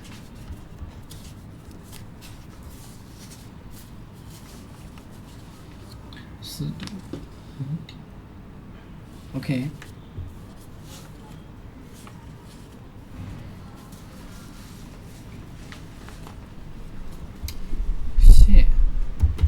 Shit. 不对呀，我们专业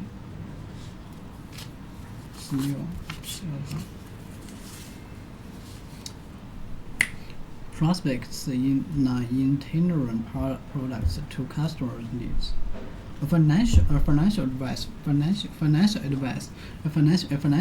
can tailor a product to fit each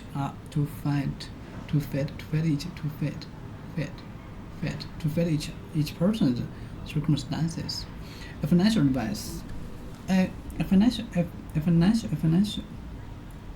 Some of the best growth prospects lie in tailoring products to customers' needs. A financial advisor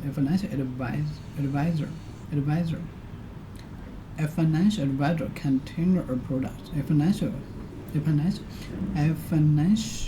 advisor can advise a product to fit each person's circumstances.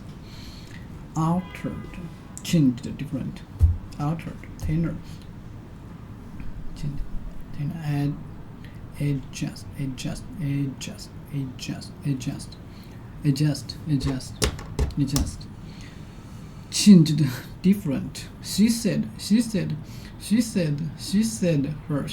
her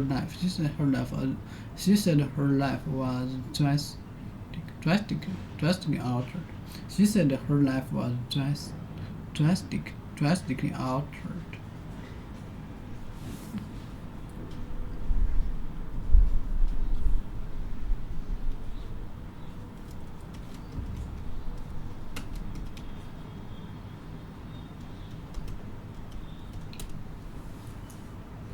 drastic,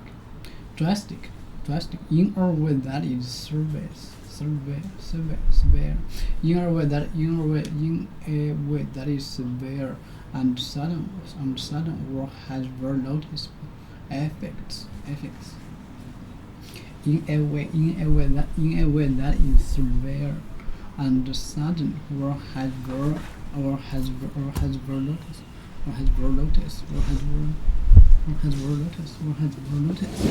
Okay.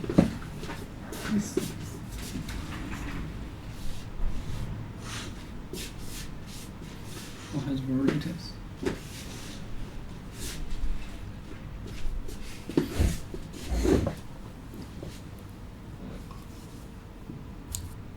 I said her watch knife.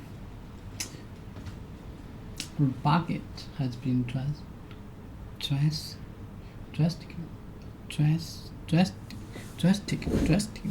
He said her life was drastic. In a way that that is severe and sudden or has very noticeable effect.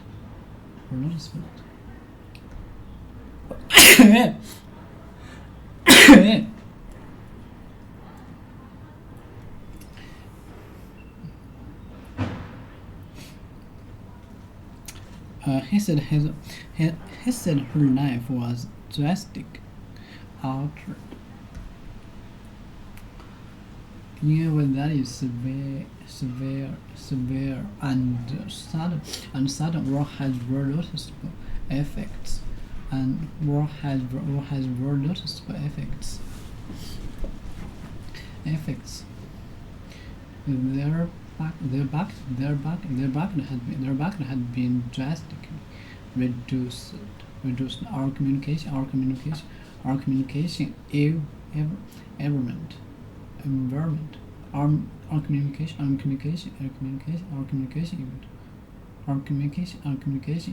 environment has changed. Has changed in the last. Our communication.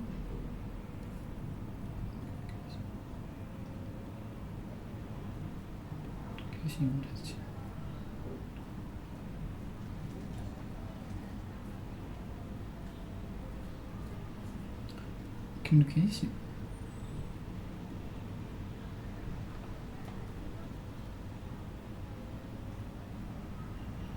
Our communication environment. Our communication environment has changed drastically in the last 10 years. She said her life was drastic out. I've given a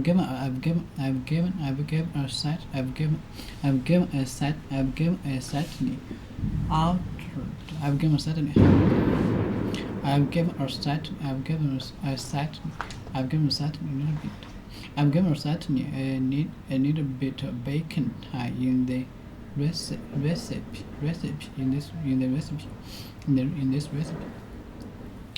I've given her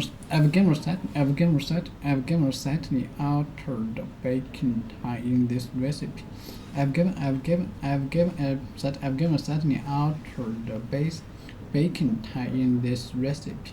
Everything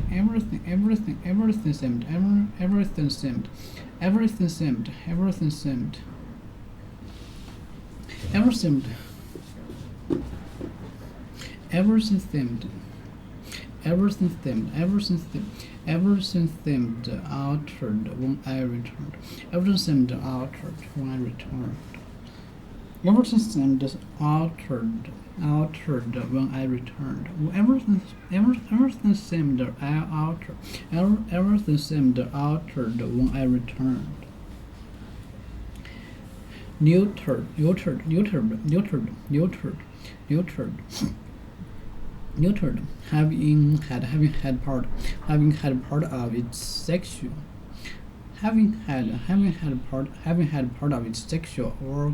organs removed. having had part of its sexual organs removed, so that it cannot produce young animals. Having had part of its sexual organs moved.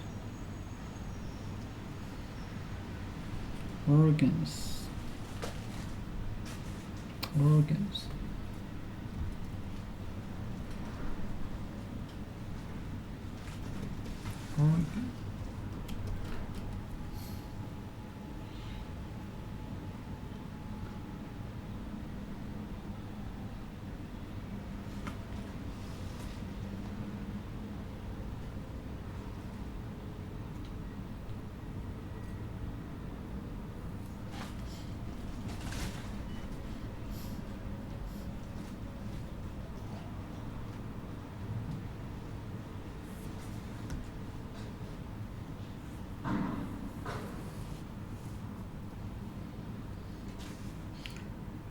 Having had part of its sexual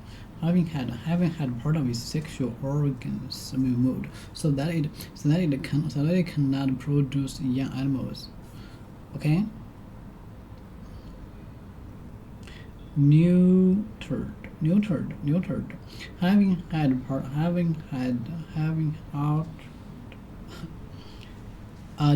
different. Having had part of its sexual organs removed, so that it cannot be produced in young animals. The permit cast have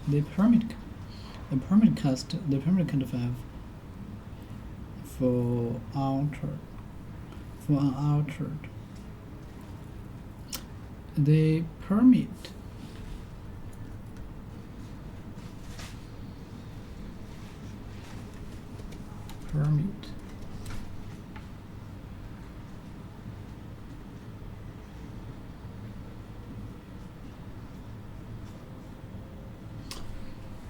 The permit costs are two or now something. The permit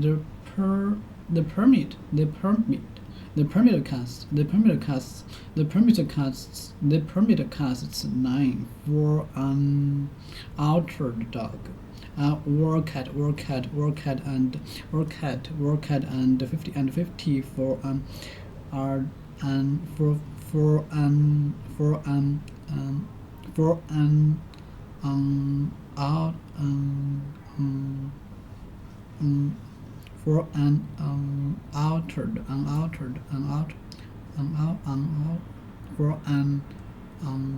unaltered dog or cat. The permit costs to allow something. The permit costs.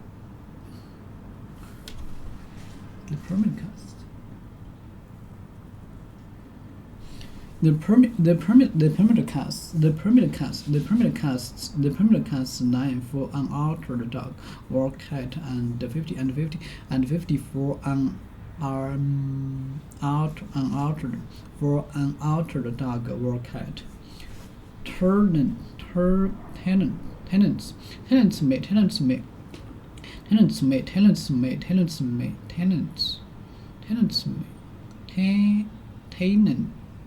Tenants may keep pets. But they must be altered and funny,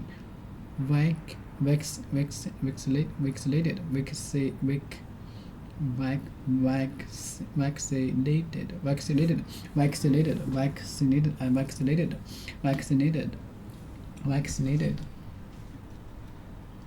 permit.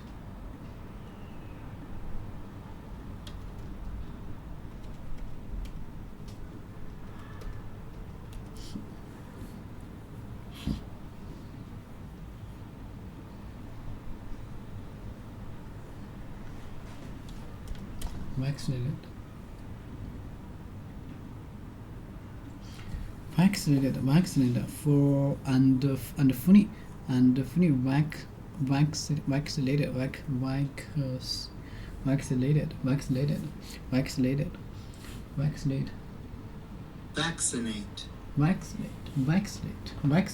vaccinated.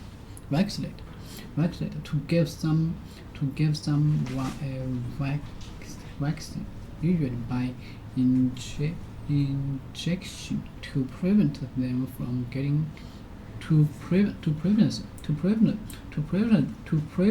them from getting a disease. To prevent them from getting a disease. To give someone a vaccine, usually by injection, to prevent them from getting a disease.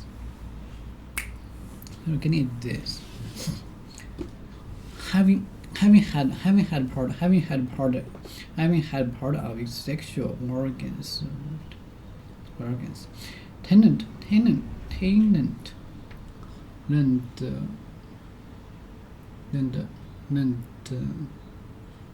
have to pay money for building, and that tenants vaccinated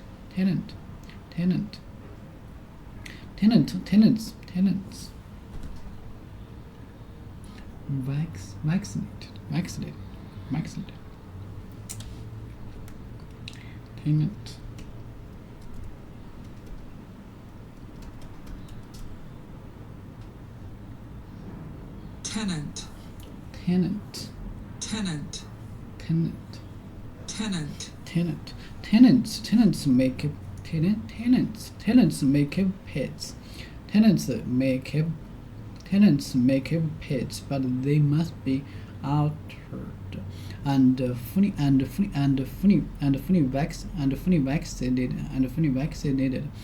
vaccinated. More examples. There are some significant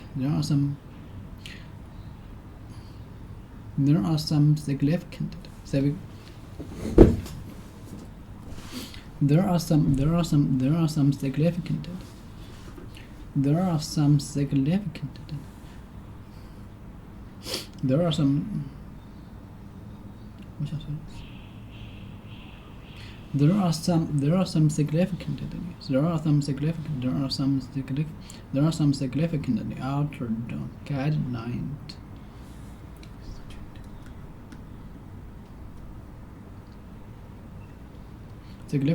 There are some significantly altered guidelines in the new report.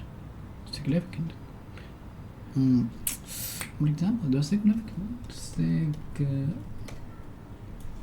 the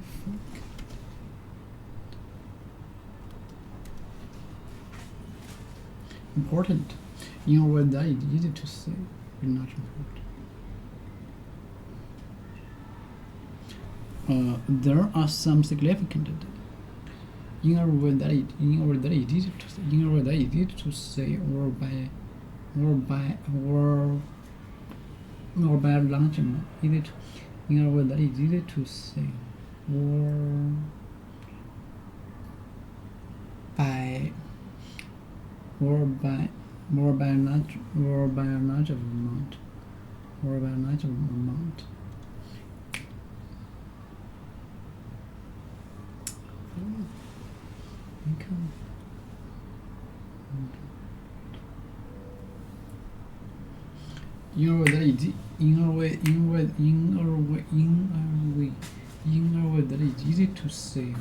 by a large amount. In a way that is easy to say, or by a large amount. In a way that is easy to say, or by a large amount. There are some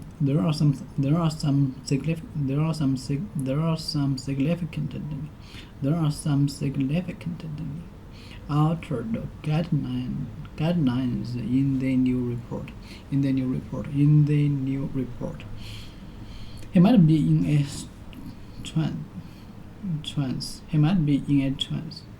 There are some significantly altered. There are some significantly altered guideline.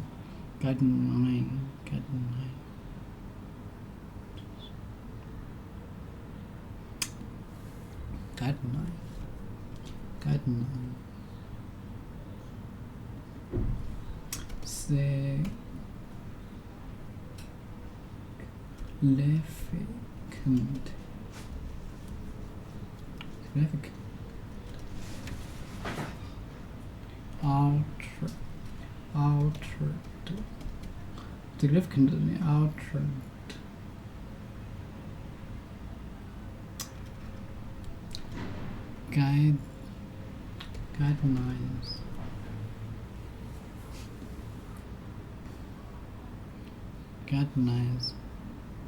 guidelines in the new program.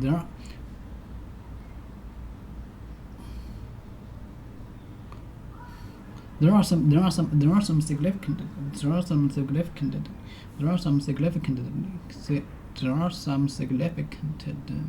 altered guidelines in the new report. He might be in the trance.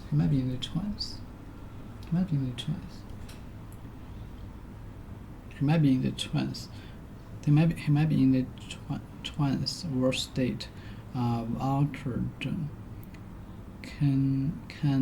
consciousness.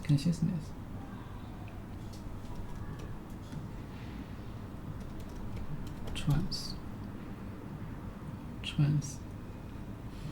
Mental condition.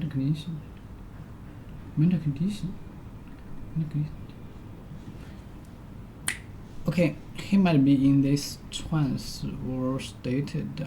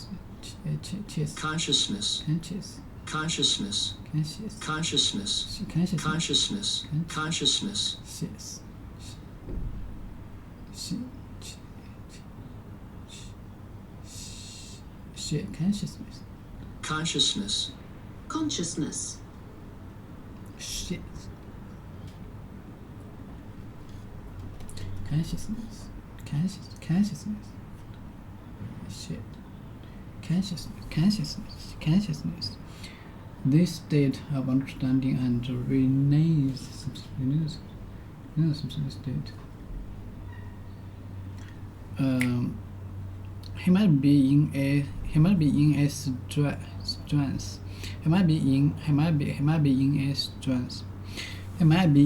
trance or state of altered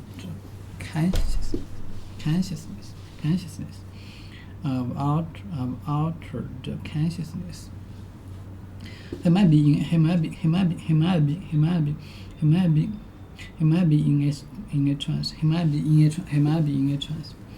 in a trance. That's what's actually.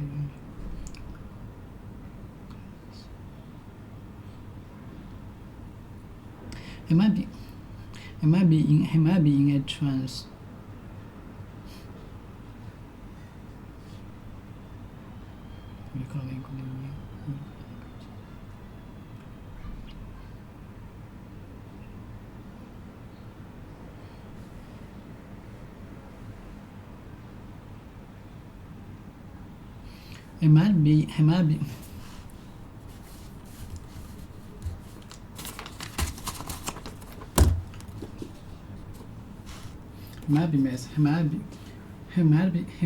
He might be in a trance or state of altered consciousness.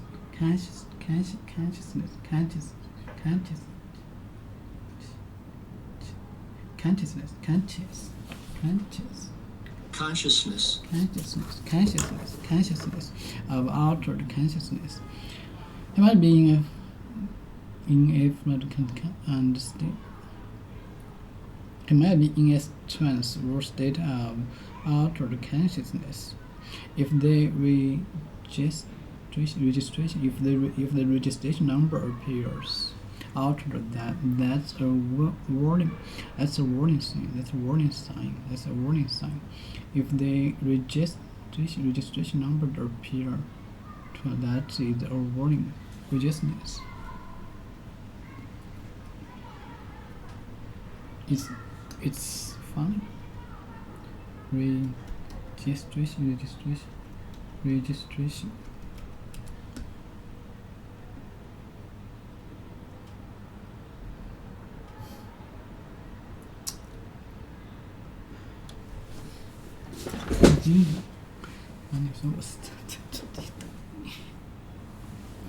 If they registration,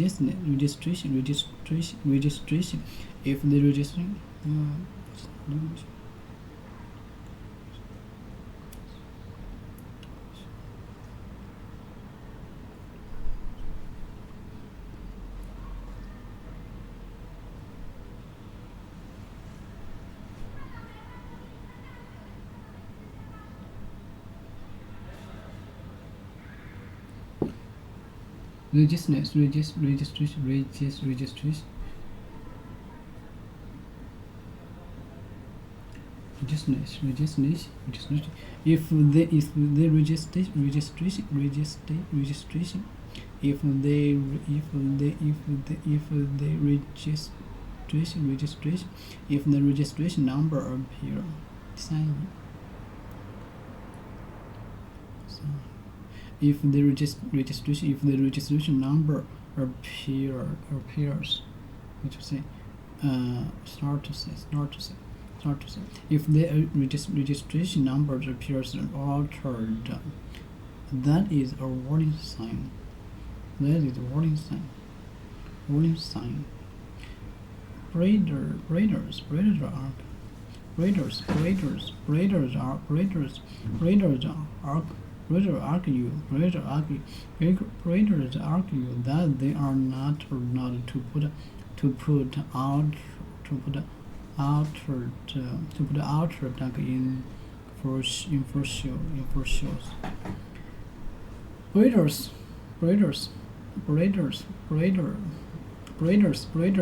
argue that they are not allowed to put outer duck in for shows. Breeders argue that they are not allowed to put outer duck in for shows. Breeders disagree. Someone or something disagrees on something, and try to fight them. Try to fight fight. Breeders argue that they are not allowed to put outer ducks in for shows.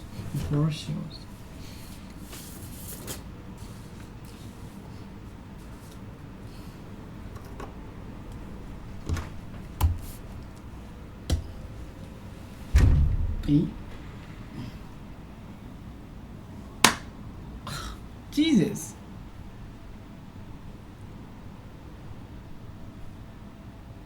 Well, they're talking about two different things. David is talking about employees in a lifestyle business, which is fine. Your number one thing in life, if you're doing that, is not getting wealthy. You have a job, you also have your family, you also have your life. But Keith is talking about the Olympics of startups. He's talking about the person going for the gold medal and trying to build a multi-billion-dollar public company. That person has to get everything right. They have to have great judgment, they have to pick the right thing to work on, they have to recruit the right team, and they have to work crazy hard because they're basically engaged in a competitive sprint. So if getting wealthy is your goal, you are going to have to work as hard as you can. But hard work is absolutely no substitute for who you work with and what you work on. What you work on is probably the most important thing. Finding product market founder fit, to expand on Mark Andreessen's definition, he came with product market fit, but I would add the product market founder fit, which is how well you are personally suited to that business. The combination of that three, that should be your overwhelming goal. And you can save yourself a lot of time if you pick the right area to work in. Picking the right people to work with is the next most important piece. And then third comes how hard you work.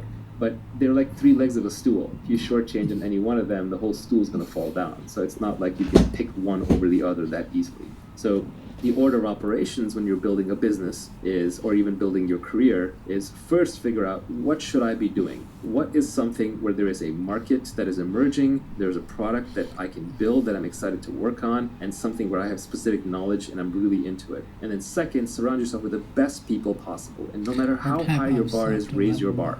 Because you can never be working with other people who are great enough. If there's someone greater out there to work with, you should go work with them. I advise a lot of people who are looking at which startup to join in Silicon Valley, I say basically pick the one that's going to have the best alumni. A type of soft, a type of soft, a type of a type of soft, a type of soft, a type of soft white rock, a type of soft, a type of soft white rock.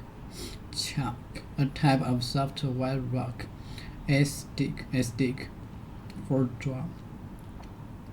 A type of soft white rock. A stick of this rock were similar a stick for drawing. A stick of this rock or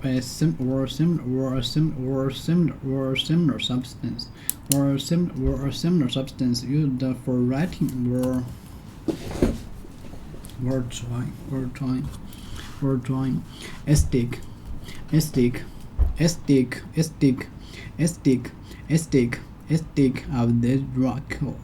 A stick of this rock or a stick of this rock or a similar substance used for writing or draw.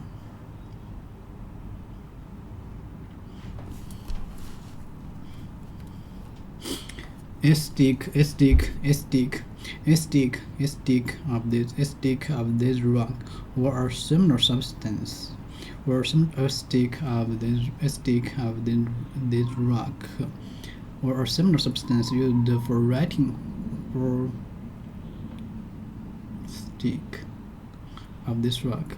A stick of this rock or similar a stick of this rock.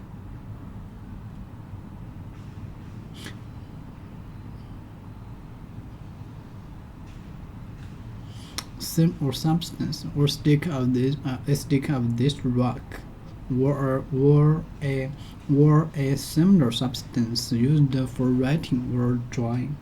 He picked up a piece of chalk. He picked up a piece of chalk. He picked up a piece of chalk. He picked up a piece of chalk and wrote the answer on the blackboard.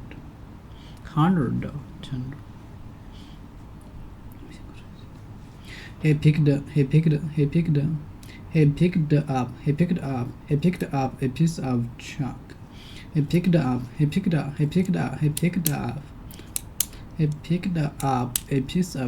He picked up a piece of chalk. He picked up a piece of chalk and wrote on. He picked up a piece of chalk. He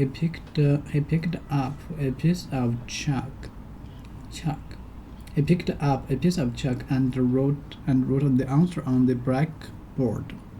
Counter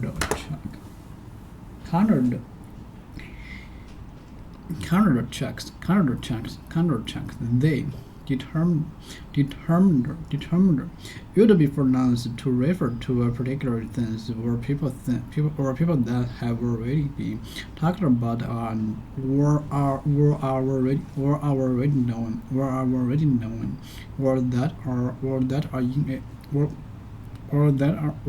in a situation where it is clear what is happening.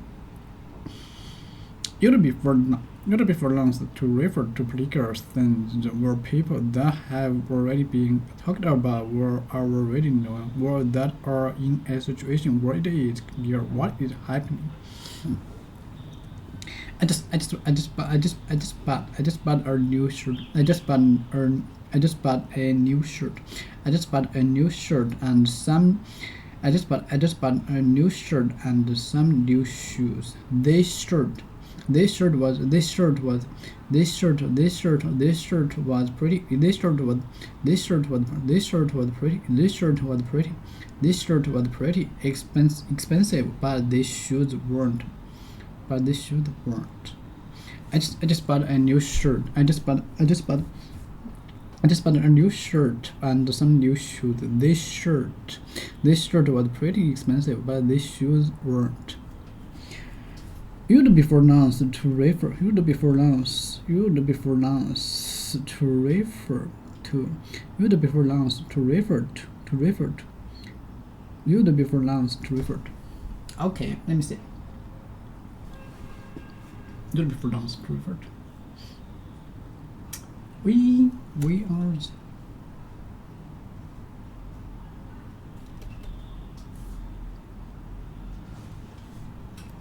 Yeah.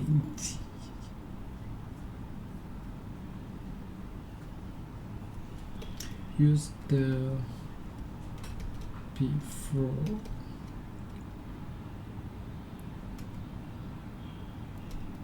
nouns to refer.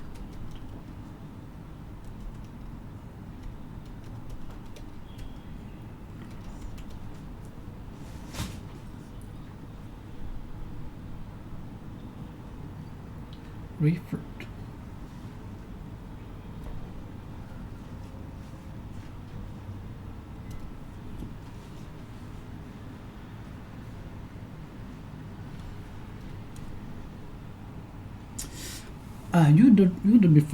You'd be pronounced to referred up.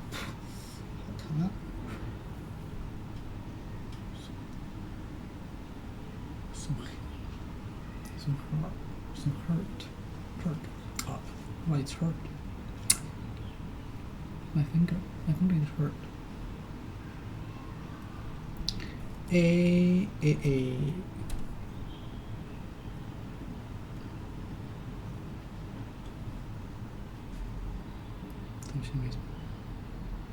Stick. Maybe sometimes.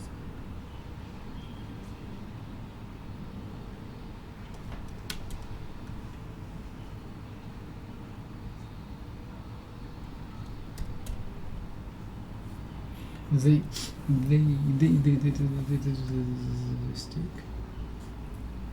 Maybe for last to refer to particular things where people that have already been talked about or are already known, or that are particular things where people that are already have been talked about, that have already been talked about or are already known, or that they in a situation where it is clear what is happening. I just bought a new shirt and some new shoes. This shirt was pretty expensive, but these shoes weren't. You'd be pronounced to refer to particular things where people that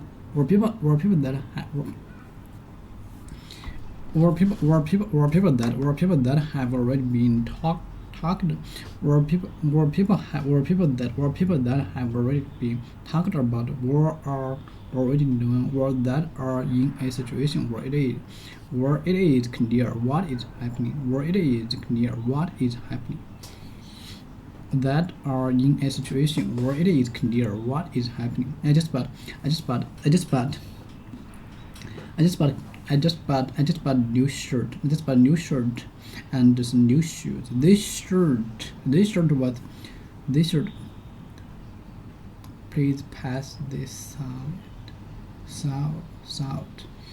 This shirt was pretty expensive, but these shoes weren't. Please pass. I'll pick you up. I'll pick you up at the airport. I'll pick you up at the airport. I'll pick you up at the airport. Were their situation where it is clear what is happening?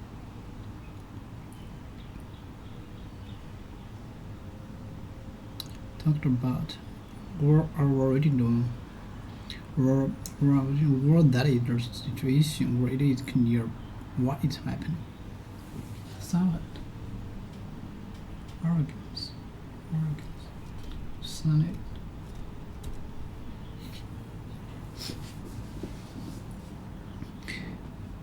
Please pass this out. Please pass this out.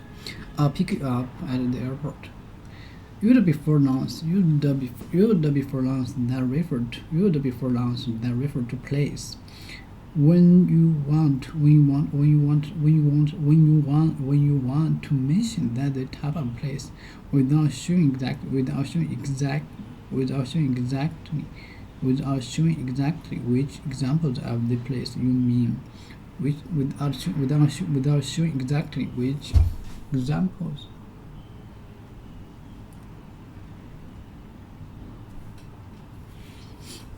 I'm just doing that.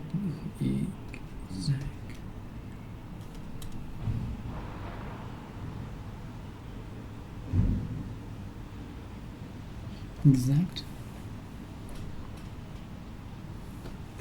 Without showing. Use the before nouns that refer to place when you want to mention that type of place. That type of place. Without showing exactly which examples of the place you mean. Use the before nouns that refer to place when you want to mention that type of place. We want to mention. Quickly say something. Quickly say that. We want to mention it. Oops.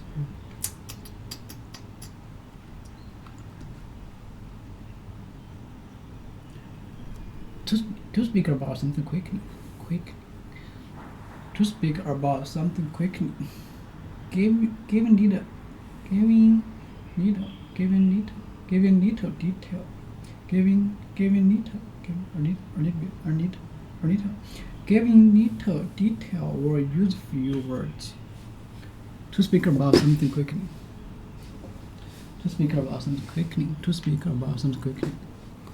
Okay. Use the before nouns. Use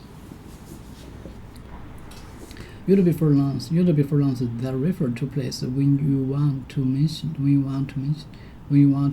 that type of place without showing what examples are. Without showing exactly which examples of the place you mean. We spent all day at the beach. We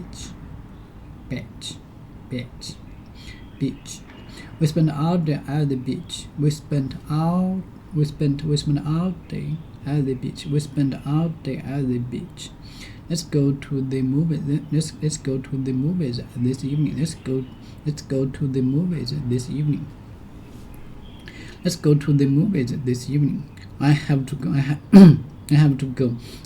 to the bank. I have to go to the bank and get some euros. I have to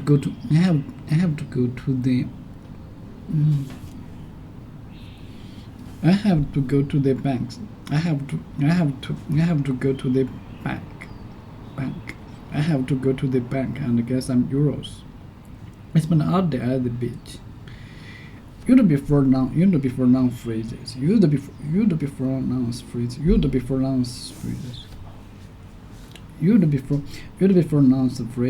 which the range of meaning of the nouns is limited in some way. Okay, use the before nouns in which the range of the meaning of the nouns is limited in some way. Use the before noun phrases in which the range of meaning of the noun is limited in some way. Use the before noun phrases in which the range of meaning of the noun is limited in some way. I really enjoyed the book. I I really enjoyed the I really enjoyed the book. I really enjoyed the book I just finished reading. I really enjoyed the book I just finished reading. 我就发现 I really enjoyed the book I just finished reading. I really enjoyed the book. I really enjoyed the book I just finished reading. I've just finished reading. Used before nouns in which the range of meaning of the nouns is limited somewhere. Okay. I really enjoyed the book. I really enjoyed the book I just finished reading. Do you like the other kids in your class? Do you like the other kids in your class? In your class. Do you like the other kids in your class? Do you like the other kids in your class? Do you like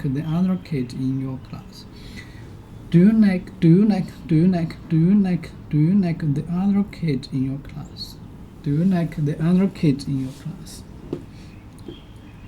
Used before long phrases. Used before long phrases in which the range of meaning of the noun is limited in some way. Used before long phrases. Used before noun phrases in which the range of meaning of the noun is limited in some way.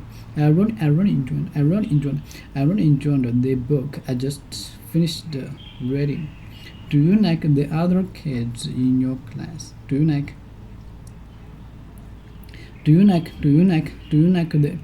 the other kids in your class? Do you like the other kids in your class? I really enjoyed the book I just finished reading.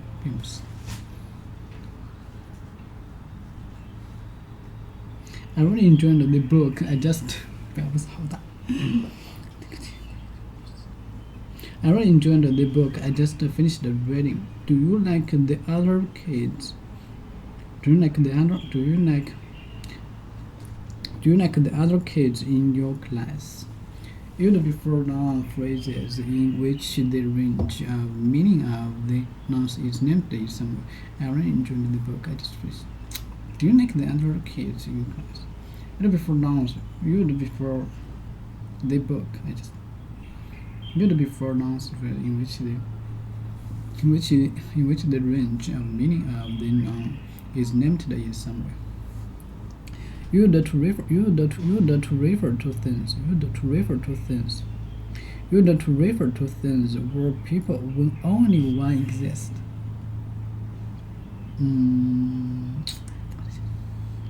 Used to refer. Used to refer. Used to refer. Used to refer. Used to refer. Used to refer. Used to refer.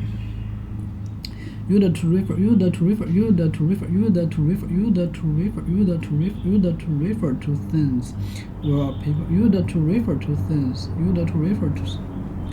Used to refer. Used to refer. Used to refer. Used to refer to things. Used to refer to things or people when only one exists at any one time. Used to refer. Used to refer. Used to refer to things or people when only one exists at any one time. So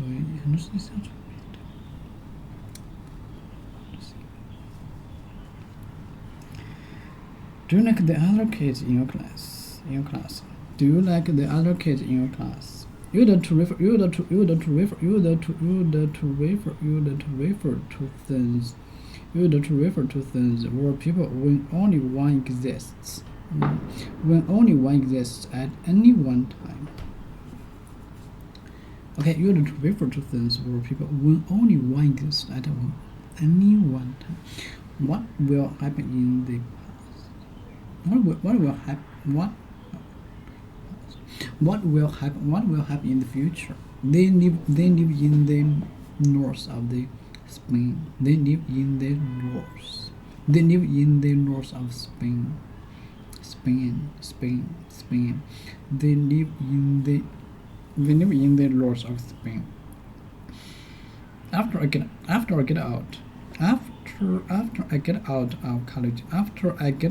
college, I want to travel. I want to travel around the world. After I get out of college. After I get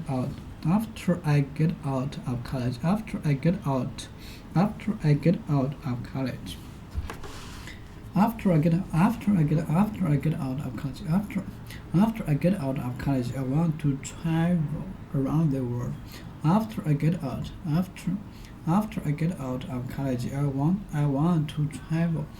After I get out of college, I want to travel around the world. Ed coach was for many years. After I get out of college, I want to travel around the world. Ed coach was for many years. Ed coach was for many years the mayor of Newark. The mayor of Newark. Ed coach was for many years the mayor of Newark.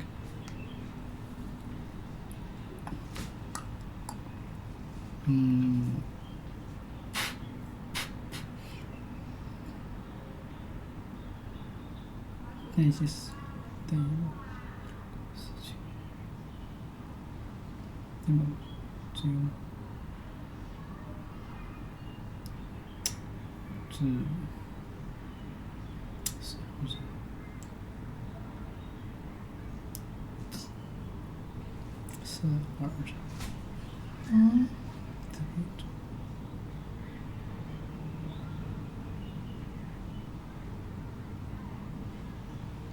only one exists.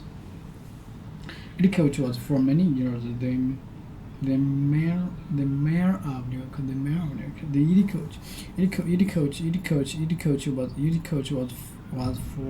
Ed coach was for many years the mayor of New York.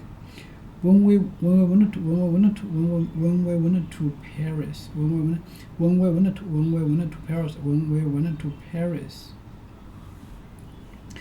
went to Paris, we went up the Eiffel Tower. We went up the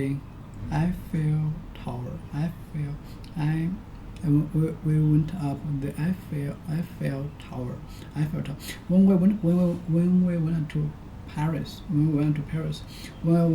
we went to Paris, we went up the Eiffel Tower. You before separative.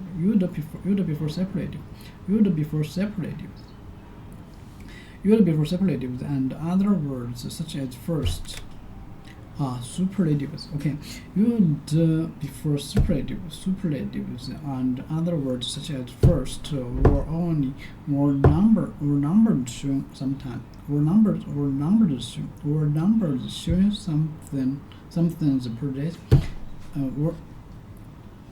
Or numbers showing something's progression in a nest to refer to only one thing or person. Superlative.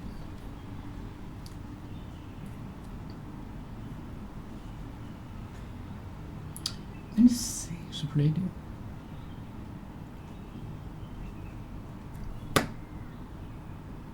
Jeez. Superlative.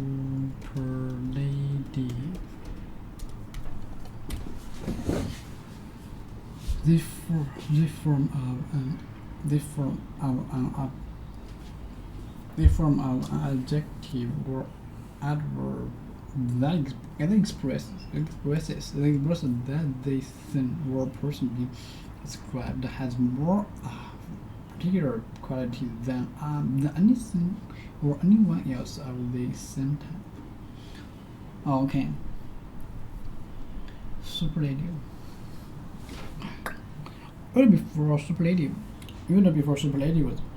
Word before superlative and other words such as first or only or numbers showing something's progression in a list. To refer to only one thing or person.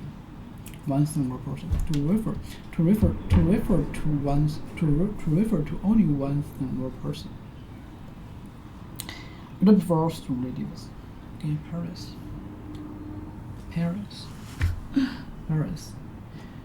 Okay. Work for you in the future. Look at the PayPal mafia. They work with a bunch of geniuses, so they all got rich. So just try and pick based on the highest intelligence, energy, and integrity people that you can find. And then finally, once you've picked the right thing to work on and the right people to work with, then you work as hard as you can. This is where the mythology gets a little crazy. People work 80, 120-hour weeks. A lot of that's just status signaling. It's showing off. Nobody really works 80 to 120 hours a week sustained at high output with mental clarity. Your brain breaks down. You just won't have good ideas.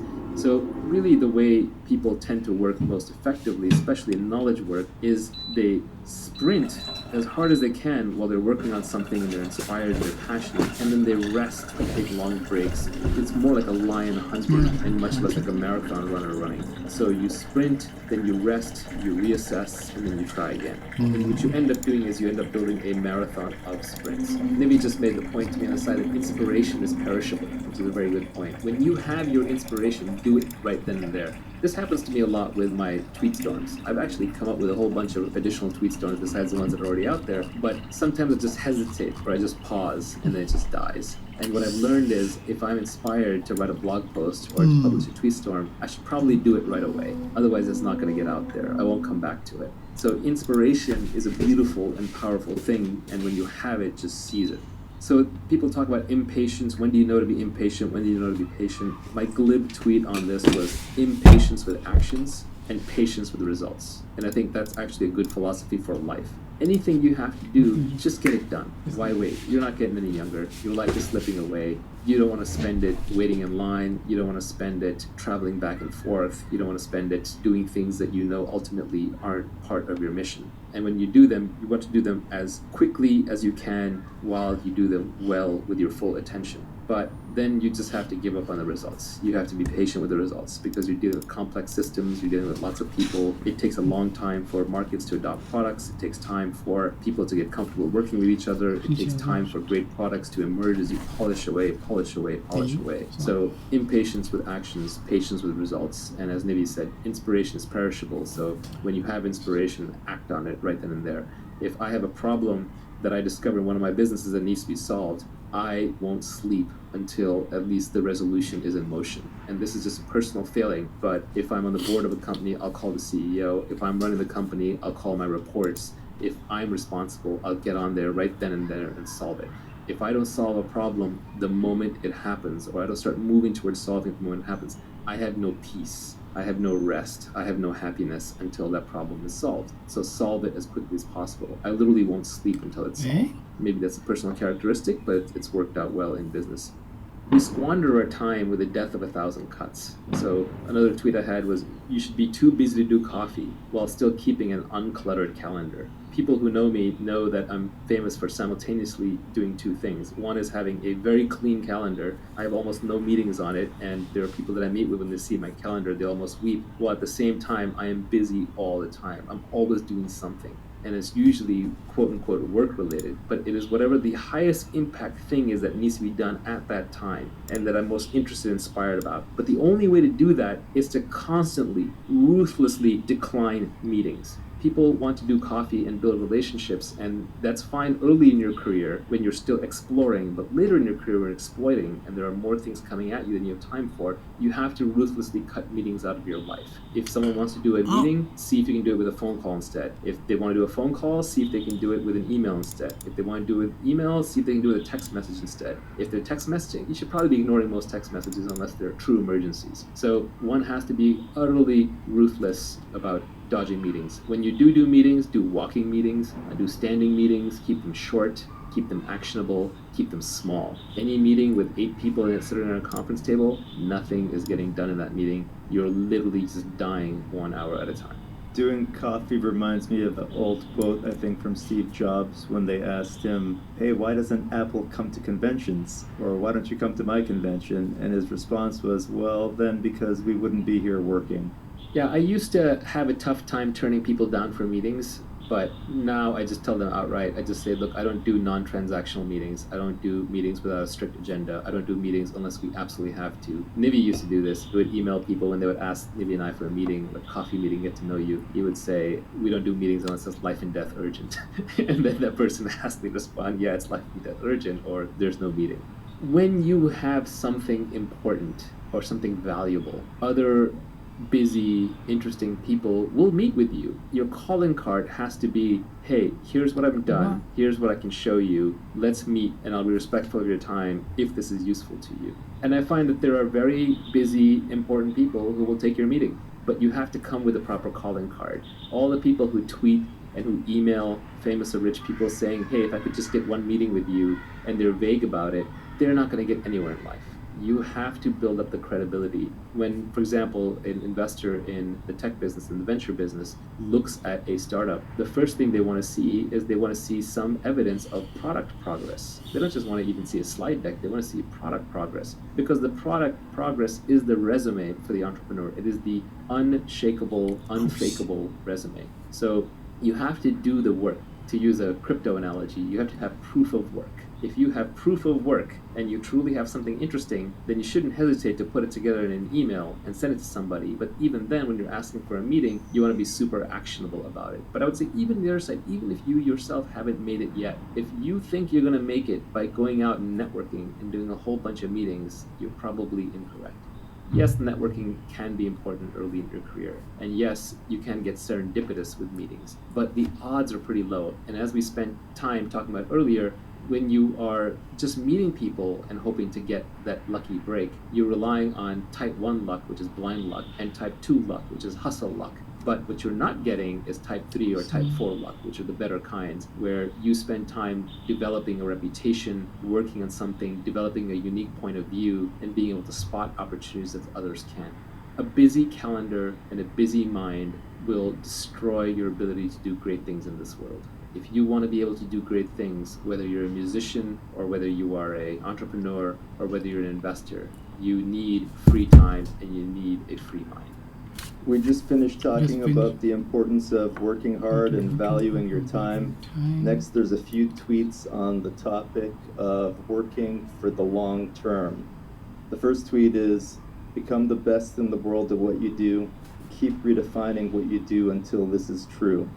If you really want to get paid in this world, you want to be number one at whatever it is that you're doing. And it can be niche, that's the point. It can literally be you're getting paid for just being you. You know, at this point, some of the more successful people in the world are that way. Oprah gets paid for being Oprah. Joe Rogan gets paid for being Joe Rogan. And they're being authentic to themselves. So what this tweet is trying to say simultaneously is that you want to be number one, but you want to keep changing what you do until you're number one. You can't just pick something arbitrary. You can't say, I'm going to be the fastest runner in the world, and now you got to beat Usain Bolt.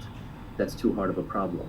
But what you can do is you can keep changing what your objective is until it arrives to your specific knowledge, your skill sets, your position, your capabilities, your location, your interests, and then converges to making you number one. So when you're searching for what to do, you actually have two different foci that you have to keep in mind at all points. And one of those is, I want to be the best at what I do.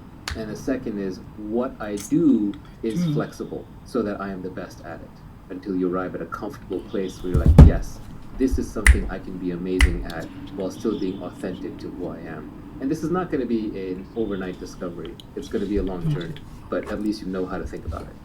The most important thing for a company is to find product market fit. I would say the most important thing for an entrepreneur is to find founder product market fit, where you are naturally inclined to build the right product which has a market. And that's a three focus problem, which is you got to make all three of those work at once.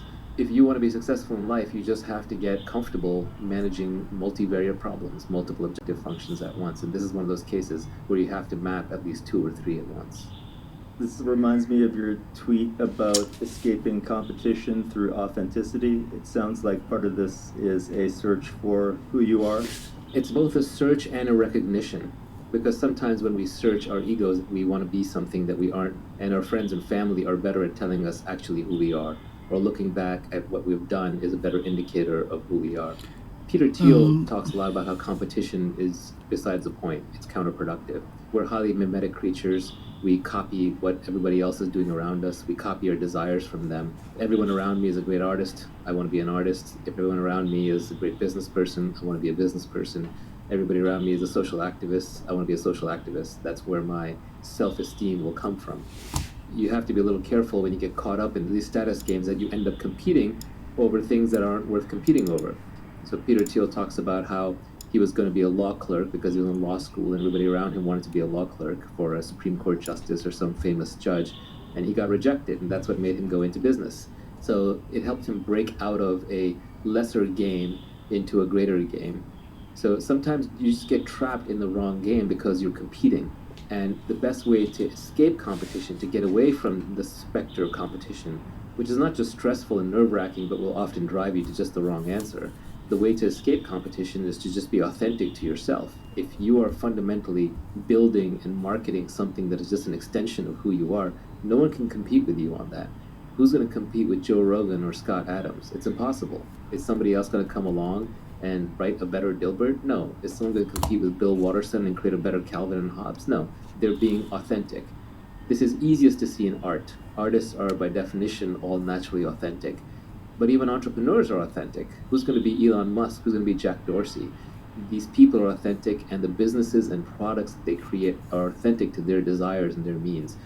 If somebody else came along and started launching rockets, I don't think it would faze Elon one bit. He's still going to get to Mars because that's his mission, insane as it seems, that's the one he set for himself, and he's going to accomplish it. So authenticity naturally gets you away from competition. It doesn't mean that you necessarily want to be authentic to the point where there's no product market fit. It may turn out you're the best juggler on a unicycle, but maybe there just isn't that much of a market for that even with YouTube videos. So you got to adjust that somehow until you find product market fit, but at least lean towards authenticity, towards getting away from competition, and competition automatically leads towards copycatting and often towards just playing completely the wrong game. Especially in entrepreneurship, the masses are never right. If you see a lot of people tweeting about what a great market to enter is, or you see journalists talking about a company is terrible, they don't know anything. If the masses knew how to build great things and create great wealth, we'd all already be done. We'd all already be rich by now. So in a sense, when you see a lot of competition, sometimes that indicates to you that the masses are already here, so it's already competed over too much and there's nothing here, or it's in the wrong trend to begin with. On the other hand, if it's completely empty, if the whole market is empty and no one's there, that can also be a warning indicator that you've gone too authentic and not enough on the product market fit part of founder product market fit. So there's a balance, you have to find it.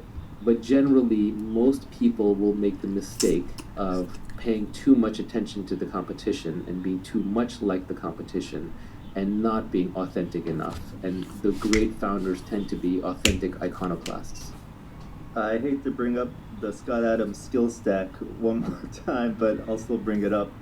Do you think one way of getting to authenticity is not necessarily adding some random skills that you think might be important, but just really finding 5 or 6 various skills that you already authentically do and just stacking them on top of each other, and not even in any purposeful way? If you are expressing who you are, you're going to be expressing all these little 5 or 6 different skills anyway. That's really where life is going to lead you anyway. Long term, if you are good and successful at what you do, you will find that whatever your hobbies were, you're almost doing them for a living.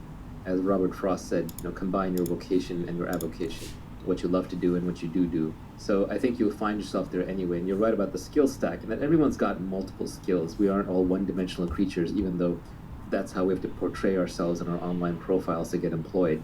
You meet somebody and they say, I'm a banker, or I'm a bartender, or I'm a barber, or what have you, all the B's. But people are multivariate. They have a lot of skills. One banker might be good at finance, another one might be good at sales, a third one might be just good at macroeconomic trends and have a feel for the markets. Another one might be really good at picking individual stocks. Another one might just be good at maintaining relationships rather than selling new relationships. So everyone's going to have their various niches, and you're going to have multiple niches. It's not going to be just one. So over time, you will find, as you go through your career, both you will gravitate towards the things that you're good at, which by definition are almost the things you enjoy doing, otherwise you wouldn't be good at them, you wouldn't have put in the time. And other people will push you towards the things that you're good at, because your smart bosses and your smart coworkers and your smart investors will realize, okay, you're really world-class in this thing, and you recruit somebody else for that other thing. So ideally, you want to end up specializing in being you. I think when you're being authentic, you don't really mind competition that much. Yeah, it pisses you off and it inspires some fear and jealousy and all the other emotions that come along with it, but also you don't really mind because you're more oriented towards the goal and the mission, and worst case, you get some ideas from them, and there's often ways to work with the competition in a positive way, and it ends up increasing the size of the market for you. Yeah, sometimes it depends on the nature of the business. Silicon Valley tech industry businesses tend to be winner take all, at least the good ones. And so when you see competition, it can make you fly into a rage because it really does endanger everything you've built.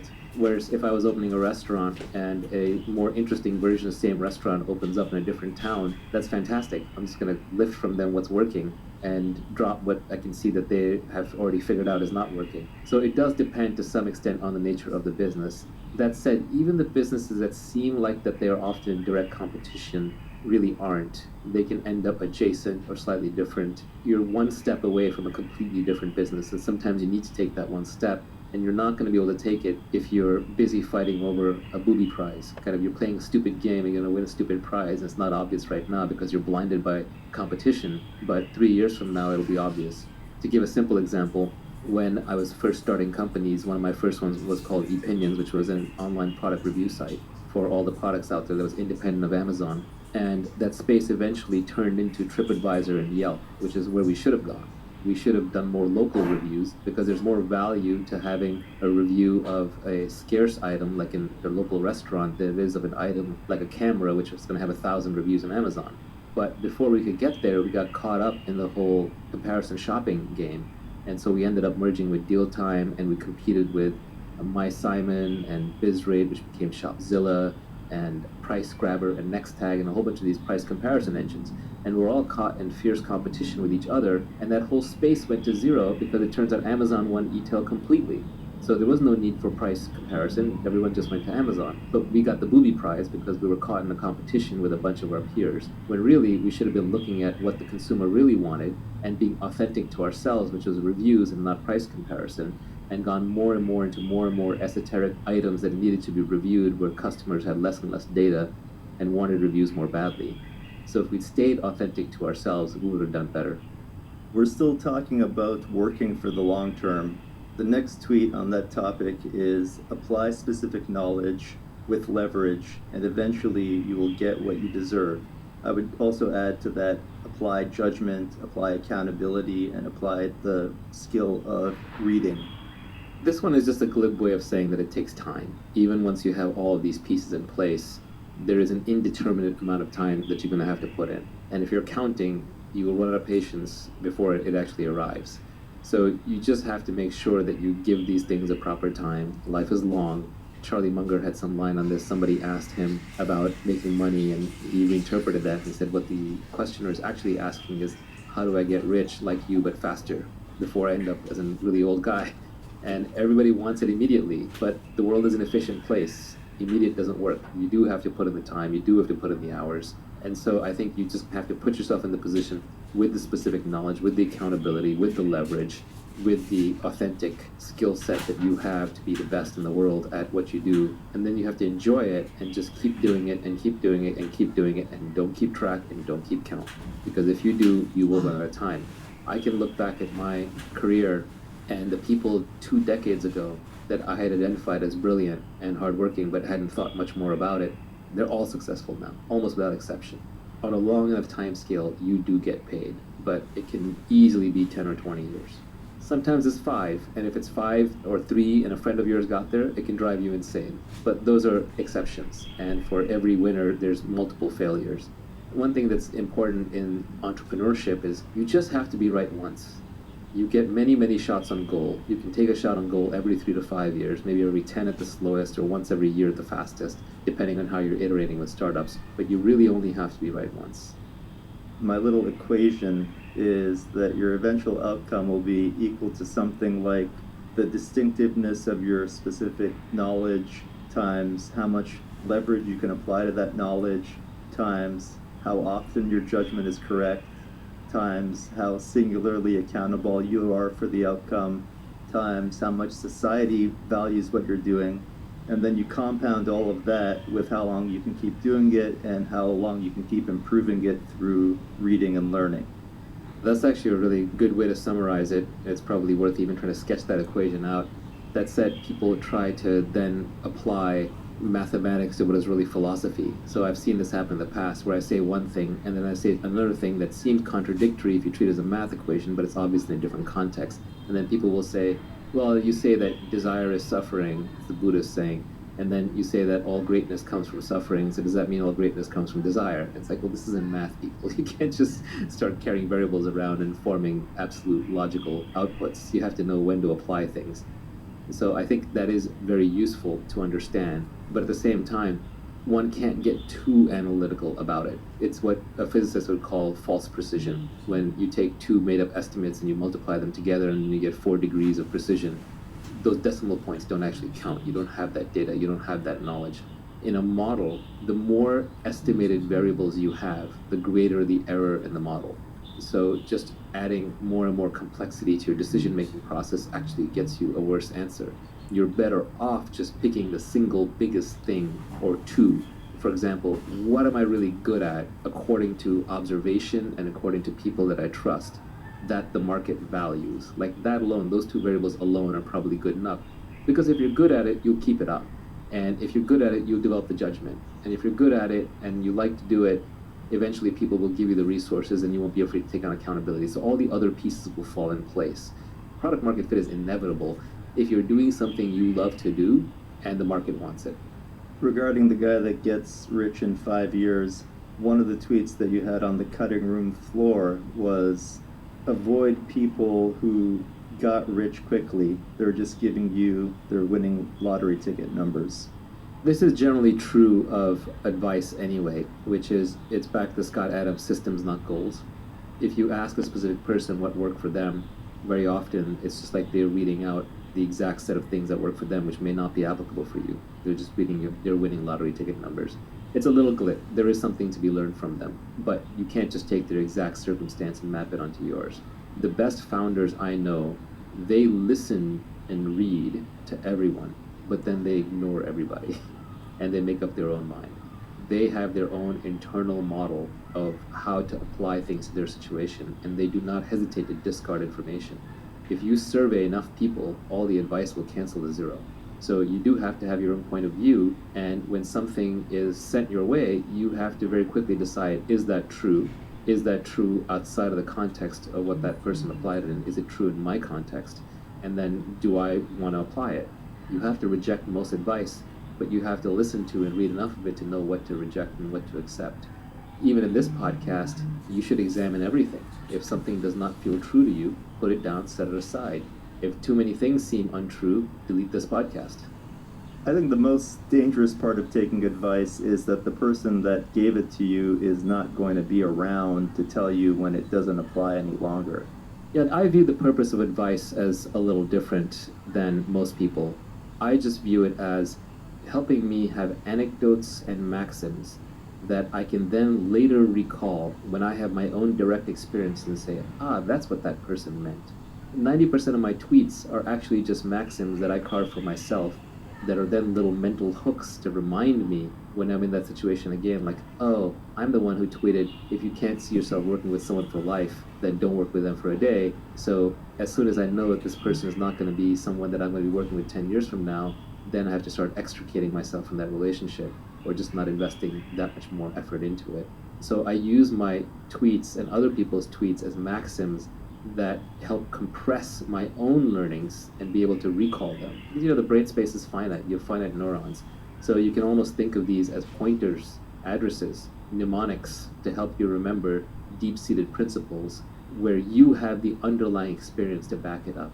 If you don't have the underlying experience, then it just reads like a collection of quotes. It's like, it's cool, it's inspirational for a moment, maybe you make a nice poster out of it, but then you forget it and move on. So all of these are really just compact ways for you to recall your own knowledge.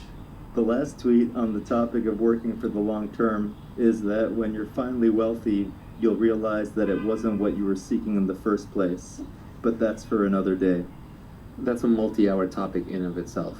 First of all, I just thought it was a really clever way to end the whole thing, because it disarms a whole set of people who'd say, well, yeah, what's the point of getting rich? Because there are a lot of people who just like the status signal, virtue signal against the idea of wealth creation or making money.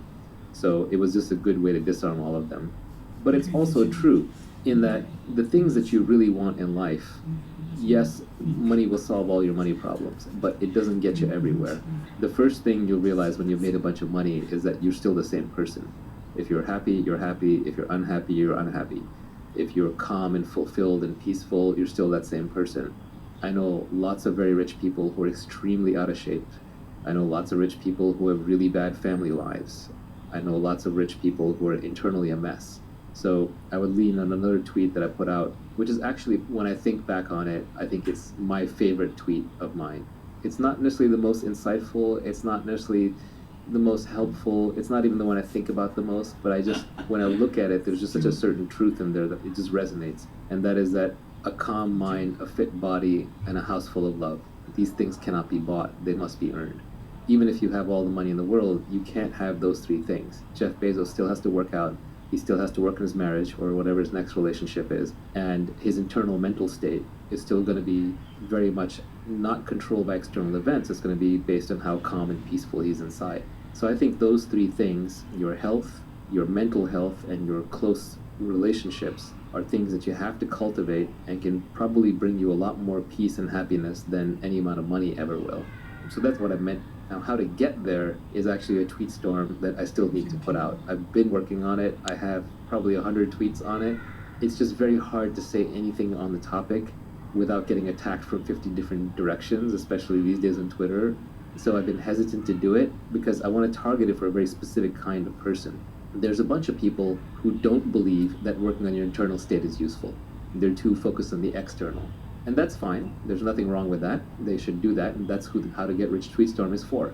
There's a bunch of people who believe that the only thing worth working on is complete liberation, like you become the Buddha, and they'll attack anything in the middle as being useless. That's fine too, but most people aren't there. So what I want to do is to create a tweetstorm that is just very practical advice for everyday people who want to have a calmer internal state. Just a set of understandings, realizations, half-truths and truths that if you were to imbibe them properly, and again, these are just pointers to ideas that you already have and experiences that you already have, that if you keep these top of mind, slowly but steadily, it will help you with certain realizations that will lead you to a calmer internal state. That's what I want to work on. Fitness is another big one. I'm just not the expert there. There are plenty of good people on Twitter who are better at fitness than me. And I think loving household and relationships actually automatically falls out of the other things. If you have a calm mind, and if you've already made money, you should have good relationship. There's no reason why you shouldn't. A lot of divorces actually happen over money. Unfortunately, that's just the reality of it. So having money removes that part of it. A lot of external battles happen because your internal state is not good. When you're naturally internally peaceful, you're going to pick less fights. You're going to be more loving without expecting anything in return, and that will take care of things on the external relationship front. So money solves your money problems. Money buys you freedom in the material world. I think that was a tweet from your cutting room floor. And money lets you not do the things that you don't want to do. Yeah, to me, the ultimate purpose of money is so that you do not have to be in a specific place at a specific time doing anything you don't want to do. We skipped one tweet because I wanted to cover all of the tweets on the topic of the long term. And the tweet that we skipped was, "There are no get-rich-quick schemes. That's just someone else getting rich off you." This goes back to the world being an efficient place. If there's an easy way to get rich, it's already been exploited. And there are a lot of people who will sell you ideas and schemes on how to make money, but they're just always selling you some $79.95 course or some audiobook or some seminar, which is fine. Everyone needs to eat. People need to make a living. They might actually have really good tips. But if they're giving you actionable, high-quality advice that acknowledges that it's a difficult journey and will take a lot of time, then I think that's realistic.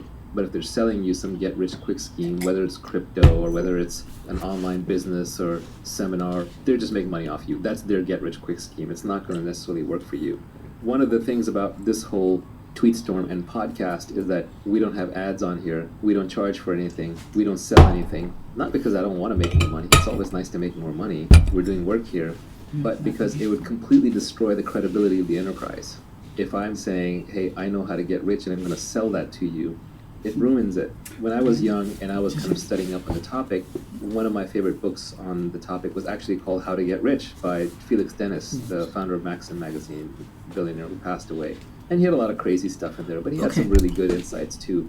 But whenever I read something by him or by the GoDaddy founder, Bob Parsons, or say Andrew Carnegie, you read stuff by people who are already very wealthy and they've clearly made their wealth in other fields, not by selling the how to get rich line. They have credibility. You just trust them. And they're not trying to make money off of you. They are obviously trying to win some status and some ego, right? You always have to have a motivation for doing something. But at least that is a cleaner reason why they're probably not lying. They're probably not fooling you. They're not snowing you. At some level, every founder has to lie to every employee of the company if they have, where they have to convince them that it's better for you to work for me than it is to do what I did and go work for yourself. So I've always had a hard time with that, which is why the only honest way in my companies, I've recruited entrepreneurs. And I tell them, you're going to get to be entrepreneurial in this company. And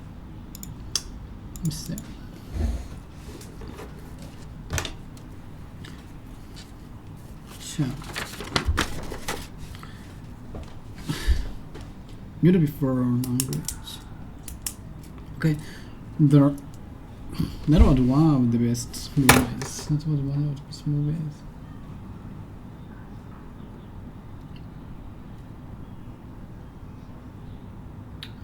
Yes.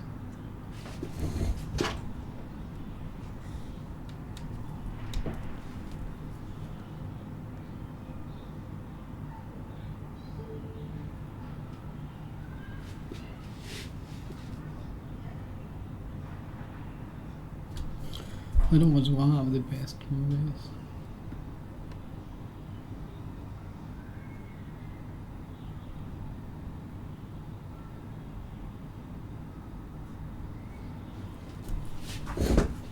That was one of the best movies I've ever seen. That was one of the best movies I've ever seen.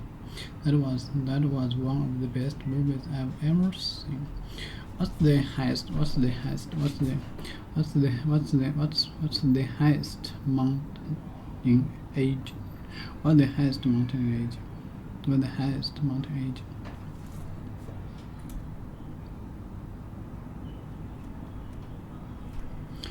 That was one of the best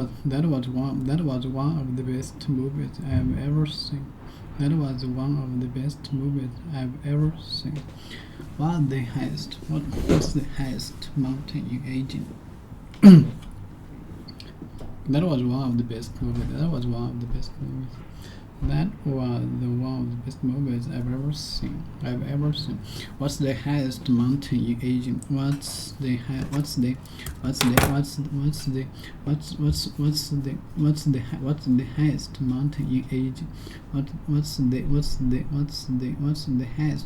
in aging? I will never forget. I will never forget the first time we met. What's the highest mountain in aging? I will never forget the first time we met. I will never forget the first time we met.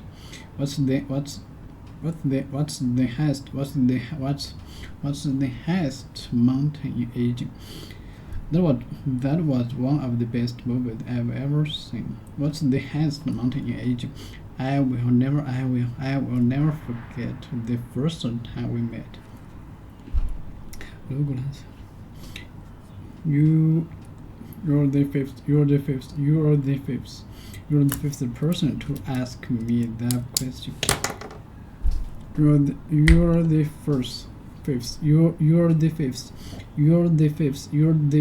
person to ask me that question. You're the fifth person to ask me that question. You're the fifth person to ask me that question. What's the highest mountain in Asia?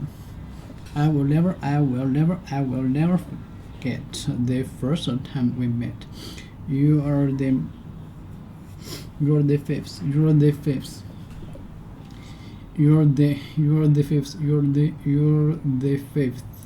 person to ask me that question. You're the fifth person to ask me that question. You're the fifth person to ask me that question.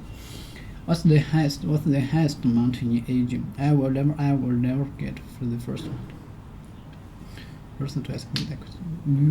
You're the fifth person to ask me that question. You'd to say that the particular person worth being mentioned. You'd to say that the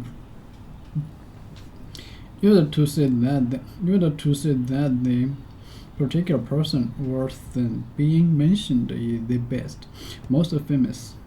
In this use, they is usually given strong pronunciation. Is usually given strong pronunciation. Used to say that the particular person worth being mentioned is the best. Being mentioned is the best, most famous. In this use, they is usually given strong pronunciation.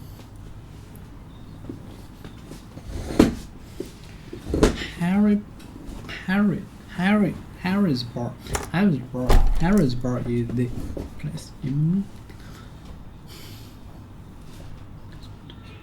你们担心他的，你们担心他的什么？他是不用担心。行。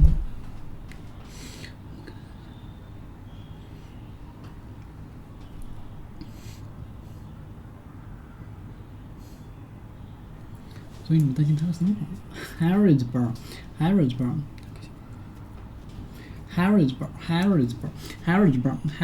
is the place. Harrisburg is the place to go. Better to say that the particular person is worth being mentioned.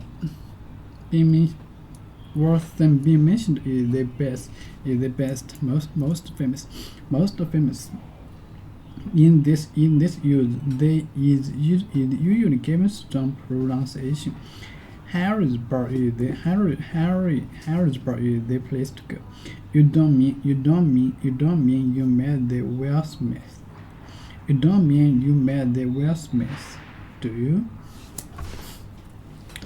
You don't mean you met the Will Smith. You don't mean you met Will Smith, do you? You don't.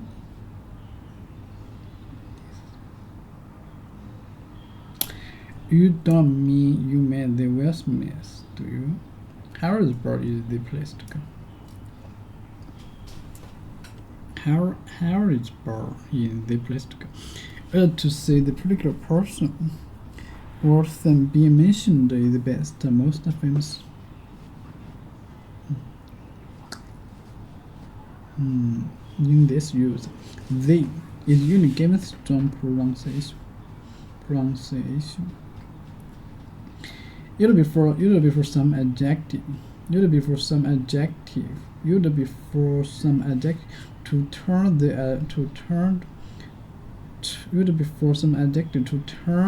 adjective into nouns that refer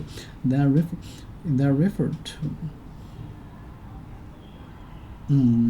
Use before some adjectives to turn the adjectives into nouns that refer to one particular person, worse than described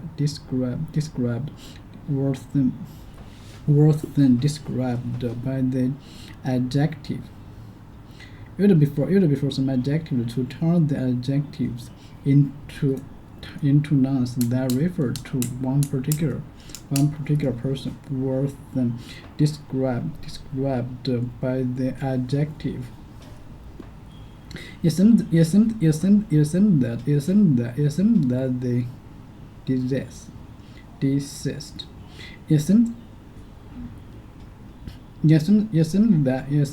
they desist. Assume that they desist. Had no living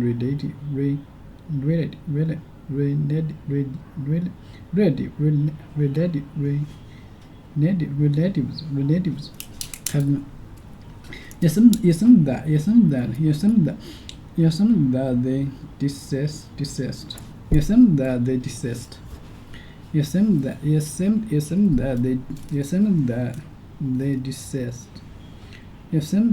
they desist. Had no living relatives.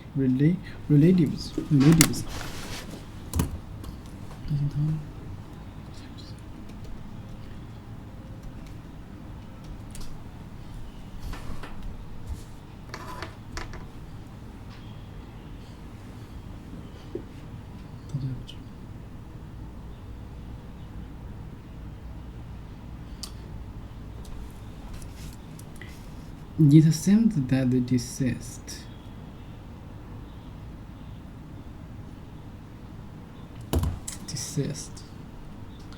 Relatives, family relatives. You assume they speak before.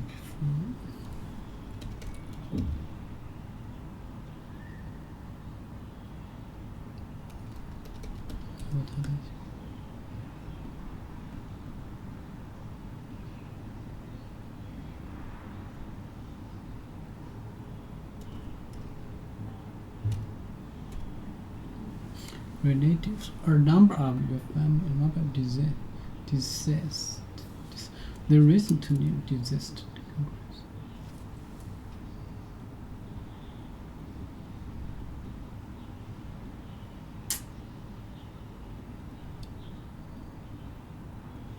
Dead.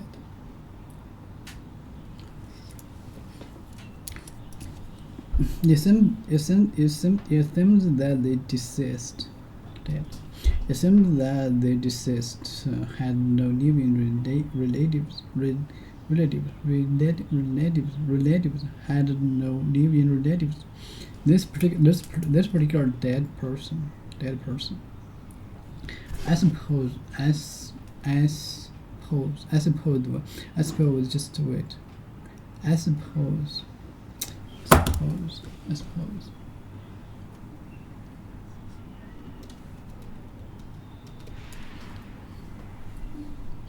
Suppose to think that something is likely to be true. To think that something is likely to be true. To think that something likely to be true. Think that something likely to be true. Suppose. I suppose to think that something. To think that something likely is true. To think that something is likely to be true. I suppose we'll just have to wait for the inevitable. Have to stop without stop doing it. Okay, I suppose we'll just have to wait for the inevitable, the particular thing that is certain to happen.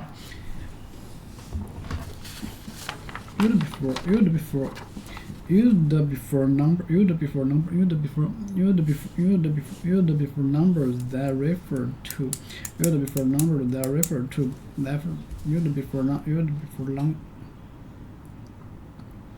before number that refer to period of 10 years.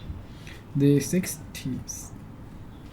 Use before numbers that refer to periods of 10 years. Use before numbers that refer to periods of 10 years. Use before numbers that refer to periods of 10 years. Use before numbers that refer to periods of 10 years. Use before numbers that refer to periods of 10 years. Use before numbers that refer to periods of 10 years.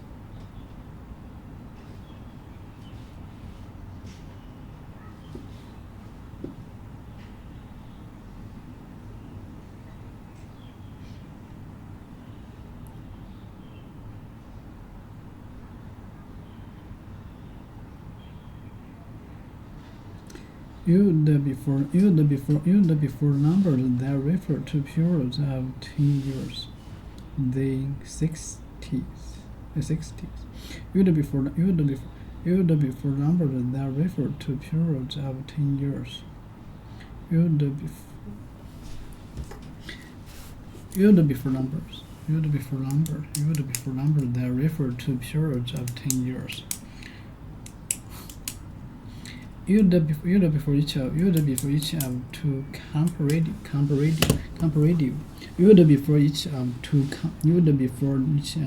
comparative adjective or adverbs.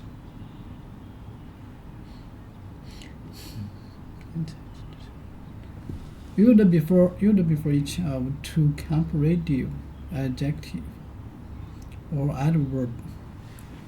Or adverbs when you want to show how one amount gets bigger and smaller or in relation to the other. Use before each of to comparative.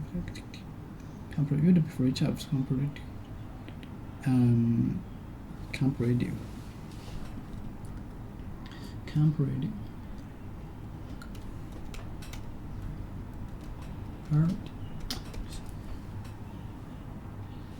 Inform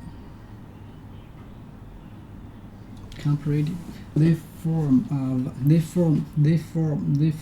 an adjective.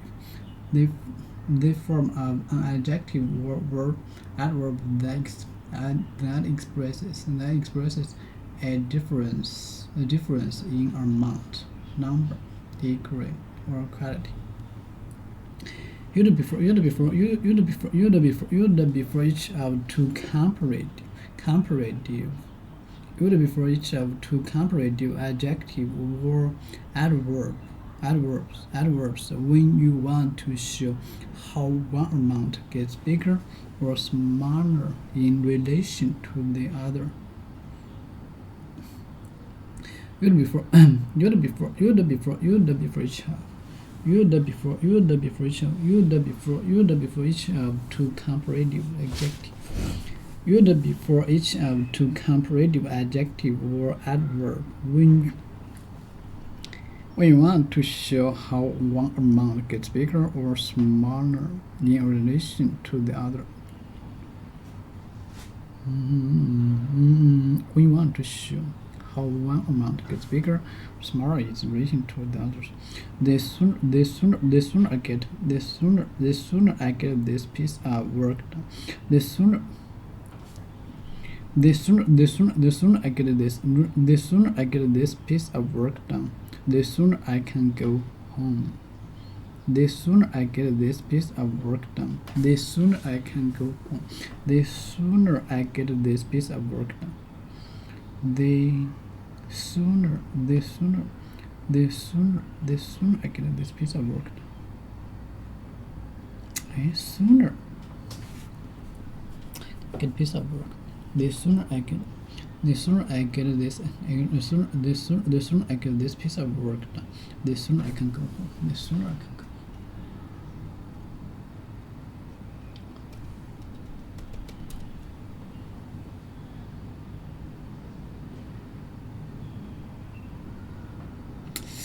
sooner. Sonnet.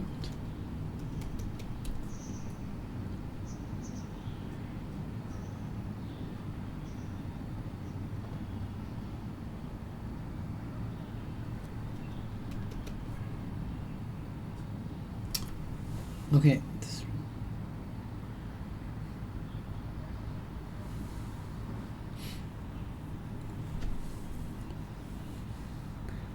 The sooner I get this, the sooner I get this, the sooner I get this, the sooner I get this piece of work done, the sooner I can go home. Used for emphasis. The sooner I get this piece of work. The sooner I get this piece of work.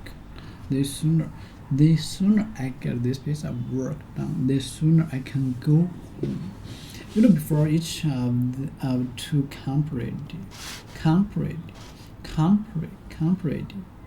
superlative, comparative. Okay.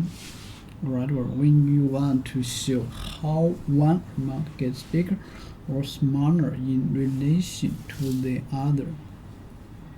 The sooner I get this piece of work done, the sooner I can go home. Used for emphasis. Used for emphasis when you are expressing a strong opinion about someone or something. Used for emphasis when you are expressing. Used for emphasis when you are expressing a strong opinion about someone or something. Andrew has a new job, the lucky devil. Used for emphasis when you are expressing a strong opinion about something or someone.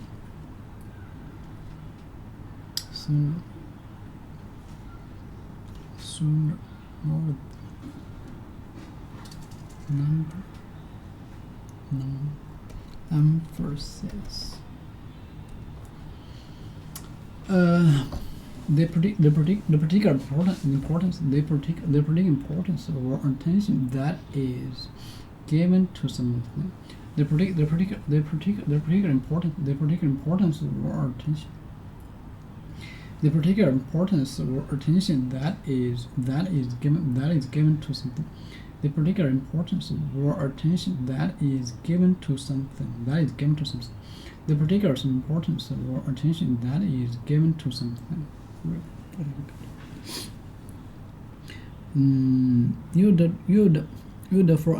Used for emphasis when you are expressing a strong opinion about someone or something.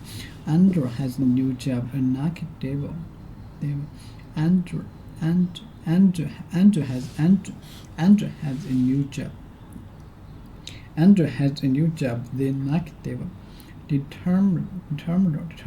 Used instead of a possessive. Used instead of a possessive adjective such as your, her, or mine. Determined. Used instead of a possessive adjective such as your, her, or mine. Used instead of a possessive adjective such as your. Used instead of possessive adjective such as your, her, or mine. He held his daughter by the arm. He held his daughter by the arm. He held his daughter by the arm. Her arm. Use the instead of possessive. Use the instead of a possessive adjective such as your, her, or my. I can remember where I parked the car. I can't remember where I parked the car. I can't remember where I parked the car. I can't remember where I parked the car. Determine. No, let me know this.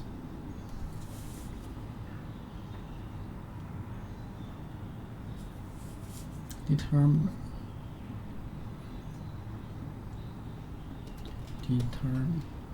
Jesus.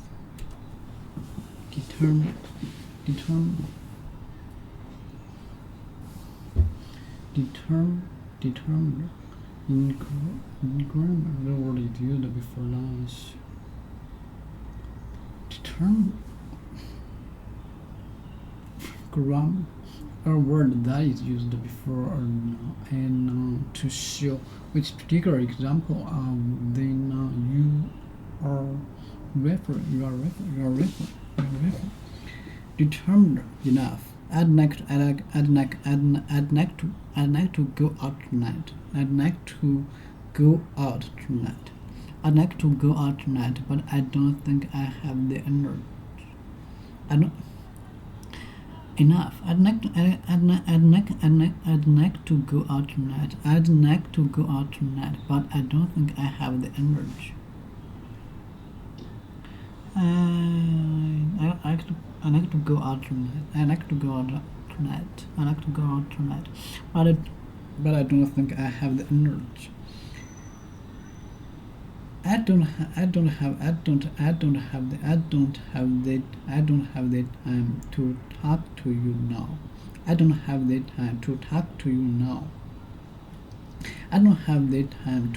to you now. Determine each, every. It gets 50. It gets 30. It gets 30 miles. It gets 30 miles to the garden. It gets 30 miles to the garden. It gets 30 miles to the garden. It gets 30 miles to the garden. It gets 30 miles to the garden. It gets 30 miles to the garden. It gets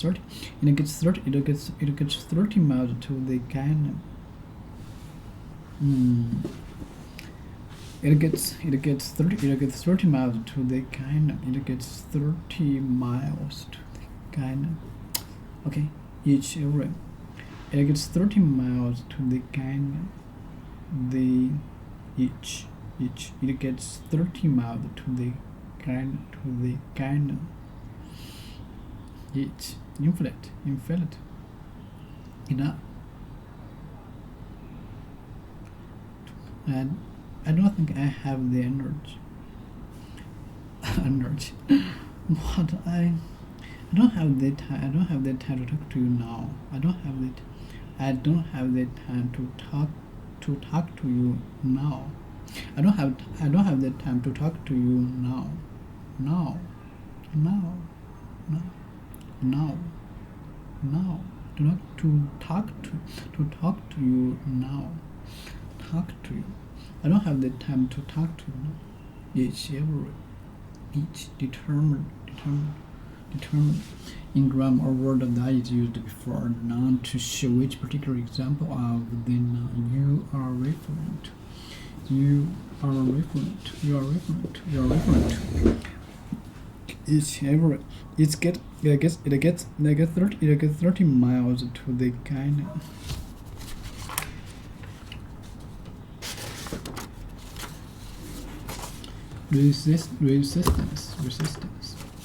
Resistance.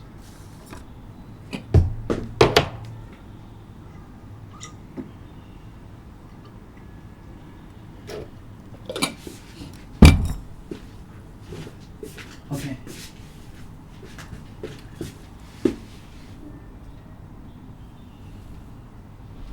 The day you're ready to go start your own next thing, I'm going to support you. I'm never going to get in the way of you starting a company, but this can be a good place for you to learn how to build a good team and build a good culture, how to find product market fit, to perfect your skills and meet some amazing people while you figure out exactly what it is you're going to do, because positioning, timing, deliberation are very important when starting a company.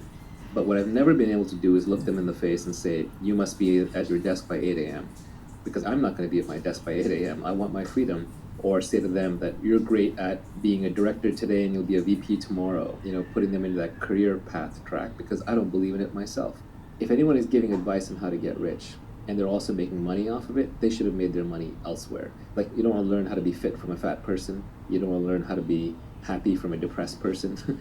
So you don't want to learn how to be rich from a poor person, but you also don't want to learn how to be rich from somebody who makes their money by telling people how to be rich. It's suspect.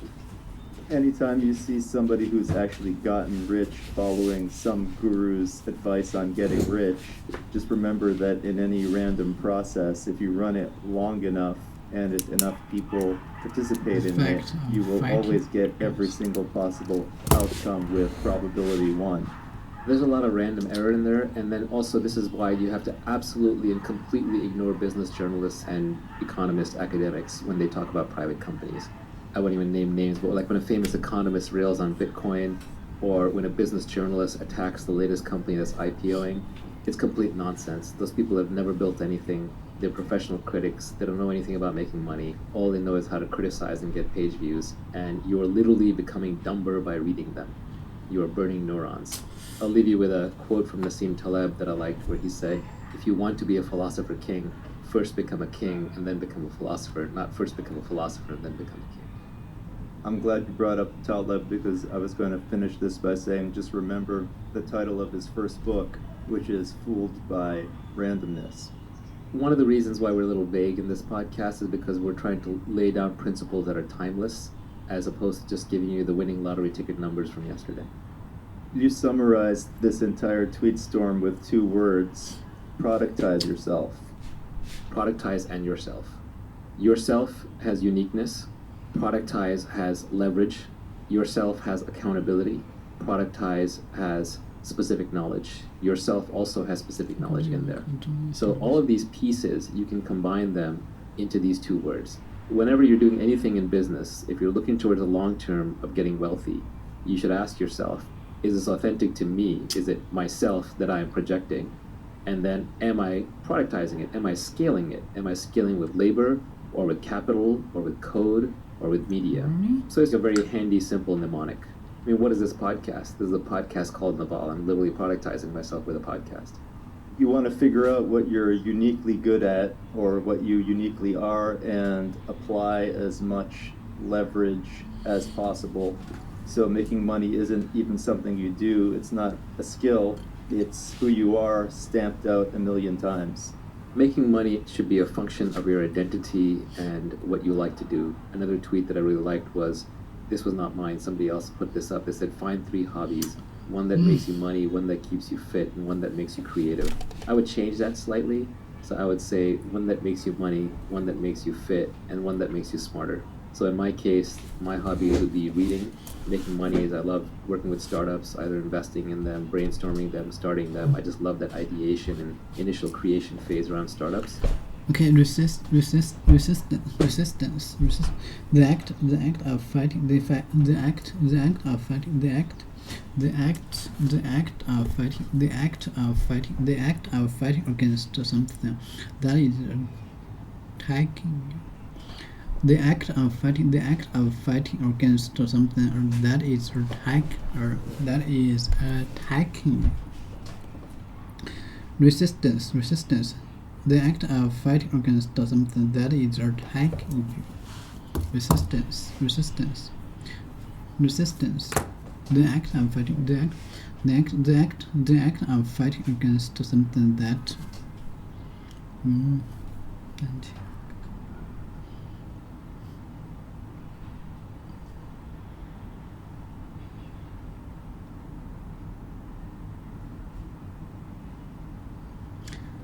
The act of fighting against something.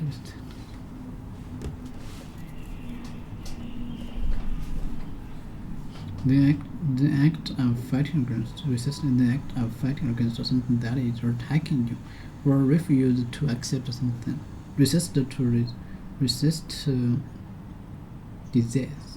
resistance,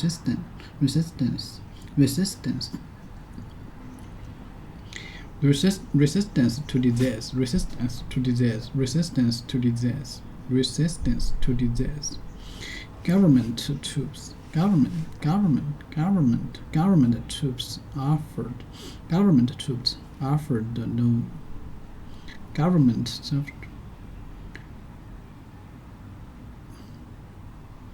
government troops offered no resistance to their rebel.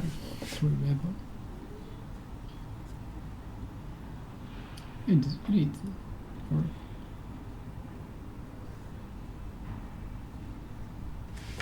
it hurt.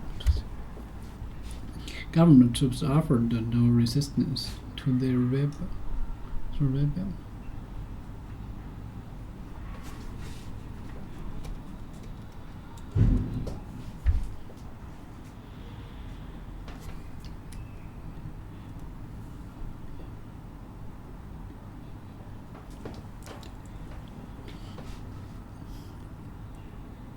United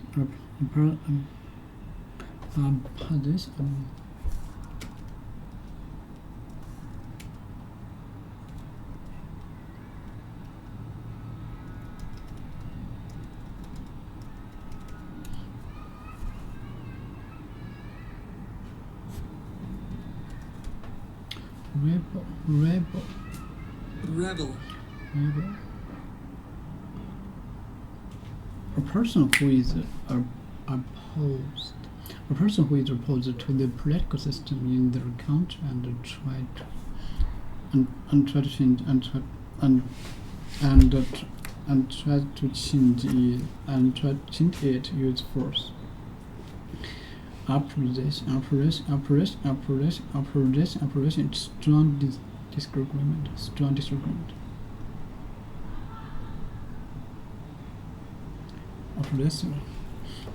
Resistance. Resistance.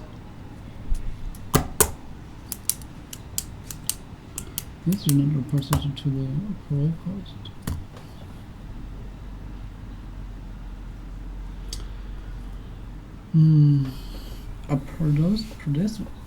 There is a not of operation. There is a not of resistance. There is a not of resistance.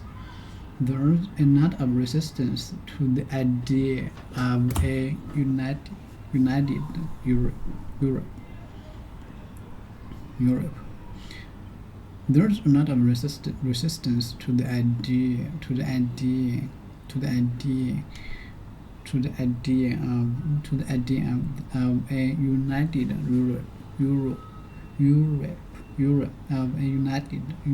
Europe. Government troops offered no resistance. Government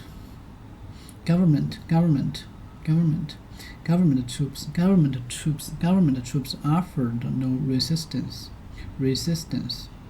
Government troops offered no resistance. There is not a resistance to the idea of a united Europe. A force that acts to stop the progress. A force that acts to stop the progress. A force that acts to stop the progress. A force that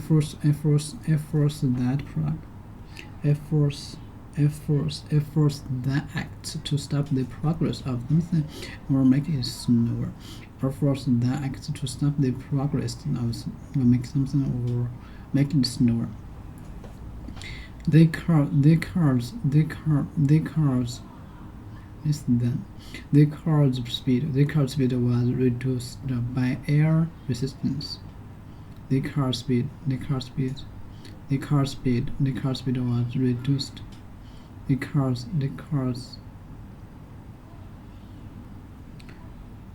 was reduced by air resistance. Physics. They degrade resistance.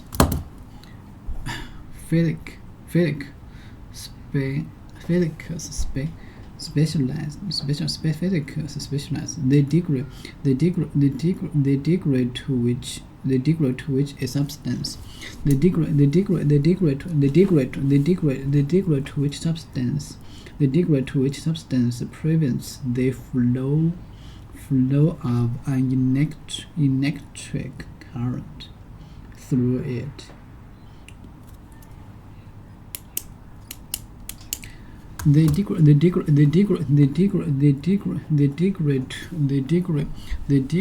which a substance prevents the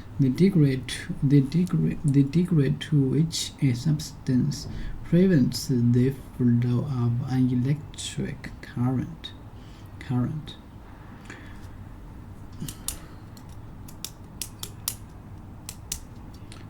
The degree to which substance prevents the degree to which a substance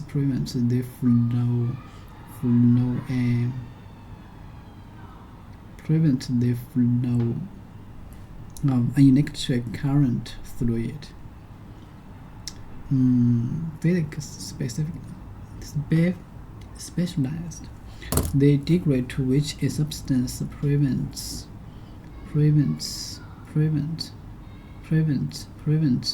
the flow of an electric current through it.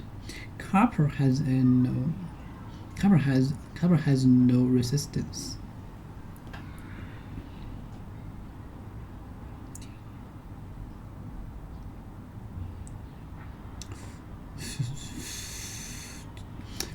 The degree to which a substance prevents the flow of an electric current through it.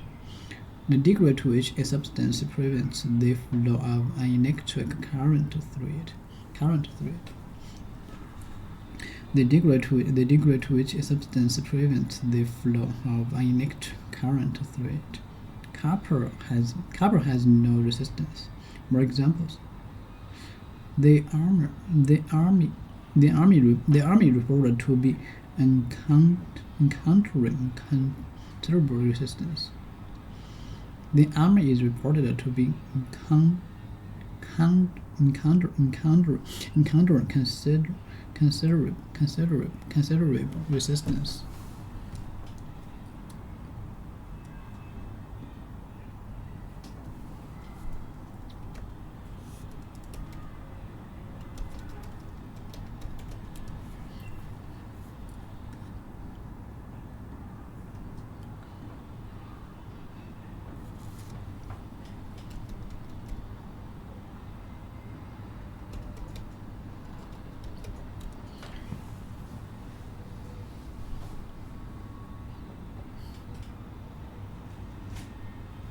The army is reported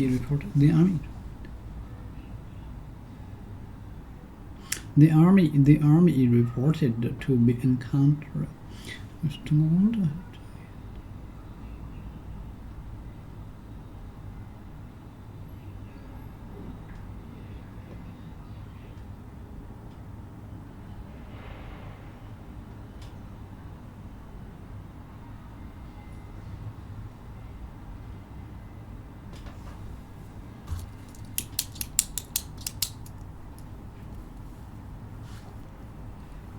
The army is reported to be encountering considerable.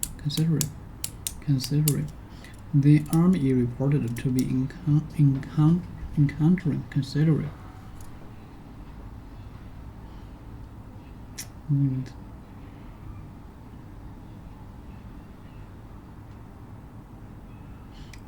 The army is reported to be encountering considerable.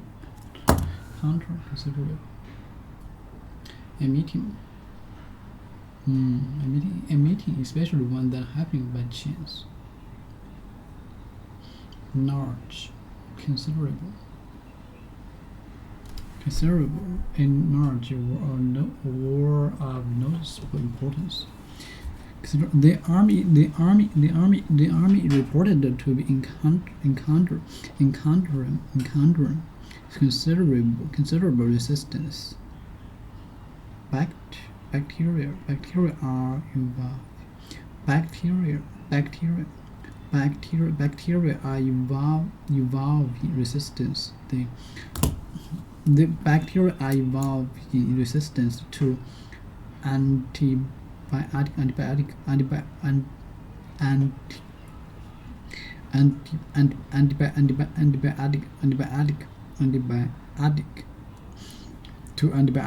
and to antibiotics. Bacteria are evolving resistance to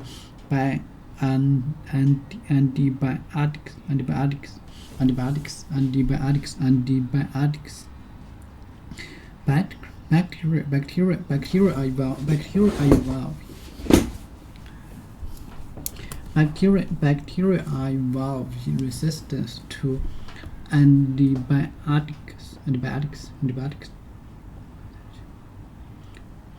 Bacteria are evolving resistance antibiotics. Antibiotics.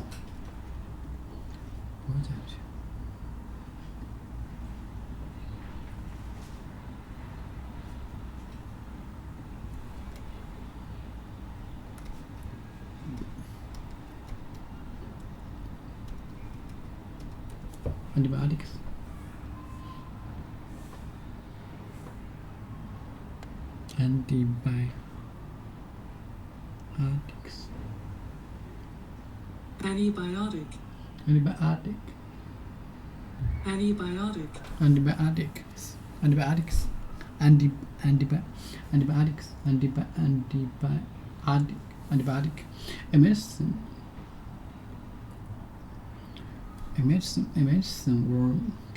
or chemical that can destroy harmful bacteria in the body or limit their growth.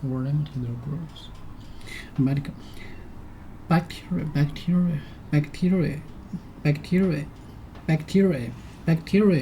are involved in resistance to antibiotics. He was famed for this starboard. He was famed for his stubborn resistance and his refusal to accept defeat. He was famed.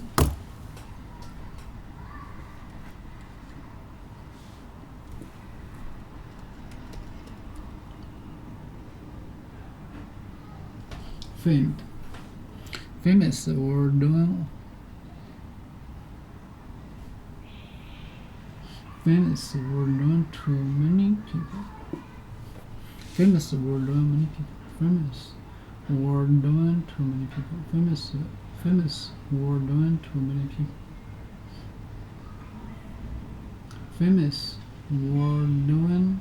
to many people.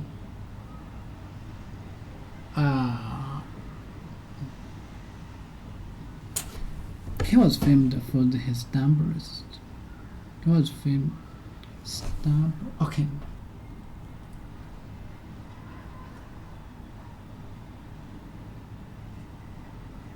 He was famed. Famous were known to many people. Were known to many people. Stubborn. Fixed. Is that right? Stubborn. Person is tempted to do something, or she wants to refuse to do anything else. She was famed for his stubborn stubborn resistance. He was famed for his stubborn resistance and his refuse to accept defeat and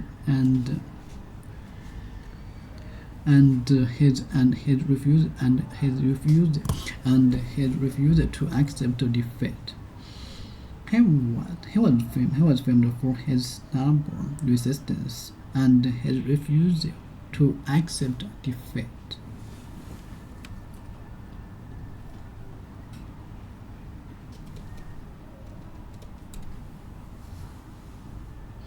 To win against someone.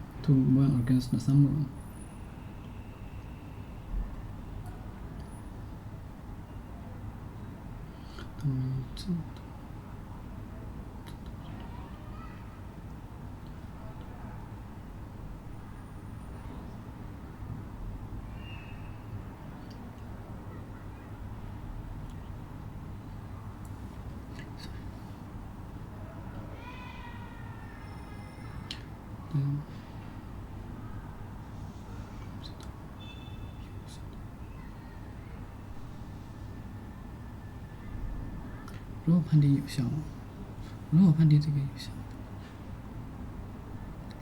，the law is no longer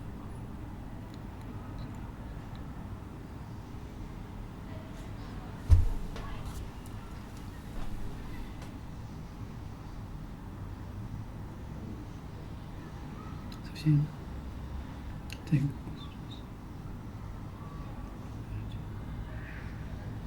那是预期的思考。不是动用力，不是动用。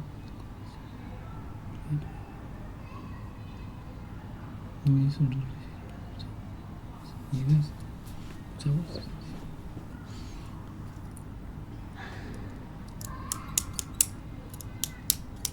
这个不是，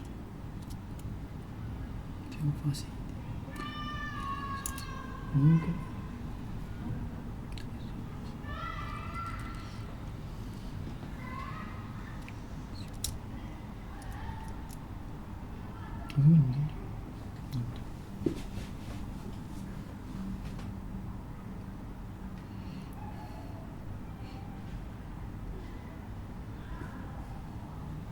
He was famed for his stubborn resistance for the refusal defeat to win. He was win against someone, to win against something, to win against in a fight, to win against. To win against. To win defeat war competition. Defeat.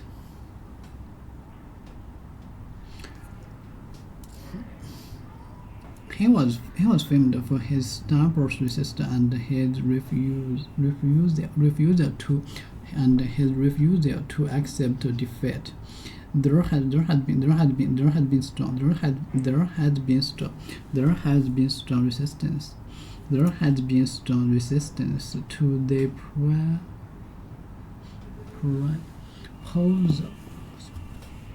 There has been strong resistance to the proposed. There has been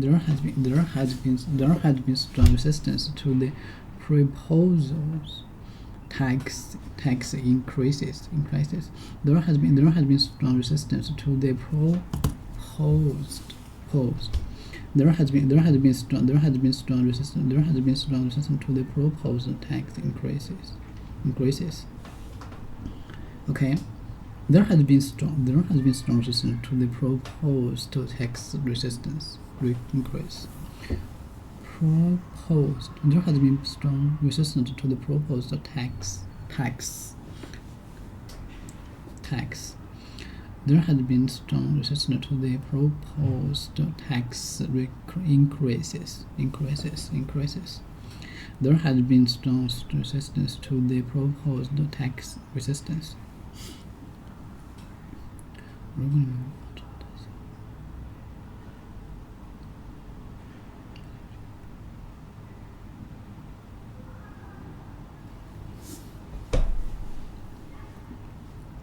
不跟你们讲。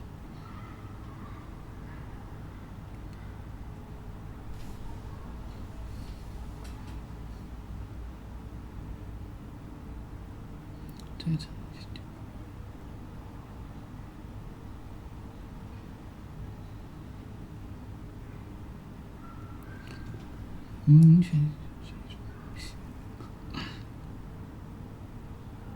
There has been strong resistance. There has been strong resistance to the proposed tax.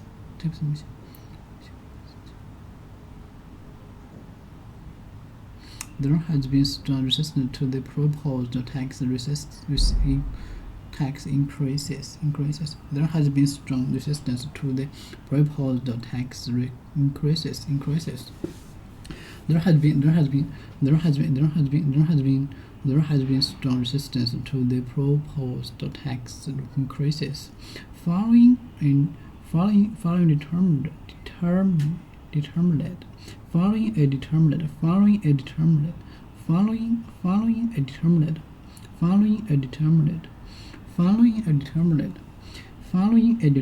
resistance in the East.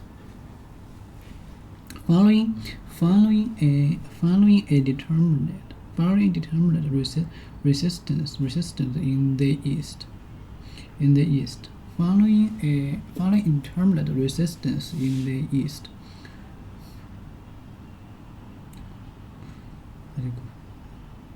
Following a determined resistance in the East.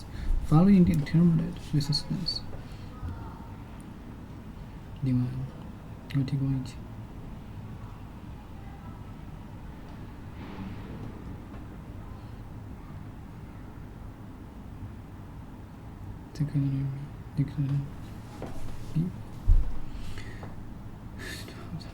Following a determined resistance in the East.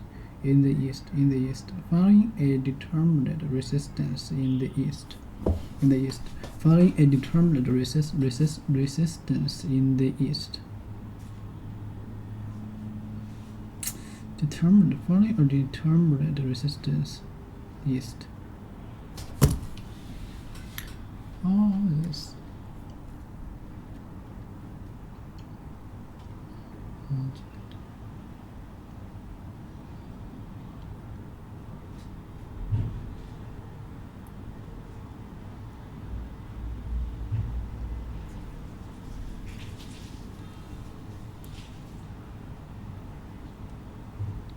Determined.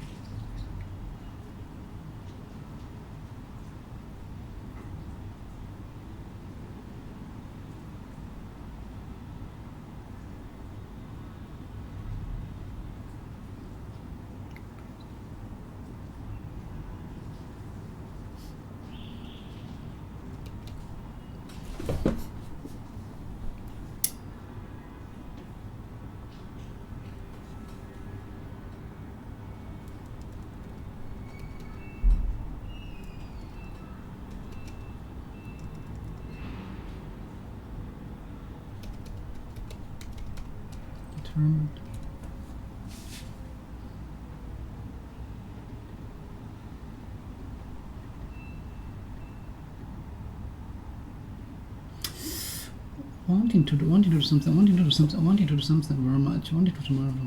Wanting to do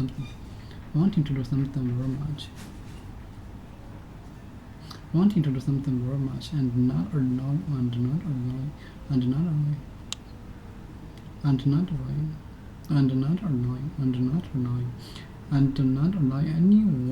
or any difficult to stop you.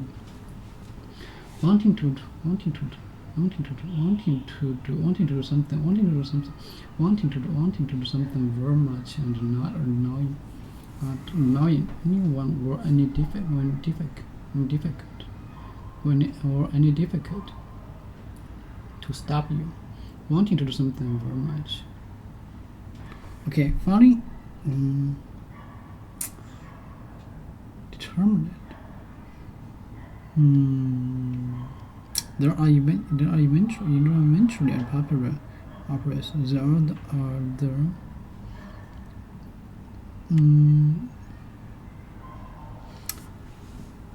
following a determinate resistance in the East, wanting to do something very much and not allowing anyone or any difficulties to stop you. Following a determinate resistance in the East, there was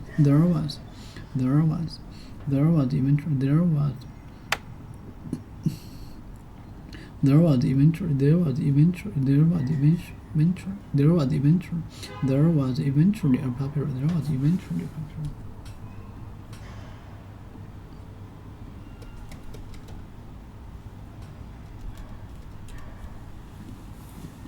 Eventually, in the end, there was eventually popular.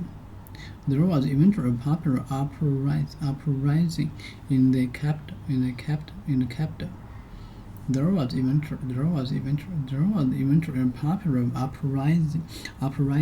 There was eventually a popular uprising in the capital. Following a determined resistance in the East, there was eventually a popular uprising. There was eventually a popular uprising in the capital.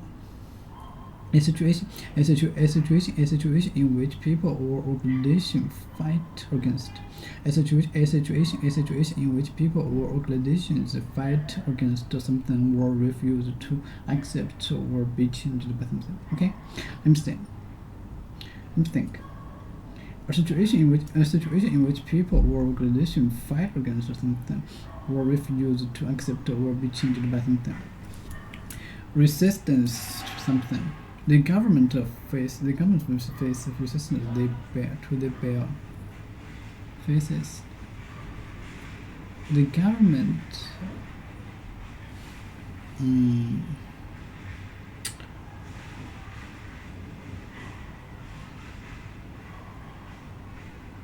to the bill.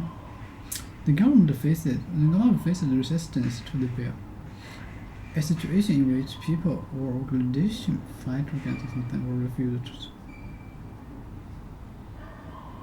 The government faces the resistance to the bill. There should be no resistance to the new management structure. There should be no resistance to the new management structure. There should be no resistance to the new management structure. Do you understand? Government face.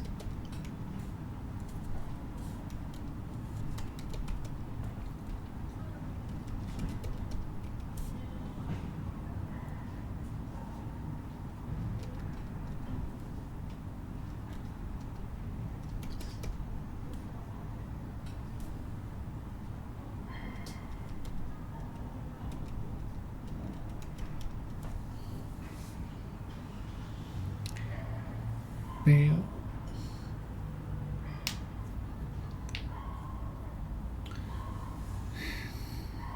The government faces resistance to the bail.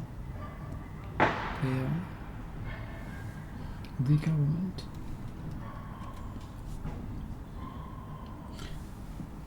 The government faces resistance to the bail.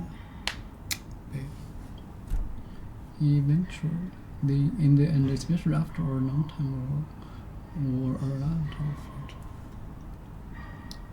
further.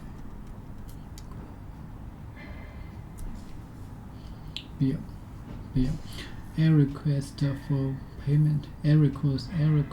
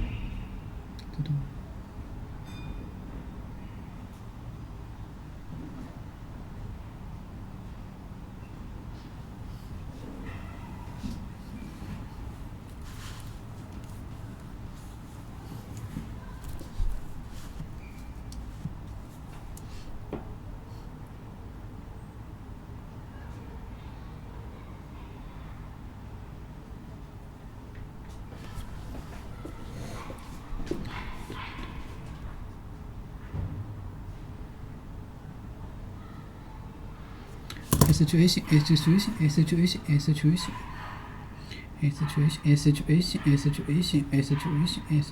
in which people or organization fight together.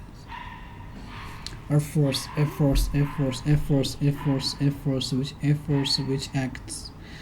which acts to stop the progress.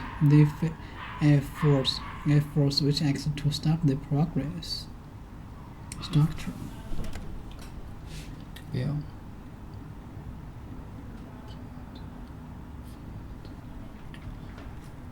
Structure.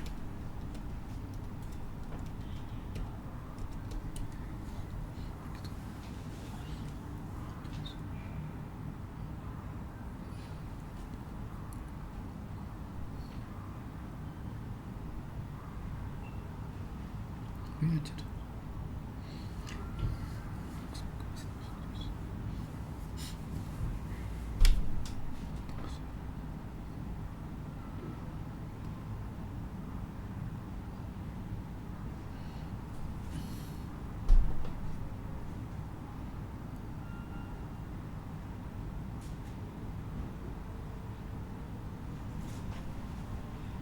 There should be no resistance to the new management structure. A force which acts to stop the progress. Management rent the way structures. Yeah, I'm right. A force which acts to stop the progress of something or make it slower. The car is designed with the winding resistance that cuts down gas mileage.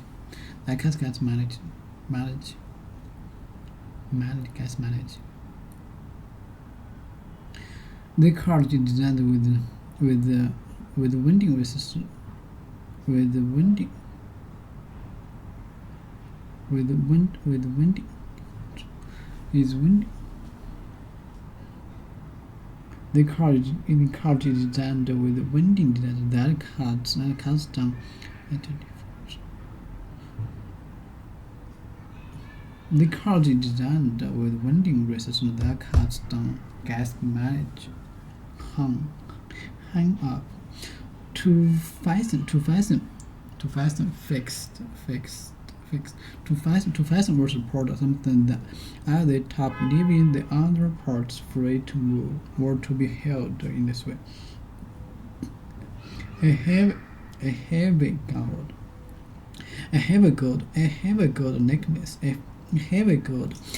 gold necklace hung around her neck. A heavy gold necklace hung up. A heavy gold necklace hung around her neck. To fasten or support something at the top, leaving the other parts free to move or to be held in this way. A heavy gold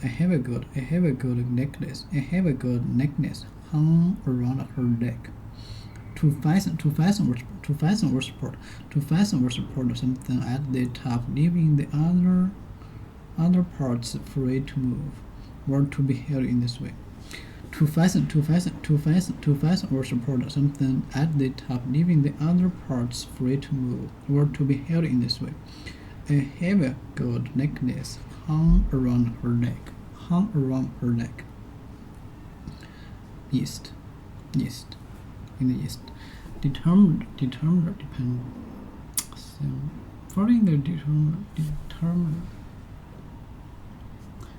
Wanting to do something very much and not knowing or any difficult to stop. I determined that.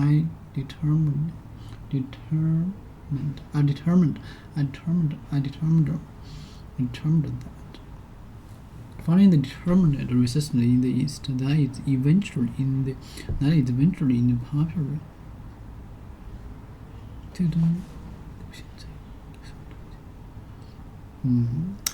Control. We find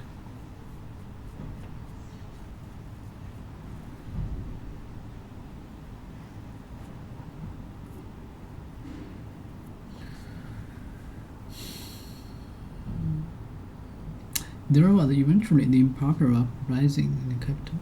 Prospects increased. He was known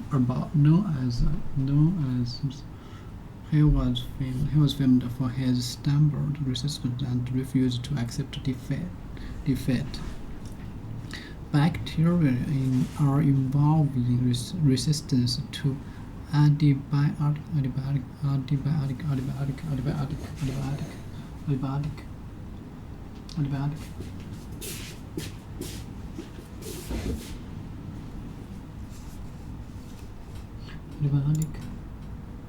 And then on the hobby that keeps you fit, I don't really have one. Closest thing I have is yoga, but that's where I fell apart. And I think people who early in life discover something like surfing or swimming or tennis or some sport that they continue doing throughout most of their life are very lucky because they found a hobby that will make them fit. We finished discussing the tweet storm, and we're going to spend some time on Q&A and discussing some of the tweets on the cutting room floor that didn't make it into the tweet storm. My first question is, do you think there are some common failure modes or typical things that people do wrong when they're trying to apply this advice? A lot of people don't understand what specific knowledge really is or how to quote-unquote obtain it. People don't understand what accountability really entails. They think that accountability means being successfully accountable. No, it means that you have to stick your neck out and fail with your name out there publicly and be willing to let people hate on you. One of the reasons I'm less active on Twitter lately is because every tweet summons an army of nitpickers and haters, and it gets exhausting. But on the other hand, you have to learn how to ignore them, otherwise you can't survive on Twitter. A lot of people try to reconcile it with like, should I quit my 9-to-5 job or not? That can be a very hard decision. I don't think you need to go that extreme. You can start applying accountability and leverage and specific knowledge even within your existing career. It doesn't have to necessarily be fork off and do something else completely. A lot of people will use it as a way to agree and disagree with their existing biases. They'll say, oh yeah, I agree with that part, or that part you're completely wrong. The most interesting parts should be the ones that you disagree with. Because clearly I've proven that I know a few things. So if you disagree with it, then maybe that is an area where you can improve your thinking. I've definitely improved my thinking all the time, but I will tell you that in this tweet storm, I put down the minimum viable principles. I did not put down the whole universe of what I know about how to make money, because 90% of it is suspect. I put down the bedrock, the stuff that I'm pretty solidly sure about. And I have not yet seen a tweet that has successfully contradicted anything in this tweet storm that would cause me to say, oh yeah, I got that one wrong. I think another place where people get a little bit off is they look at this and they say, well, this only applies to tech entrepreneurs. I disagree. The example that I gave about real estate was a good one in that regard. It's just the nature of leverage, that technology drives leverage. So I'm going to push you in a tech direction to get the free leverage that is available in tech. And obviously this message is being delivered through the internet, so it's going to have a pro-internet bias. There are also people who believe that it is unfair to the people who don't have these opportunities to do anything with the opportunities that they do have. With that defeatist attitude, why even get out of bed in the morning? 90% of people are dead. There's a lot of people who are living on $1 a day. Do you live on $1 a day? No, it's up to you to play the hand that you're dealt to the best of your ability, and then you can take the winnings, the pot from that hand, and do whatever you want with it to fix the world. But saying that you should not do things just because others can't do things is living in denial. It's an excuse to not do anything. There are also people who believe that wealth creation is fundamentally at odds with an environmentally safe and healthy planet. And they view the whole thing as a giant zero-sum game. That's a false narrative as well. Elon Musk is not playing a zero-sum game with the environment, and there are plenty of entrepreneurs who are not. If anything, there is a word that environmentalists love, which is sustainability, and for-profit businesses are at least financially sustainable, if nothing else. You can do a B Corp, which has a dual mission. A lot of non-profit efforts would actually be better served by for-profit companies, because then they wouldn't have to go begging for grants all the time. They would be financially sustainable. Some great founders realize their philanthropic visions by running a business. Who is this advice targeted to? Is it for my Lyft driver? Is it for an internet entrepreneur? Is it for somebody who wants to start a YouTube channel? Because it comes from someone who's steeped in Silicon Valley and tech companies, it's always going to have a bias towards that. But I think it's good for anybody who wants to be entrepreneurial, anybody who wants to control their own life, anybody who wants to deterministically and reliably improve their ability to create wealth over time, is patient and looking at it for the long haul. Certainly if you're 80 years old, retired, running out of energy, you should probably just stay retired. But there are 80-year-olds who have a lot of energy and want to do new things and live for the future. It can obviously apply very easily to a young person, I would say 9, 10 years old and up.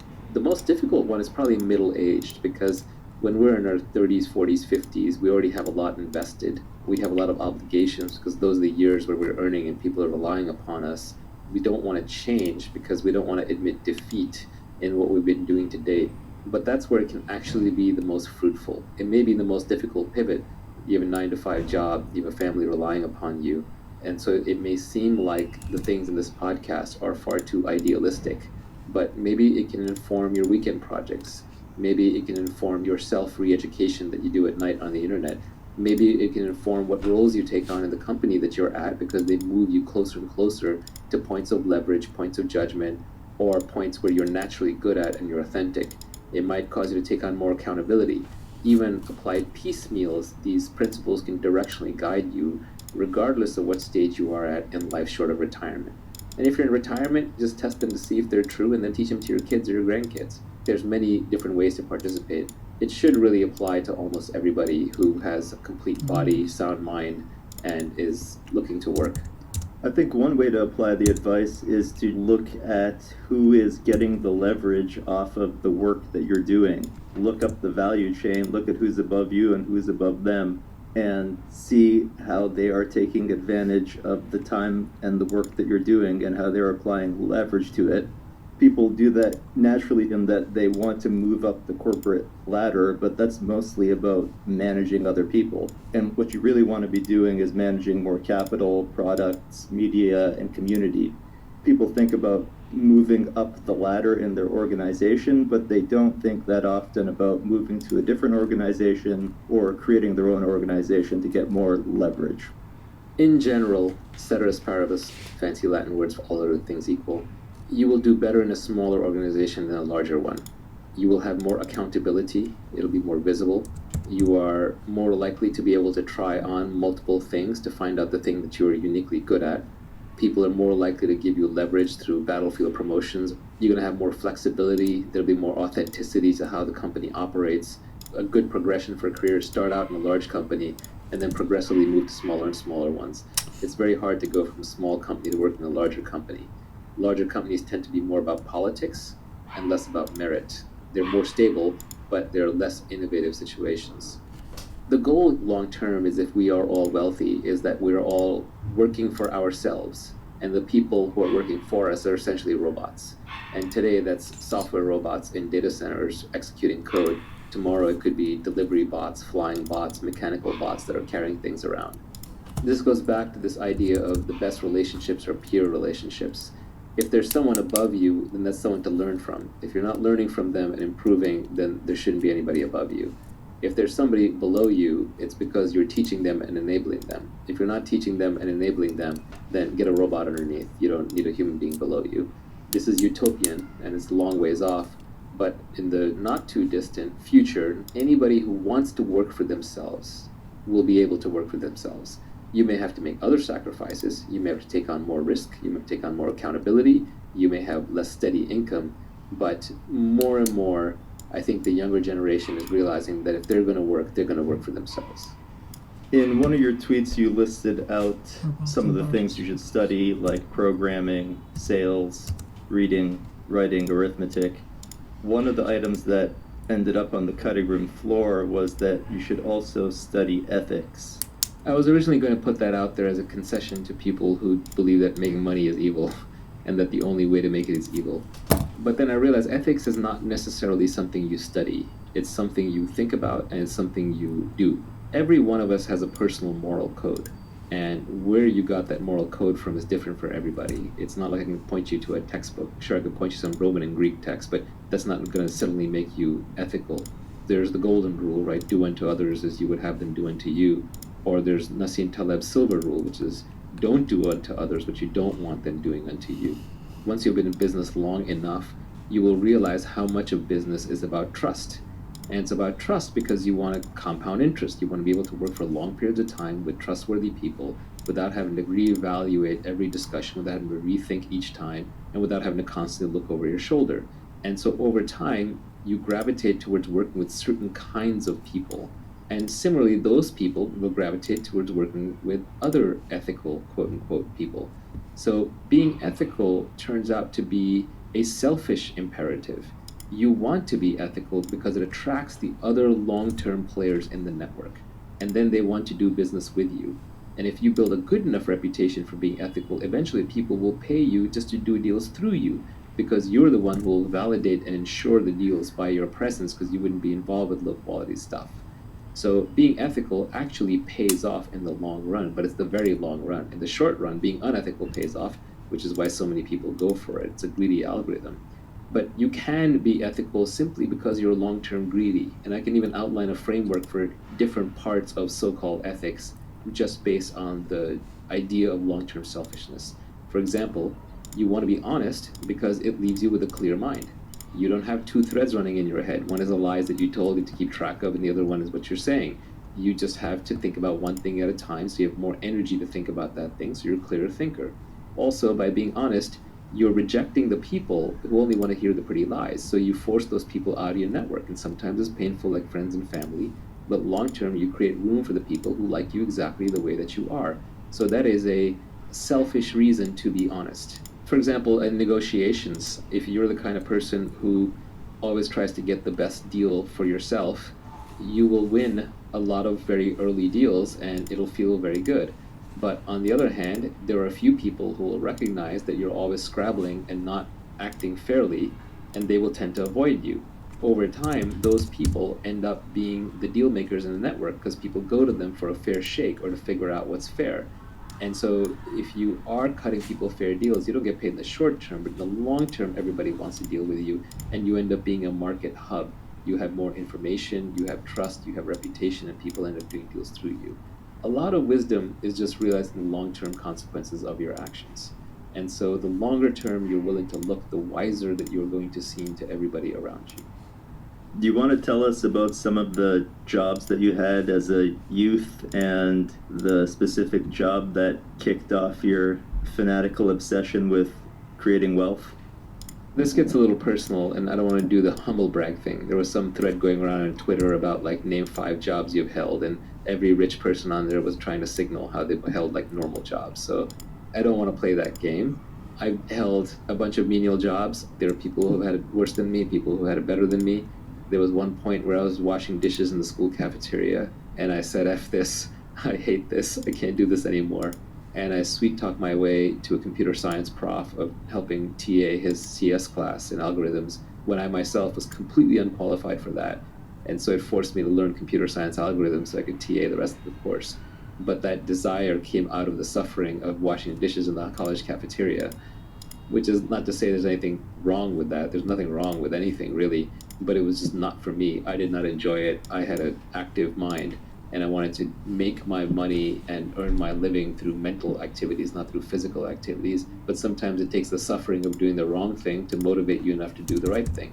I worked at a law firm for a while, a big prestigious law firm in New York City. I had a big internship there, and I basically got fired for surfing Usenet back in the day. This is before the internet was a big thing. Usenet was the news groups, and it was the only way for me to stay from being completely bored. And I was an overpaid guy wearing a tie and a suit, and I had to hang out in the conference room. When the lawyers needed photocopies, I would make photocopies. And in the meantime, I would be bored out of my skull. This is pre-iPhone. Thank God to Steve Jobs for saving us all from unending boredom. But I used to read the Wall Street Journal, or anything that I could get my hands on. I would have read the back of a brochure just to keep from going insane, because listening to a bunch of corporate lawyers discuss how to optimize minute details in a big contract is really dull. And they got mad at me because they wanted me to sit there quietly and not read the Wall Street Journal. They said that's rude, that's misbehavior. So I got called up and reprimanded a bunch of times, and then I was finally terminated. And I was sent home in shame early from my very prestigious internship, destroying my chance of going to law school. And I was unhappy for all of an hour. But ultimately, it's one of the best things that ever happened to me, because then I would have ended up as a lawyer. Not that I have anything against lawyers, but it's not what I was meant to do. You mentioned the catering job that you had a while back that really kicked off the whole obsession. That was an envy thing. When I was in high school, I had to make some money to pay for my first semester at college, and I had to get a job. It was the summer of 1990, 1991 time frame. So this was the Bush senior recession, if anyone who was alive back then remembers it. So it was actually really hard to get a job.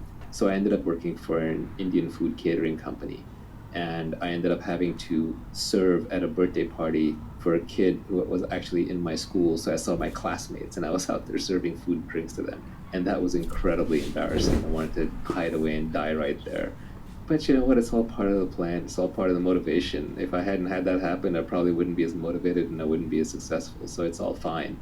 But it was definitely a very strong motivator. In that sense, envy can be useful. Envy can also eat you alive if you let it follow you your entire life. But there are points in your life where it can be a very powerful booster rocket. We spoke earlier about picking a business model that has leverage, from scale economies, network effects, zero marginal cost of replication. There were a few other ideas on the cutting room floor that I want to go through with you. The first one was the principal agent problem. So mental models are all the rage. Everyone's trying to become smarter by adopting mental models. I think mental models are interesting, but I don't think explicitly in terms of a mental model checklist. I know Charlie Munger does, but that's just not how I think.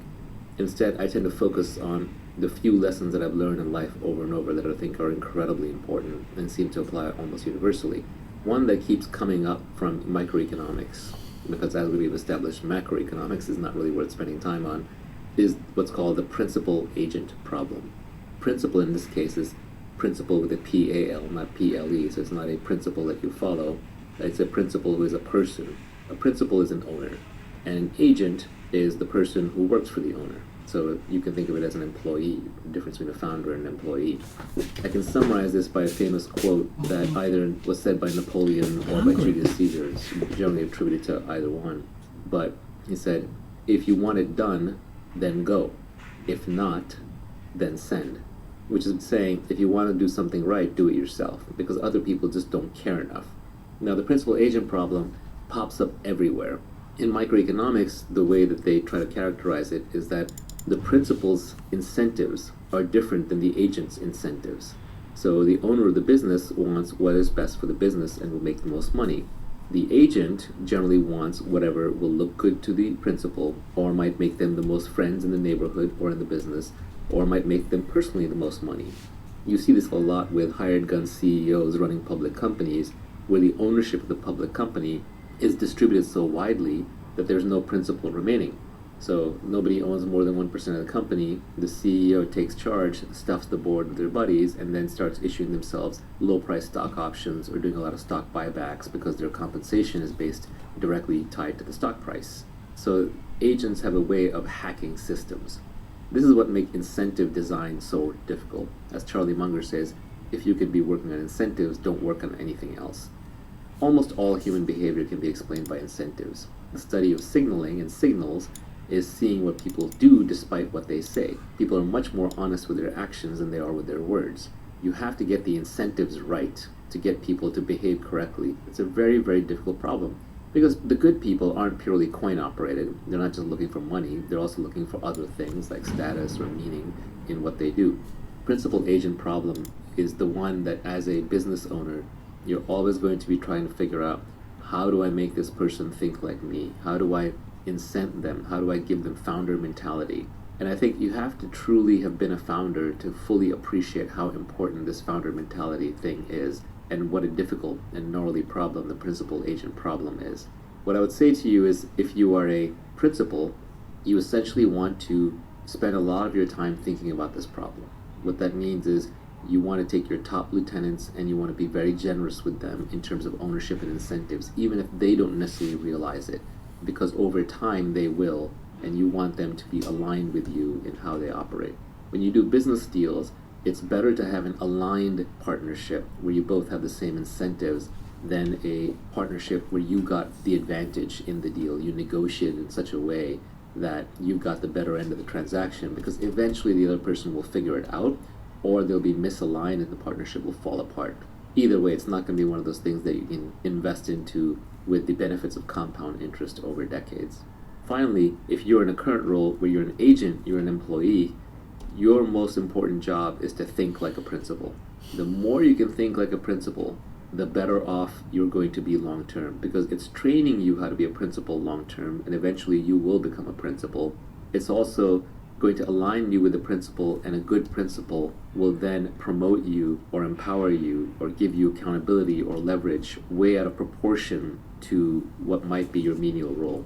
I'm always very impressed by founders who will promote up very, very young people through the ranks, having them skip multiple levels despite their experience.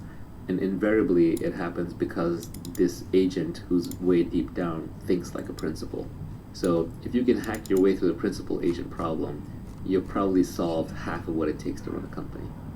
The reason I asked about this one first is because I feel like I personally never see the principal agent problem in my work. I tend to work in small teams where everybody is highly economically aligned, and the people have been filtered for a commitment to the mission, and everybody else who doesn't work out moves on to another role elsewhere. These are all heuristics that you have designed to avoid having to deal with the single biggest problem in management. Another example of a heuristic you can have that helps you route around the principal agent problem is to deal with the smallest firms possible. So for example, when I'm hiring a lawyer or a banker or even an accountant to work on my deals, one of the things that I've become very cognizant about is the bigger firms, all other things equal, are generally worse. Yes, they have more experience. Yes, they have more people. Yes, they have a bigger brand. But what you'll find is that the principal and the agent are highly separated. And very often the principal will sell you and convince you to work with a firm, but then all the work will be done by an agent who simply doesn't care as much. And you can end up getting substandard service. So I prefer to work with boutiques, and my ideal law firm to work with is a law firm of one. My ideal banker to work with is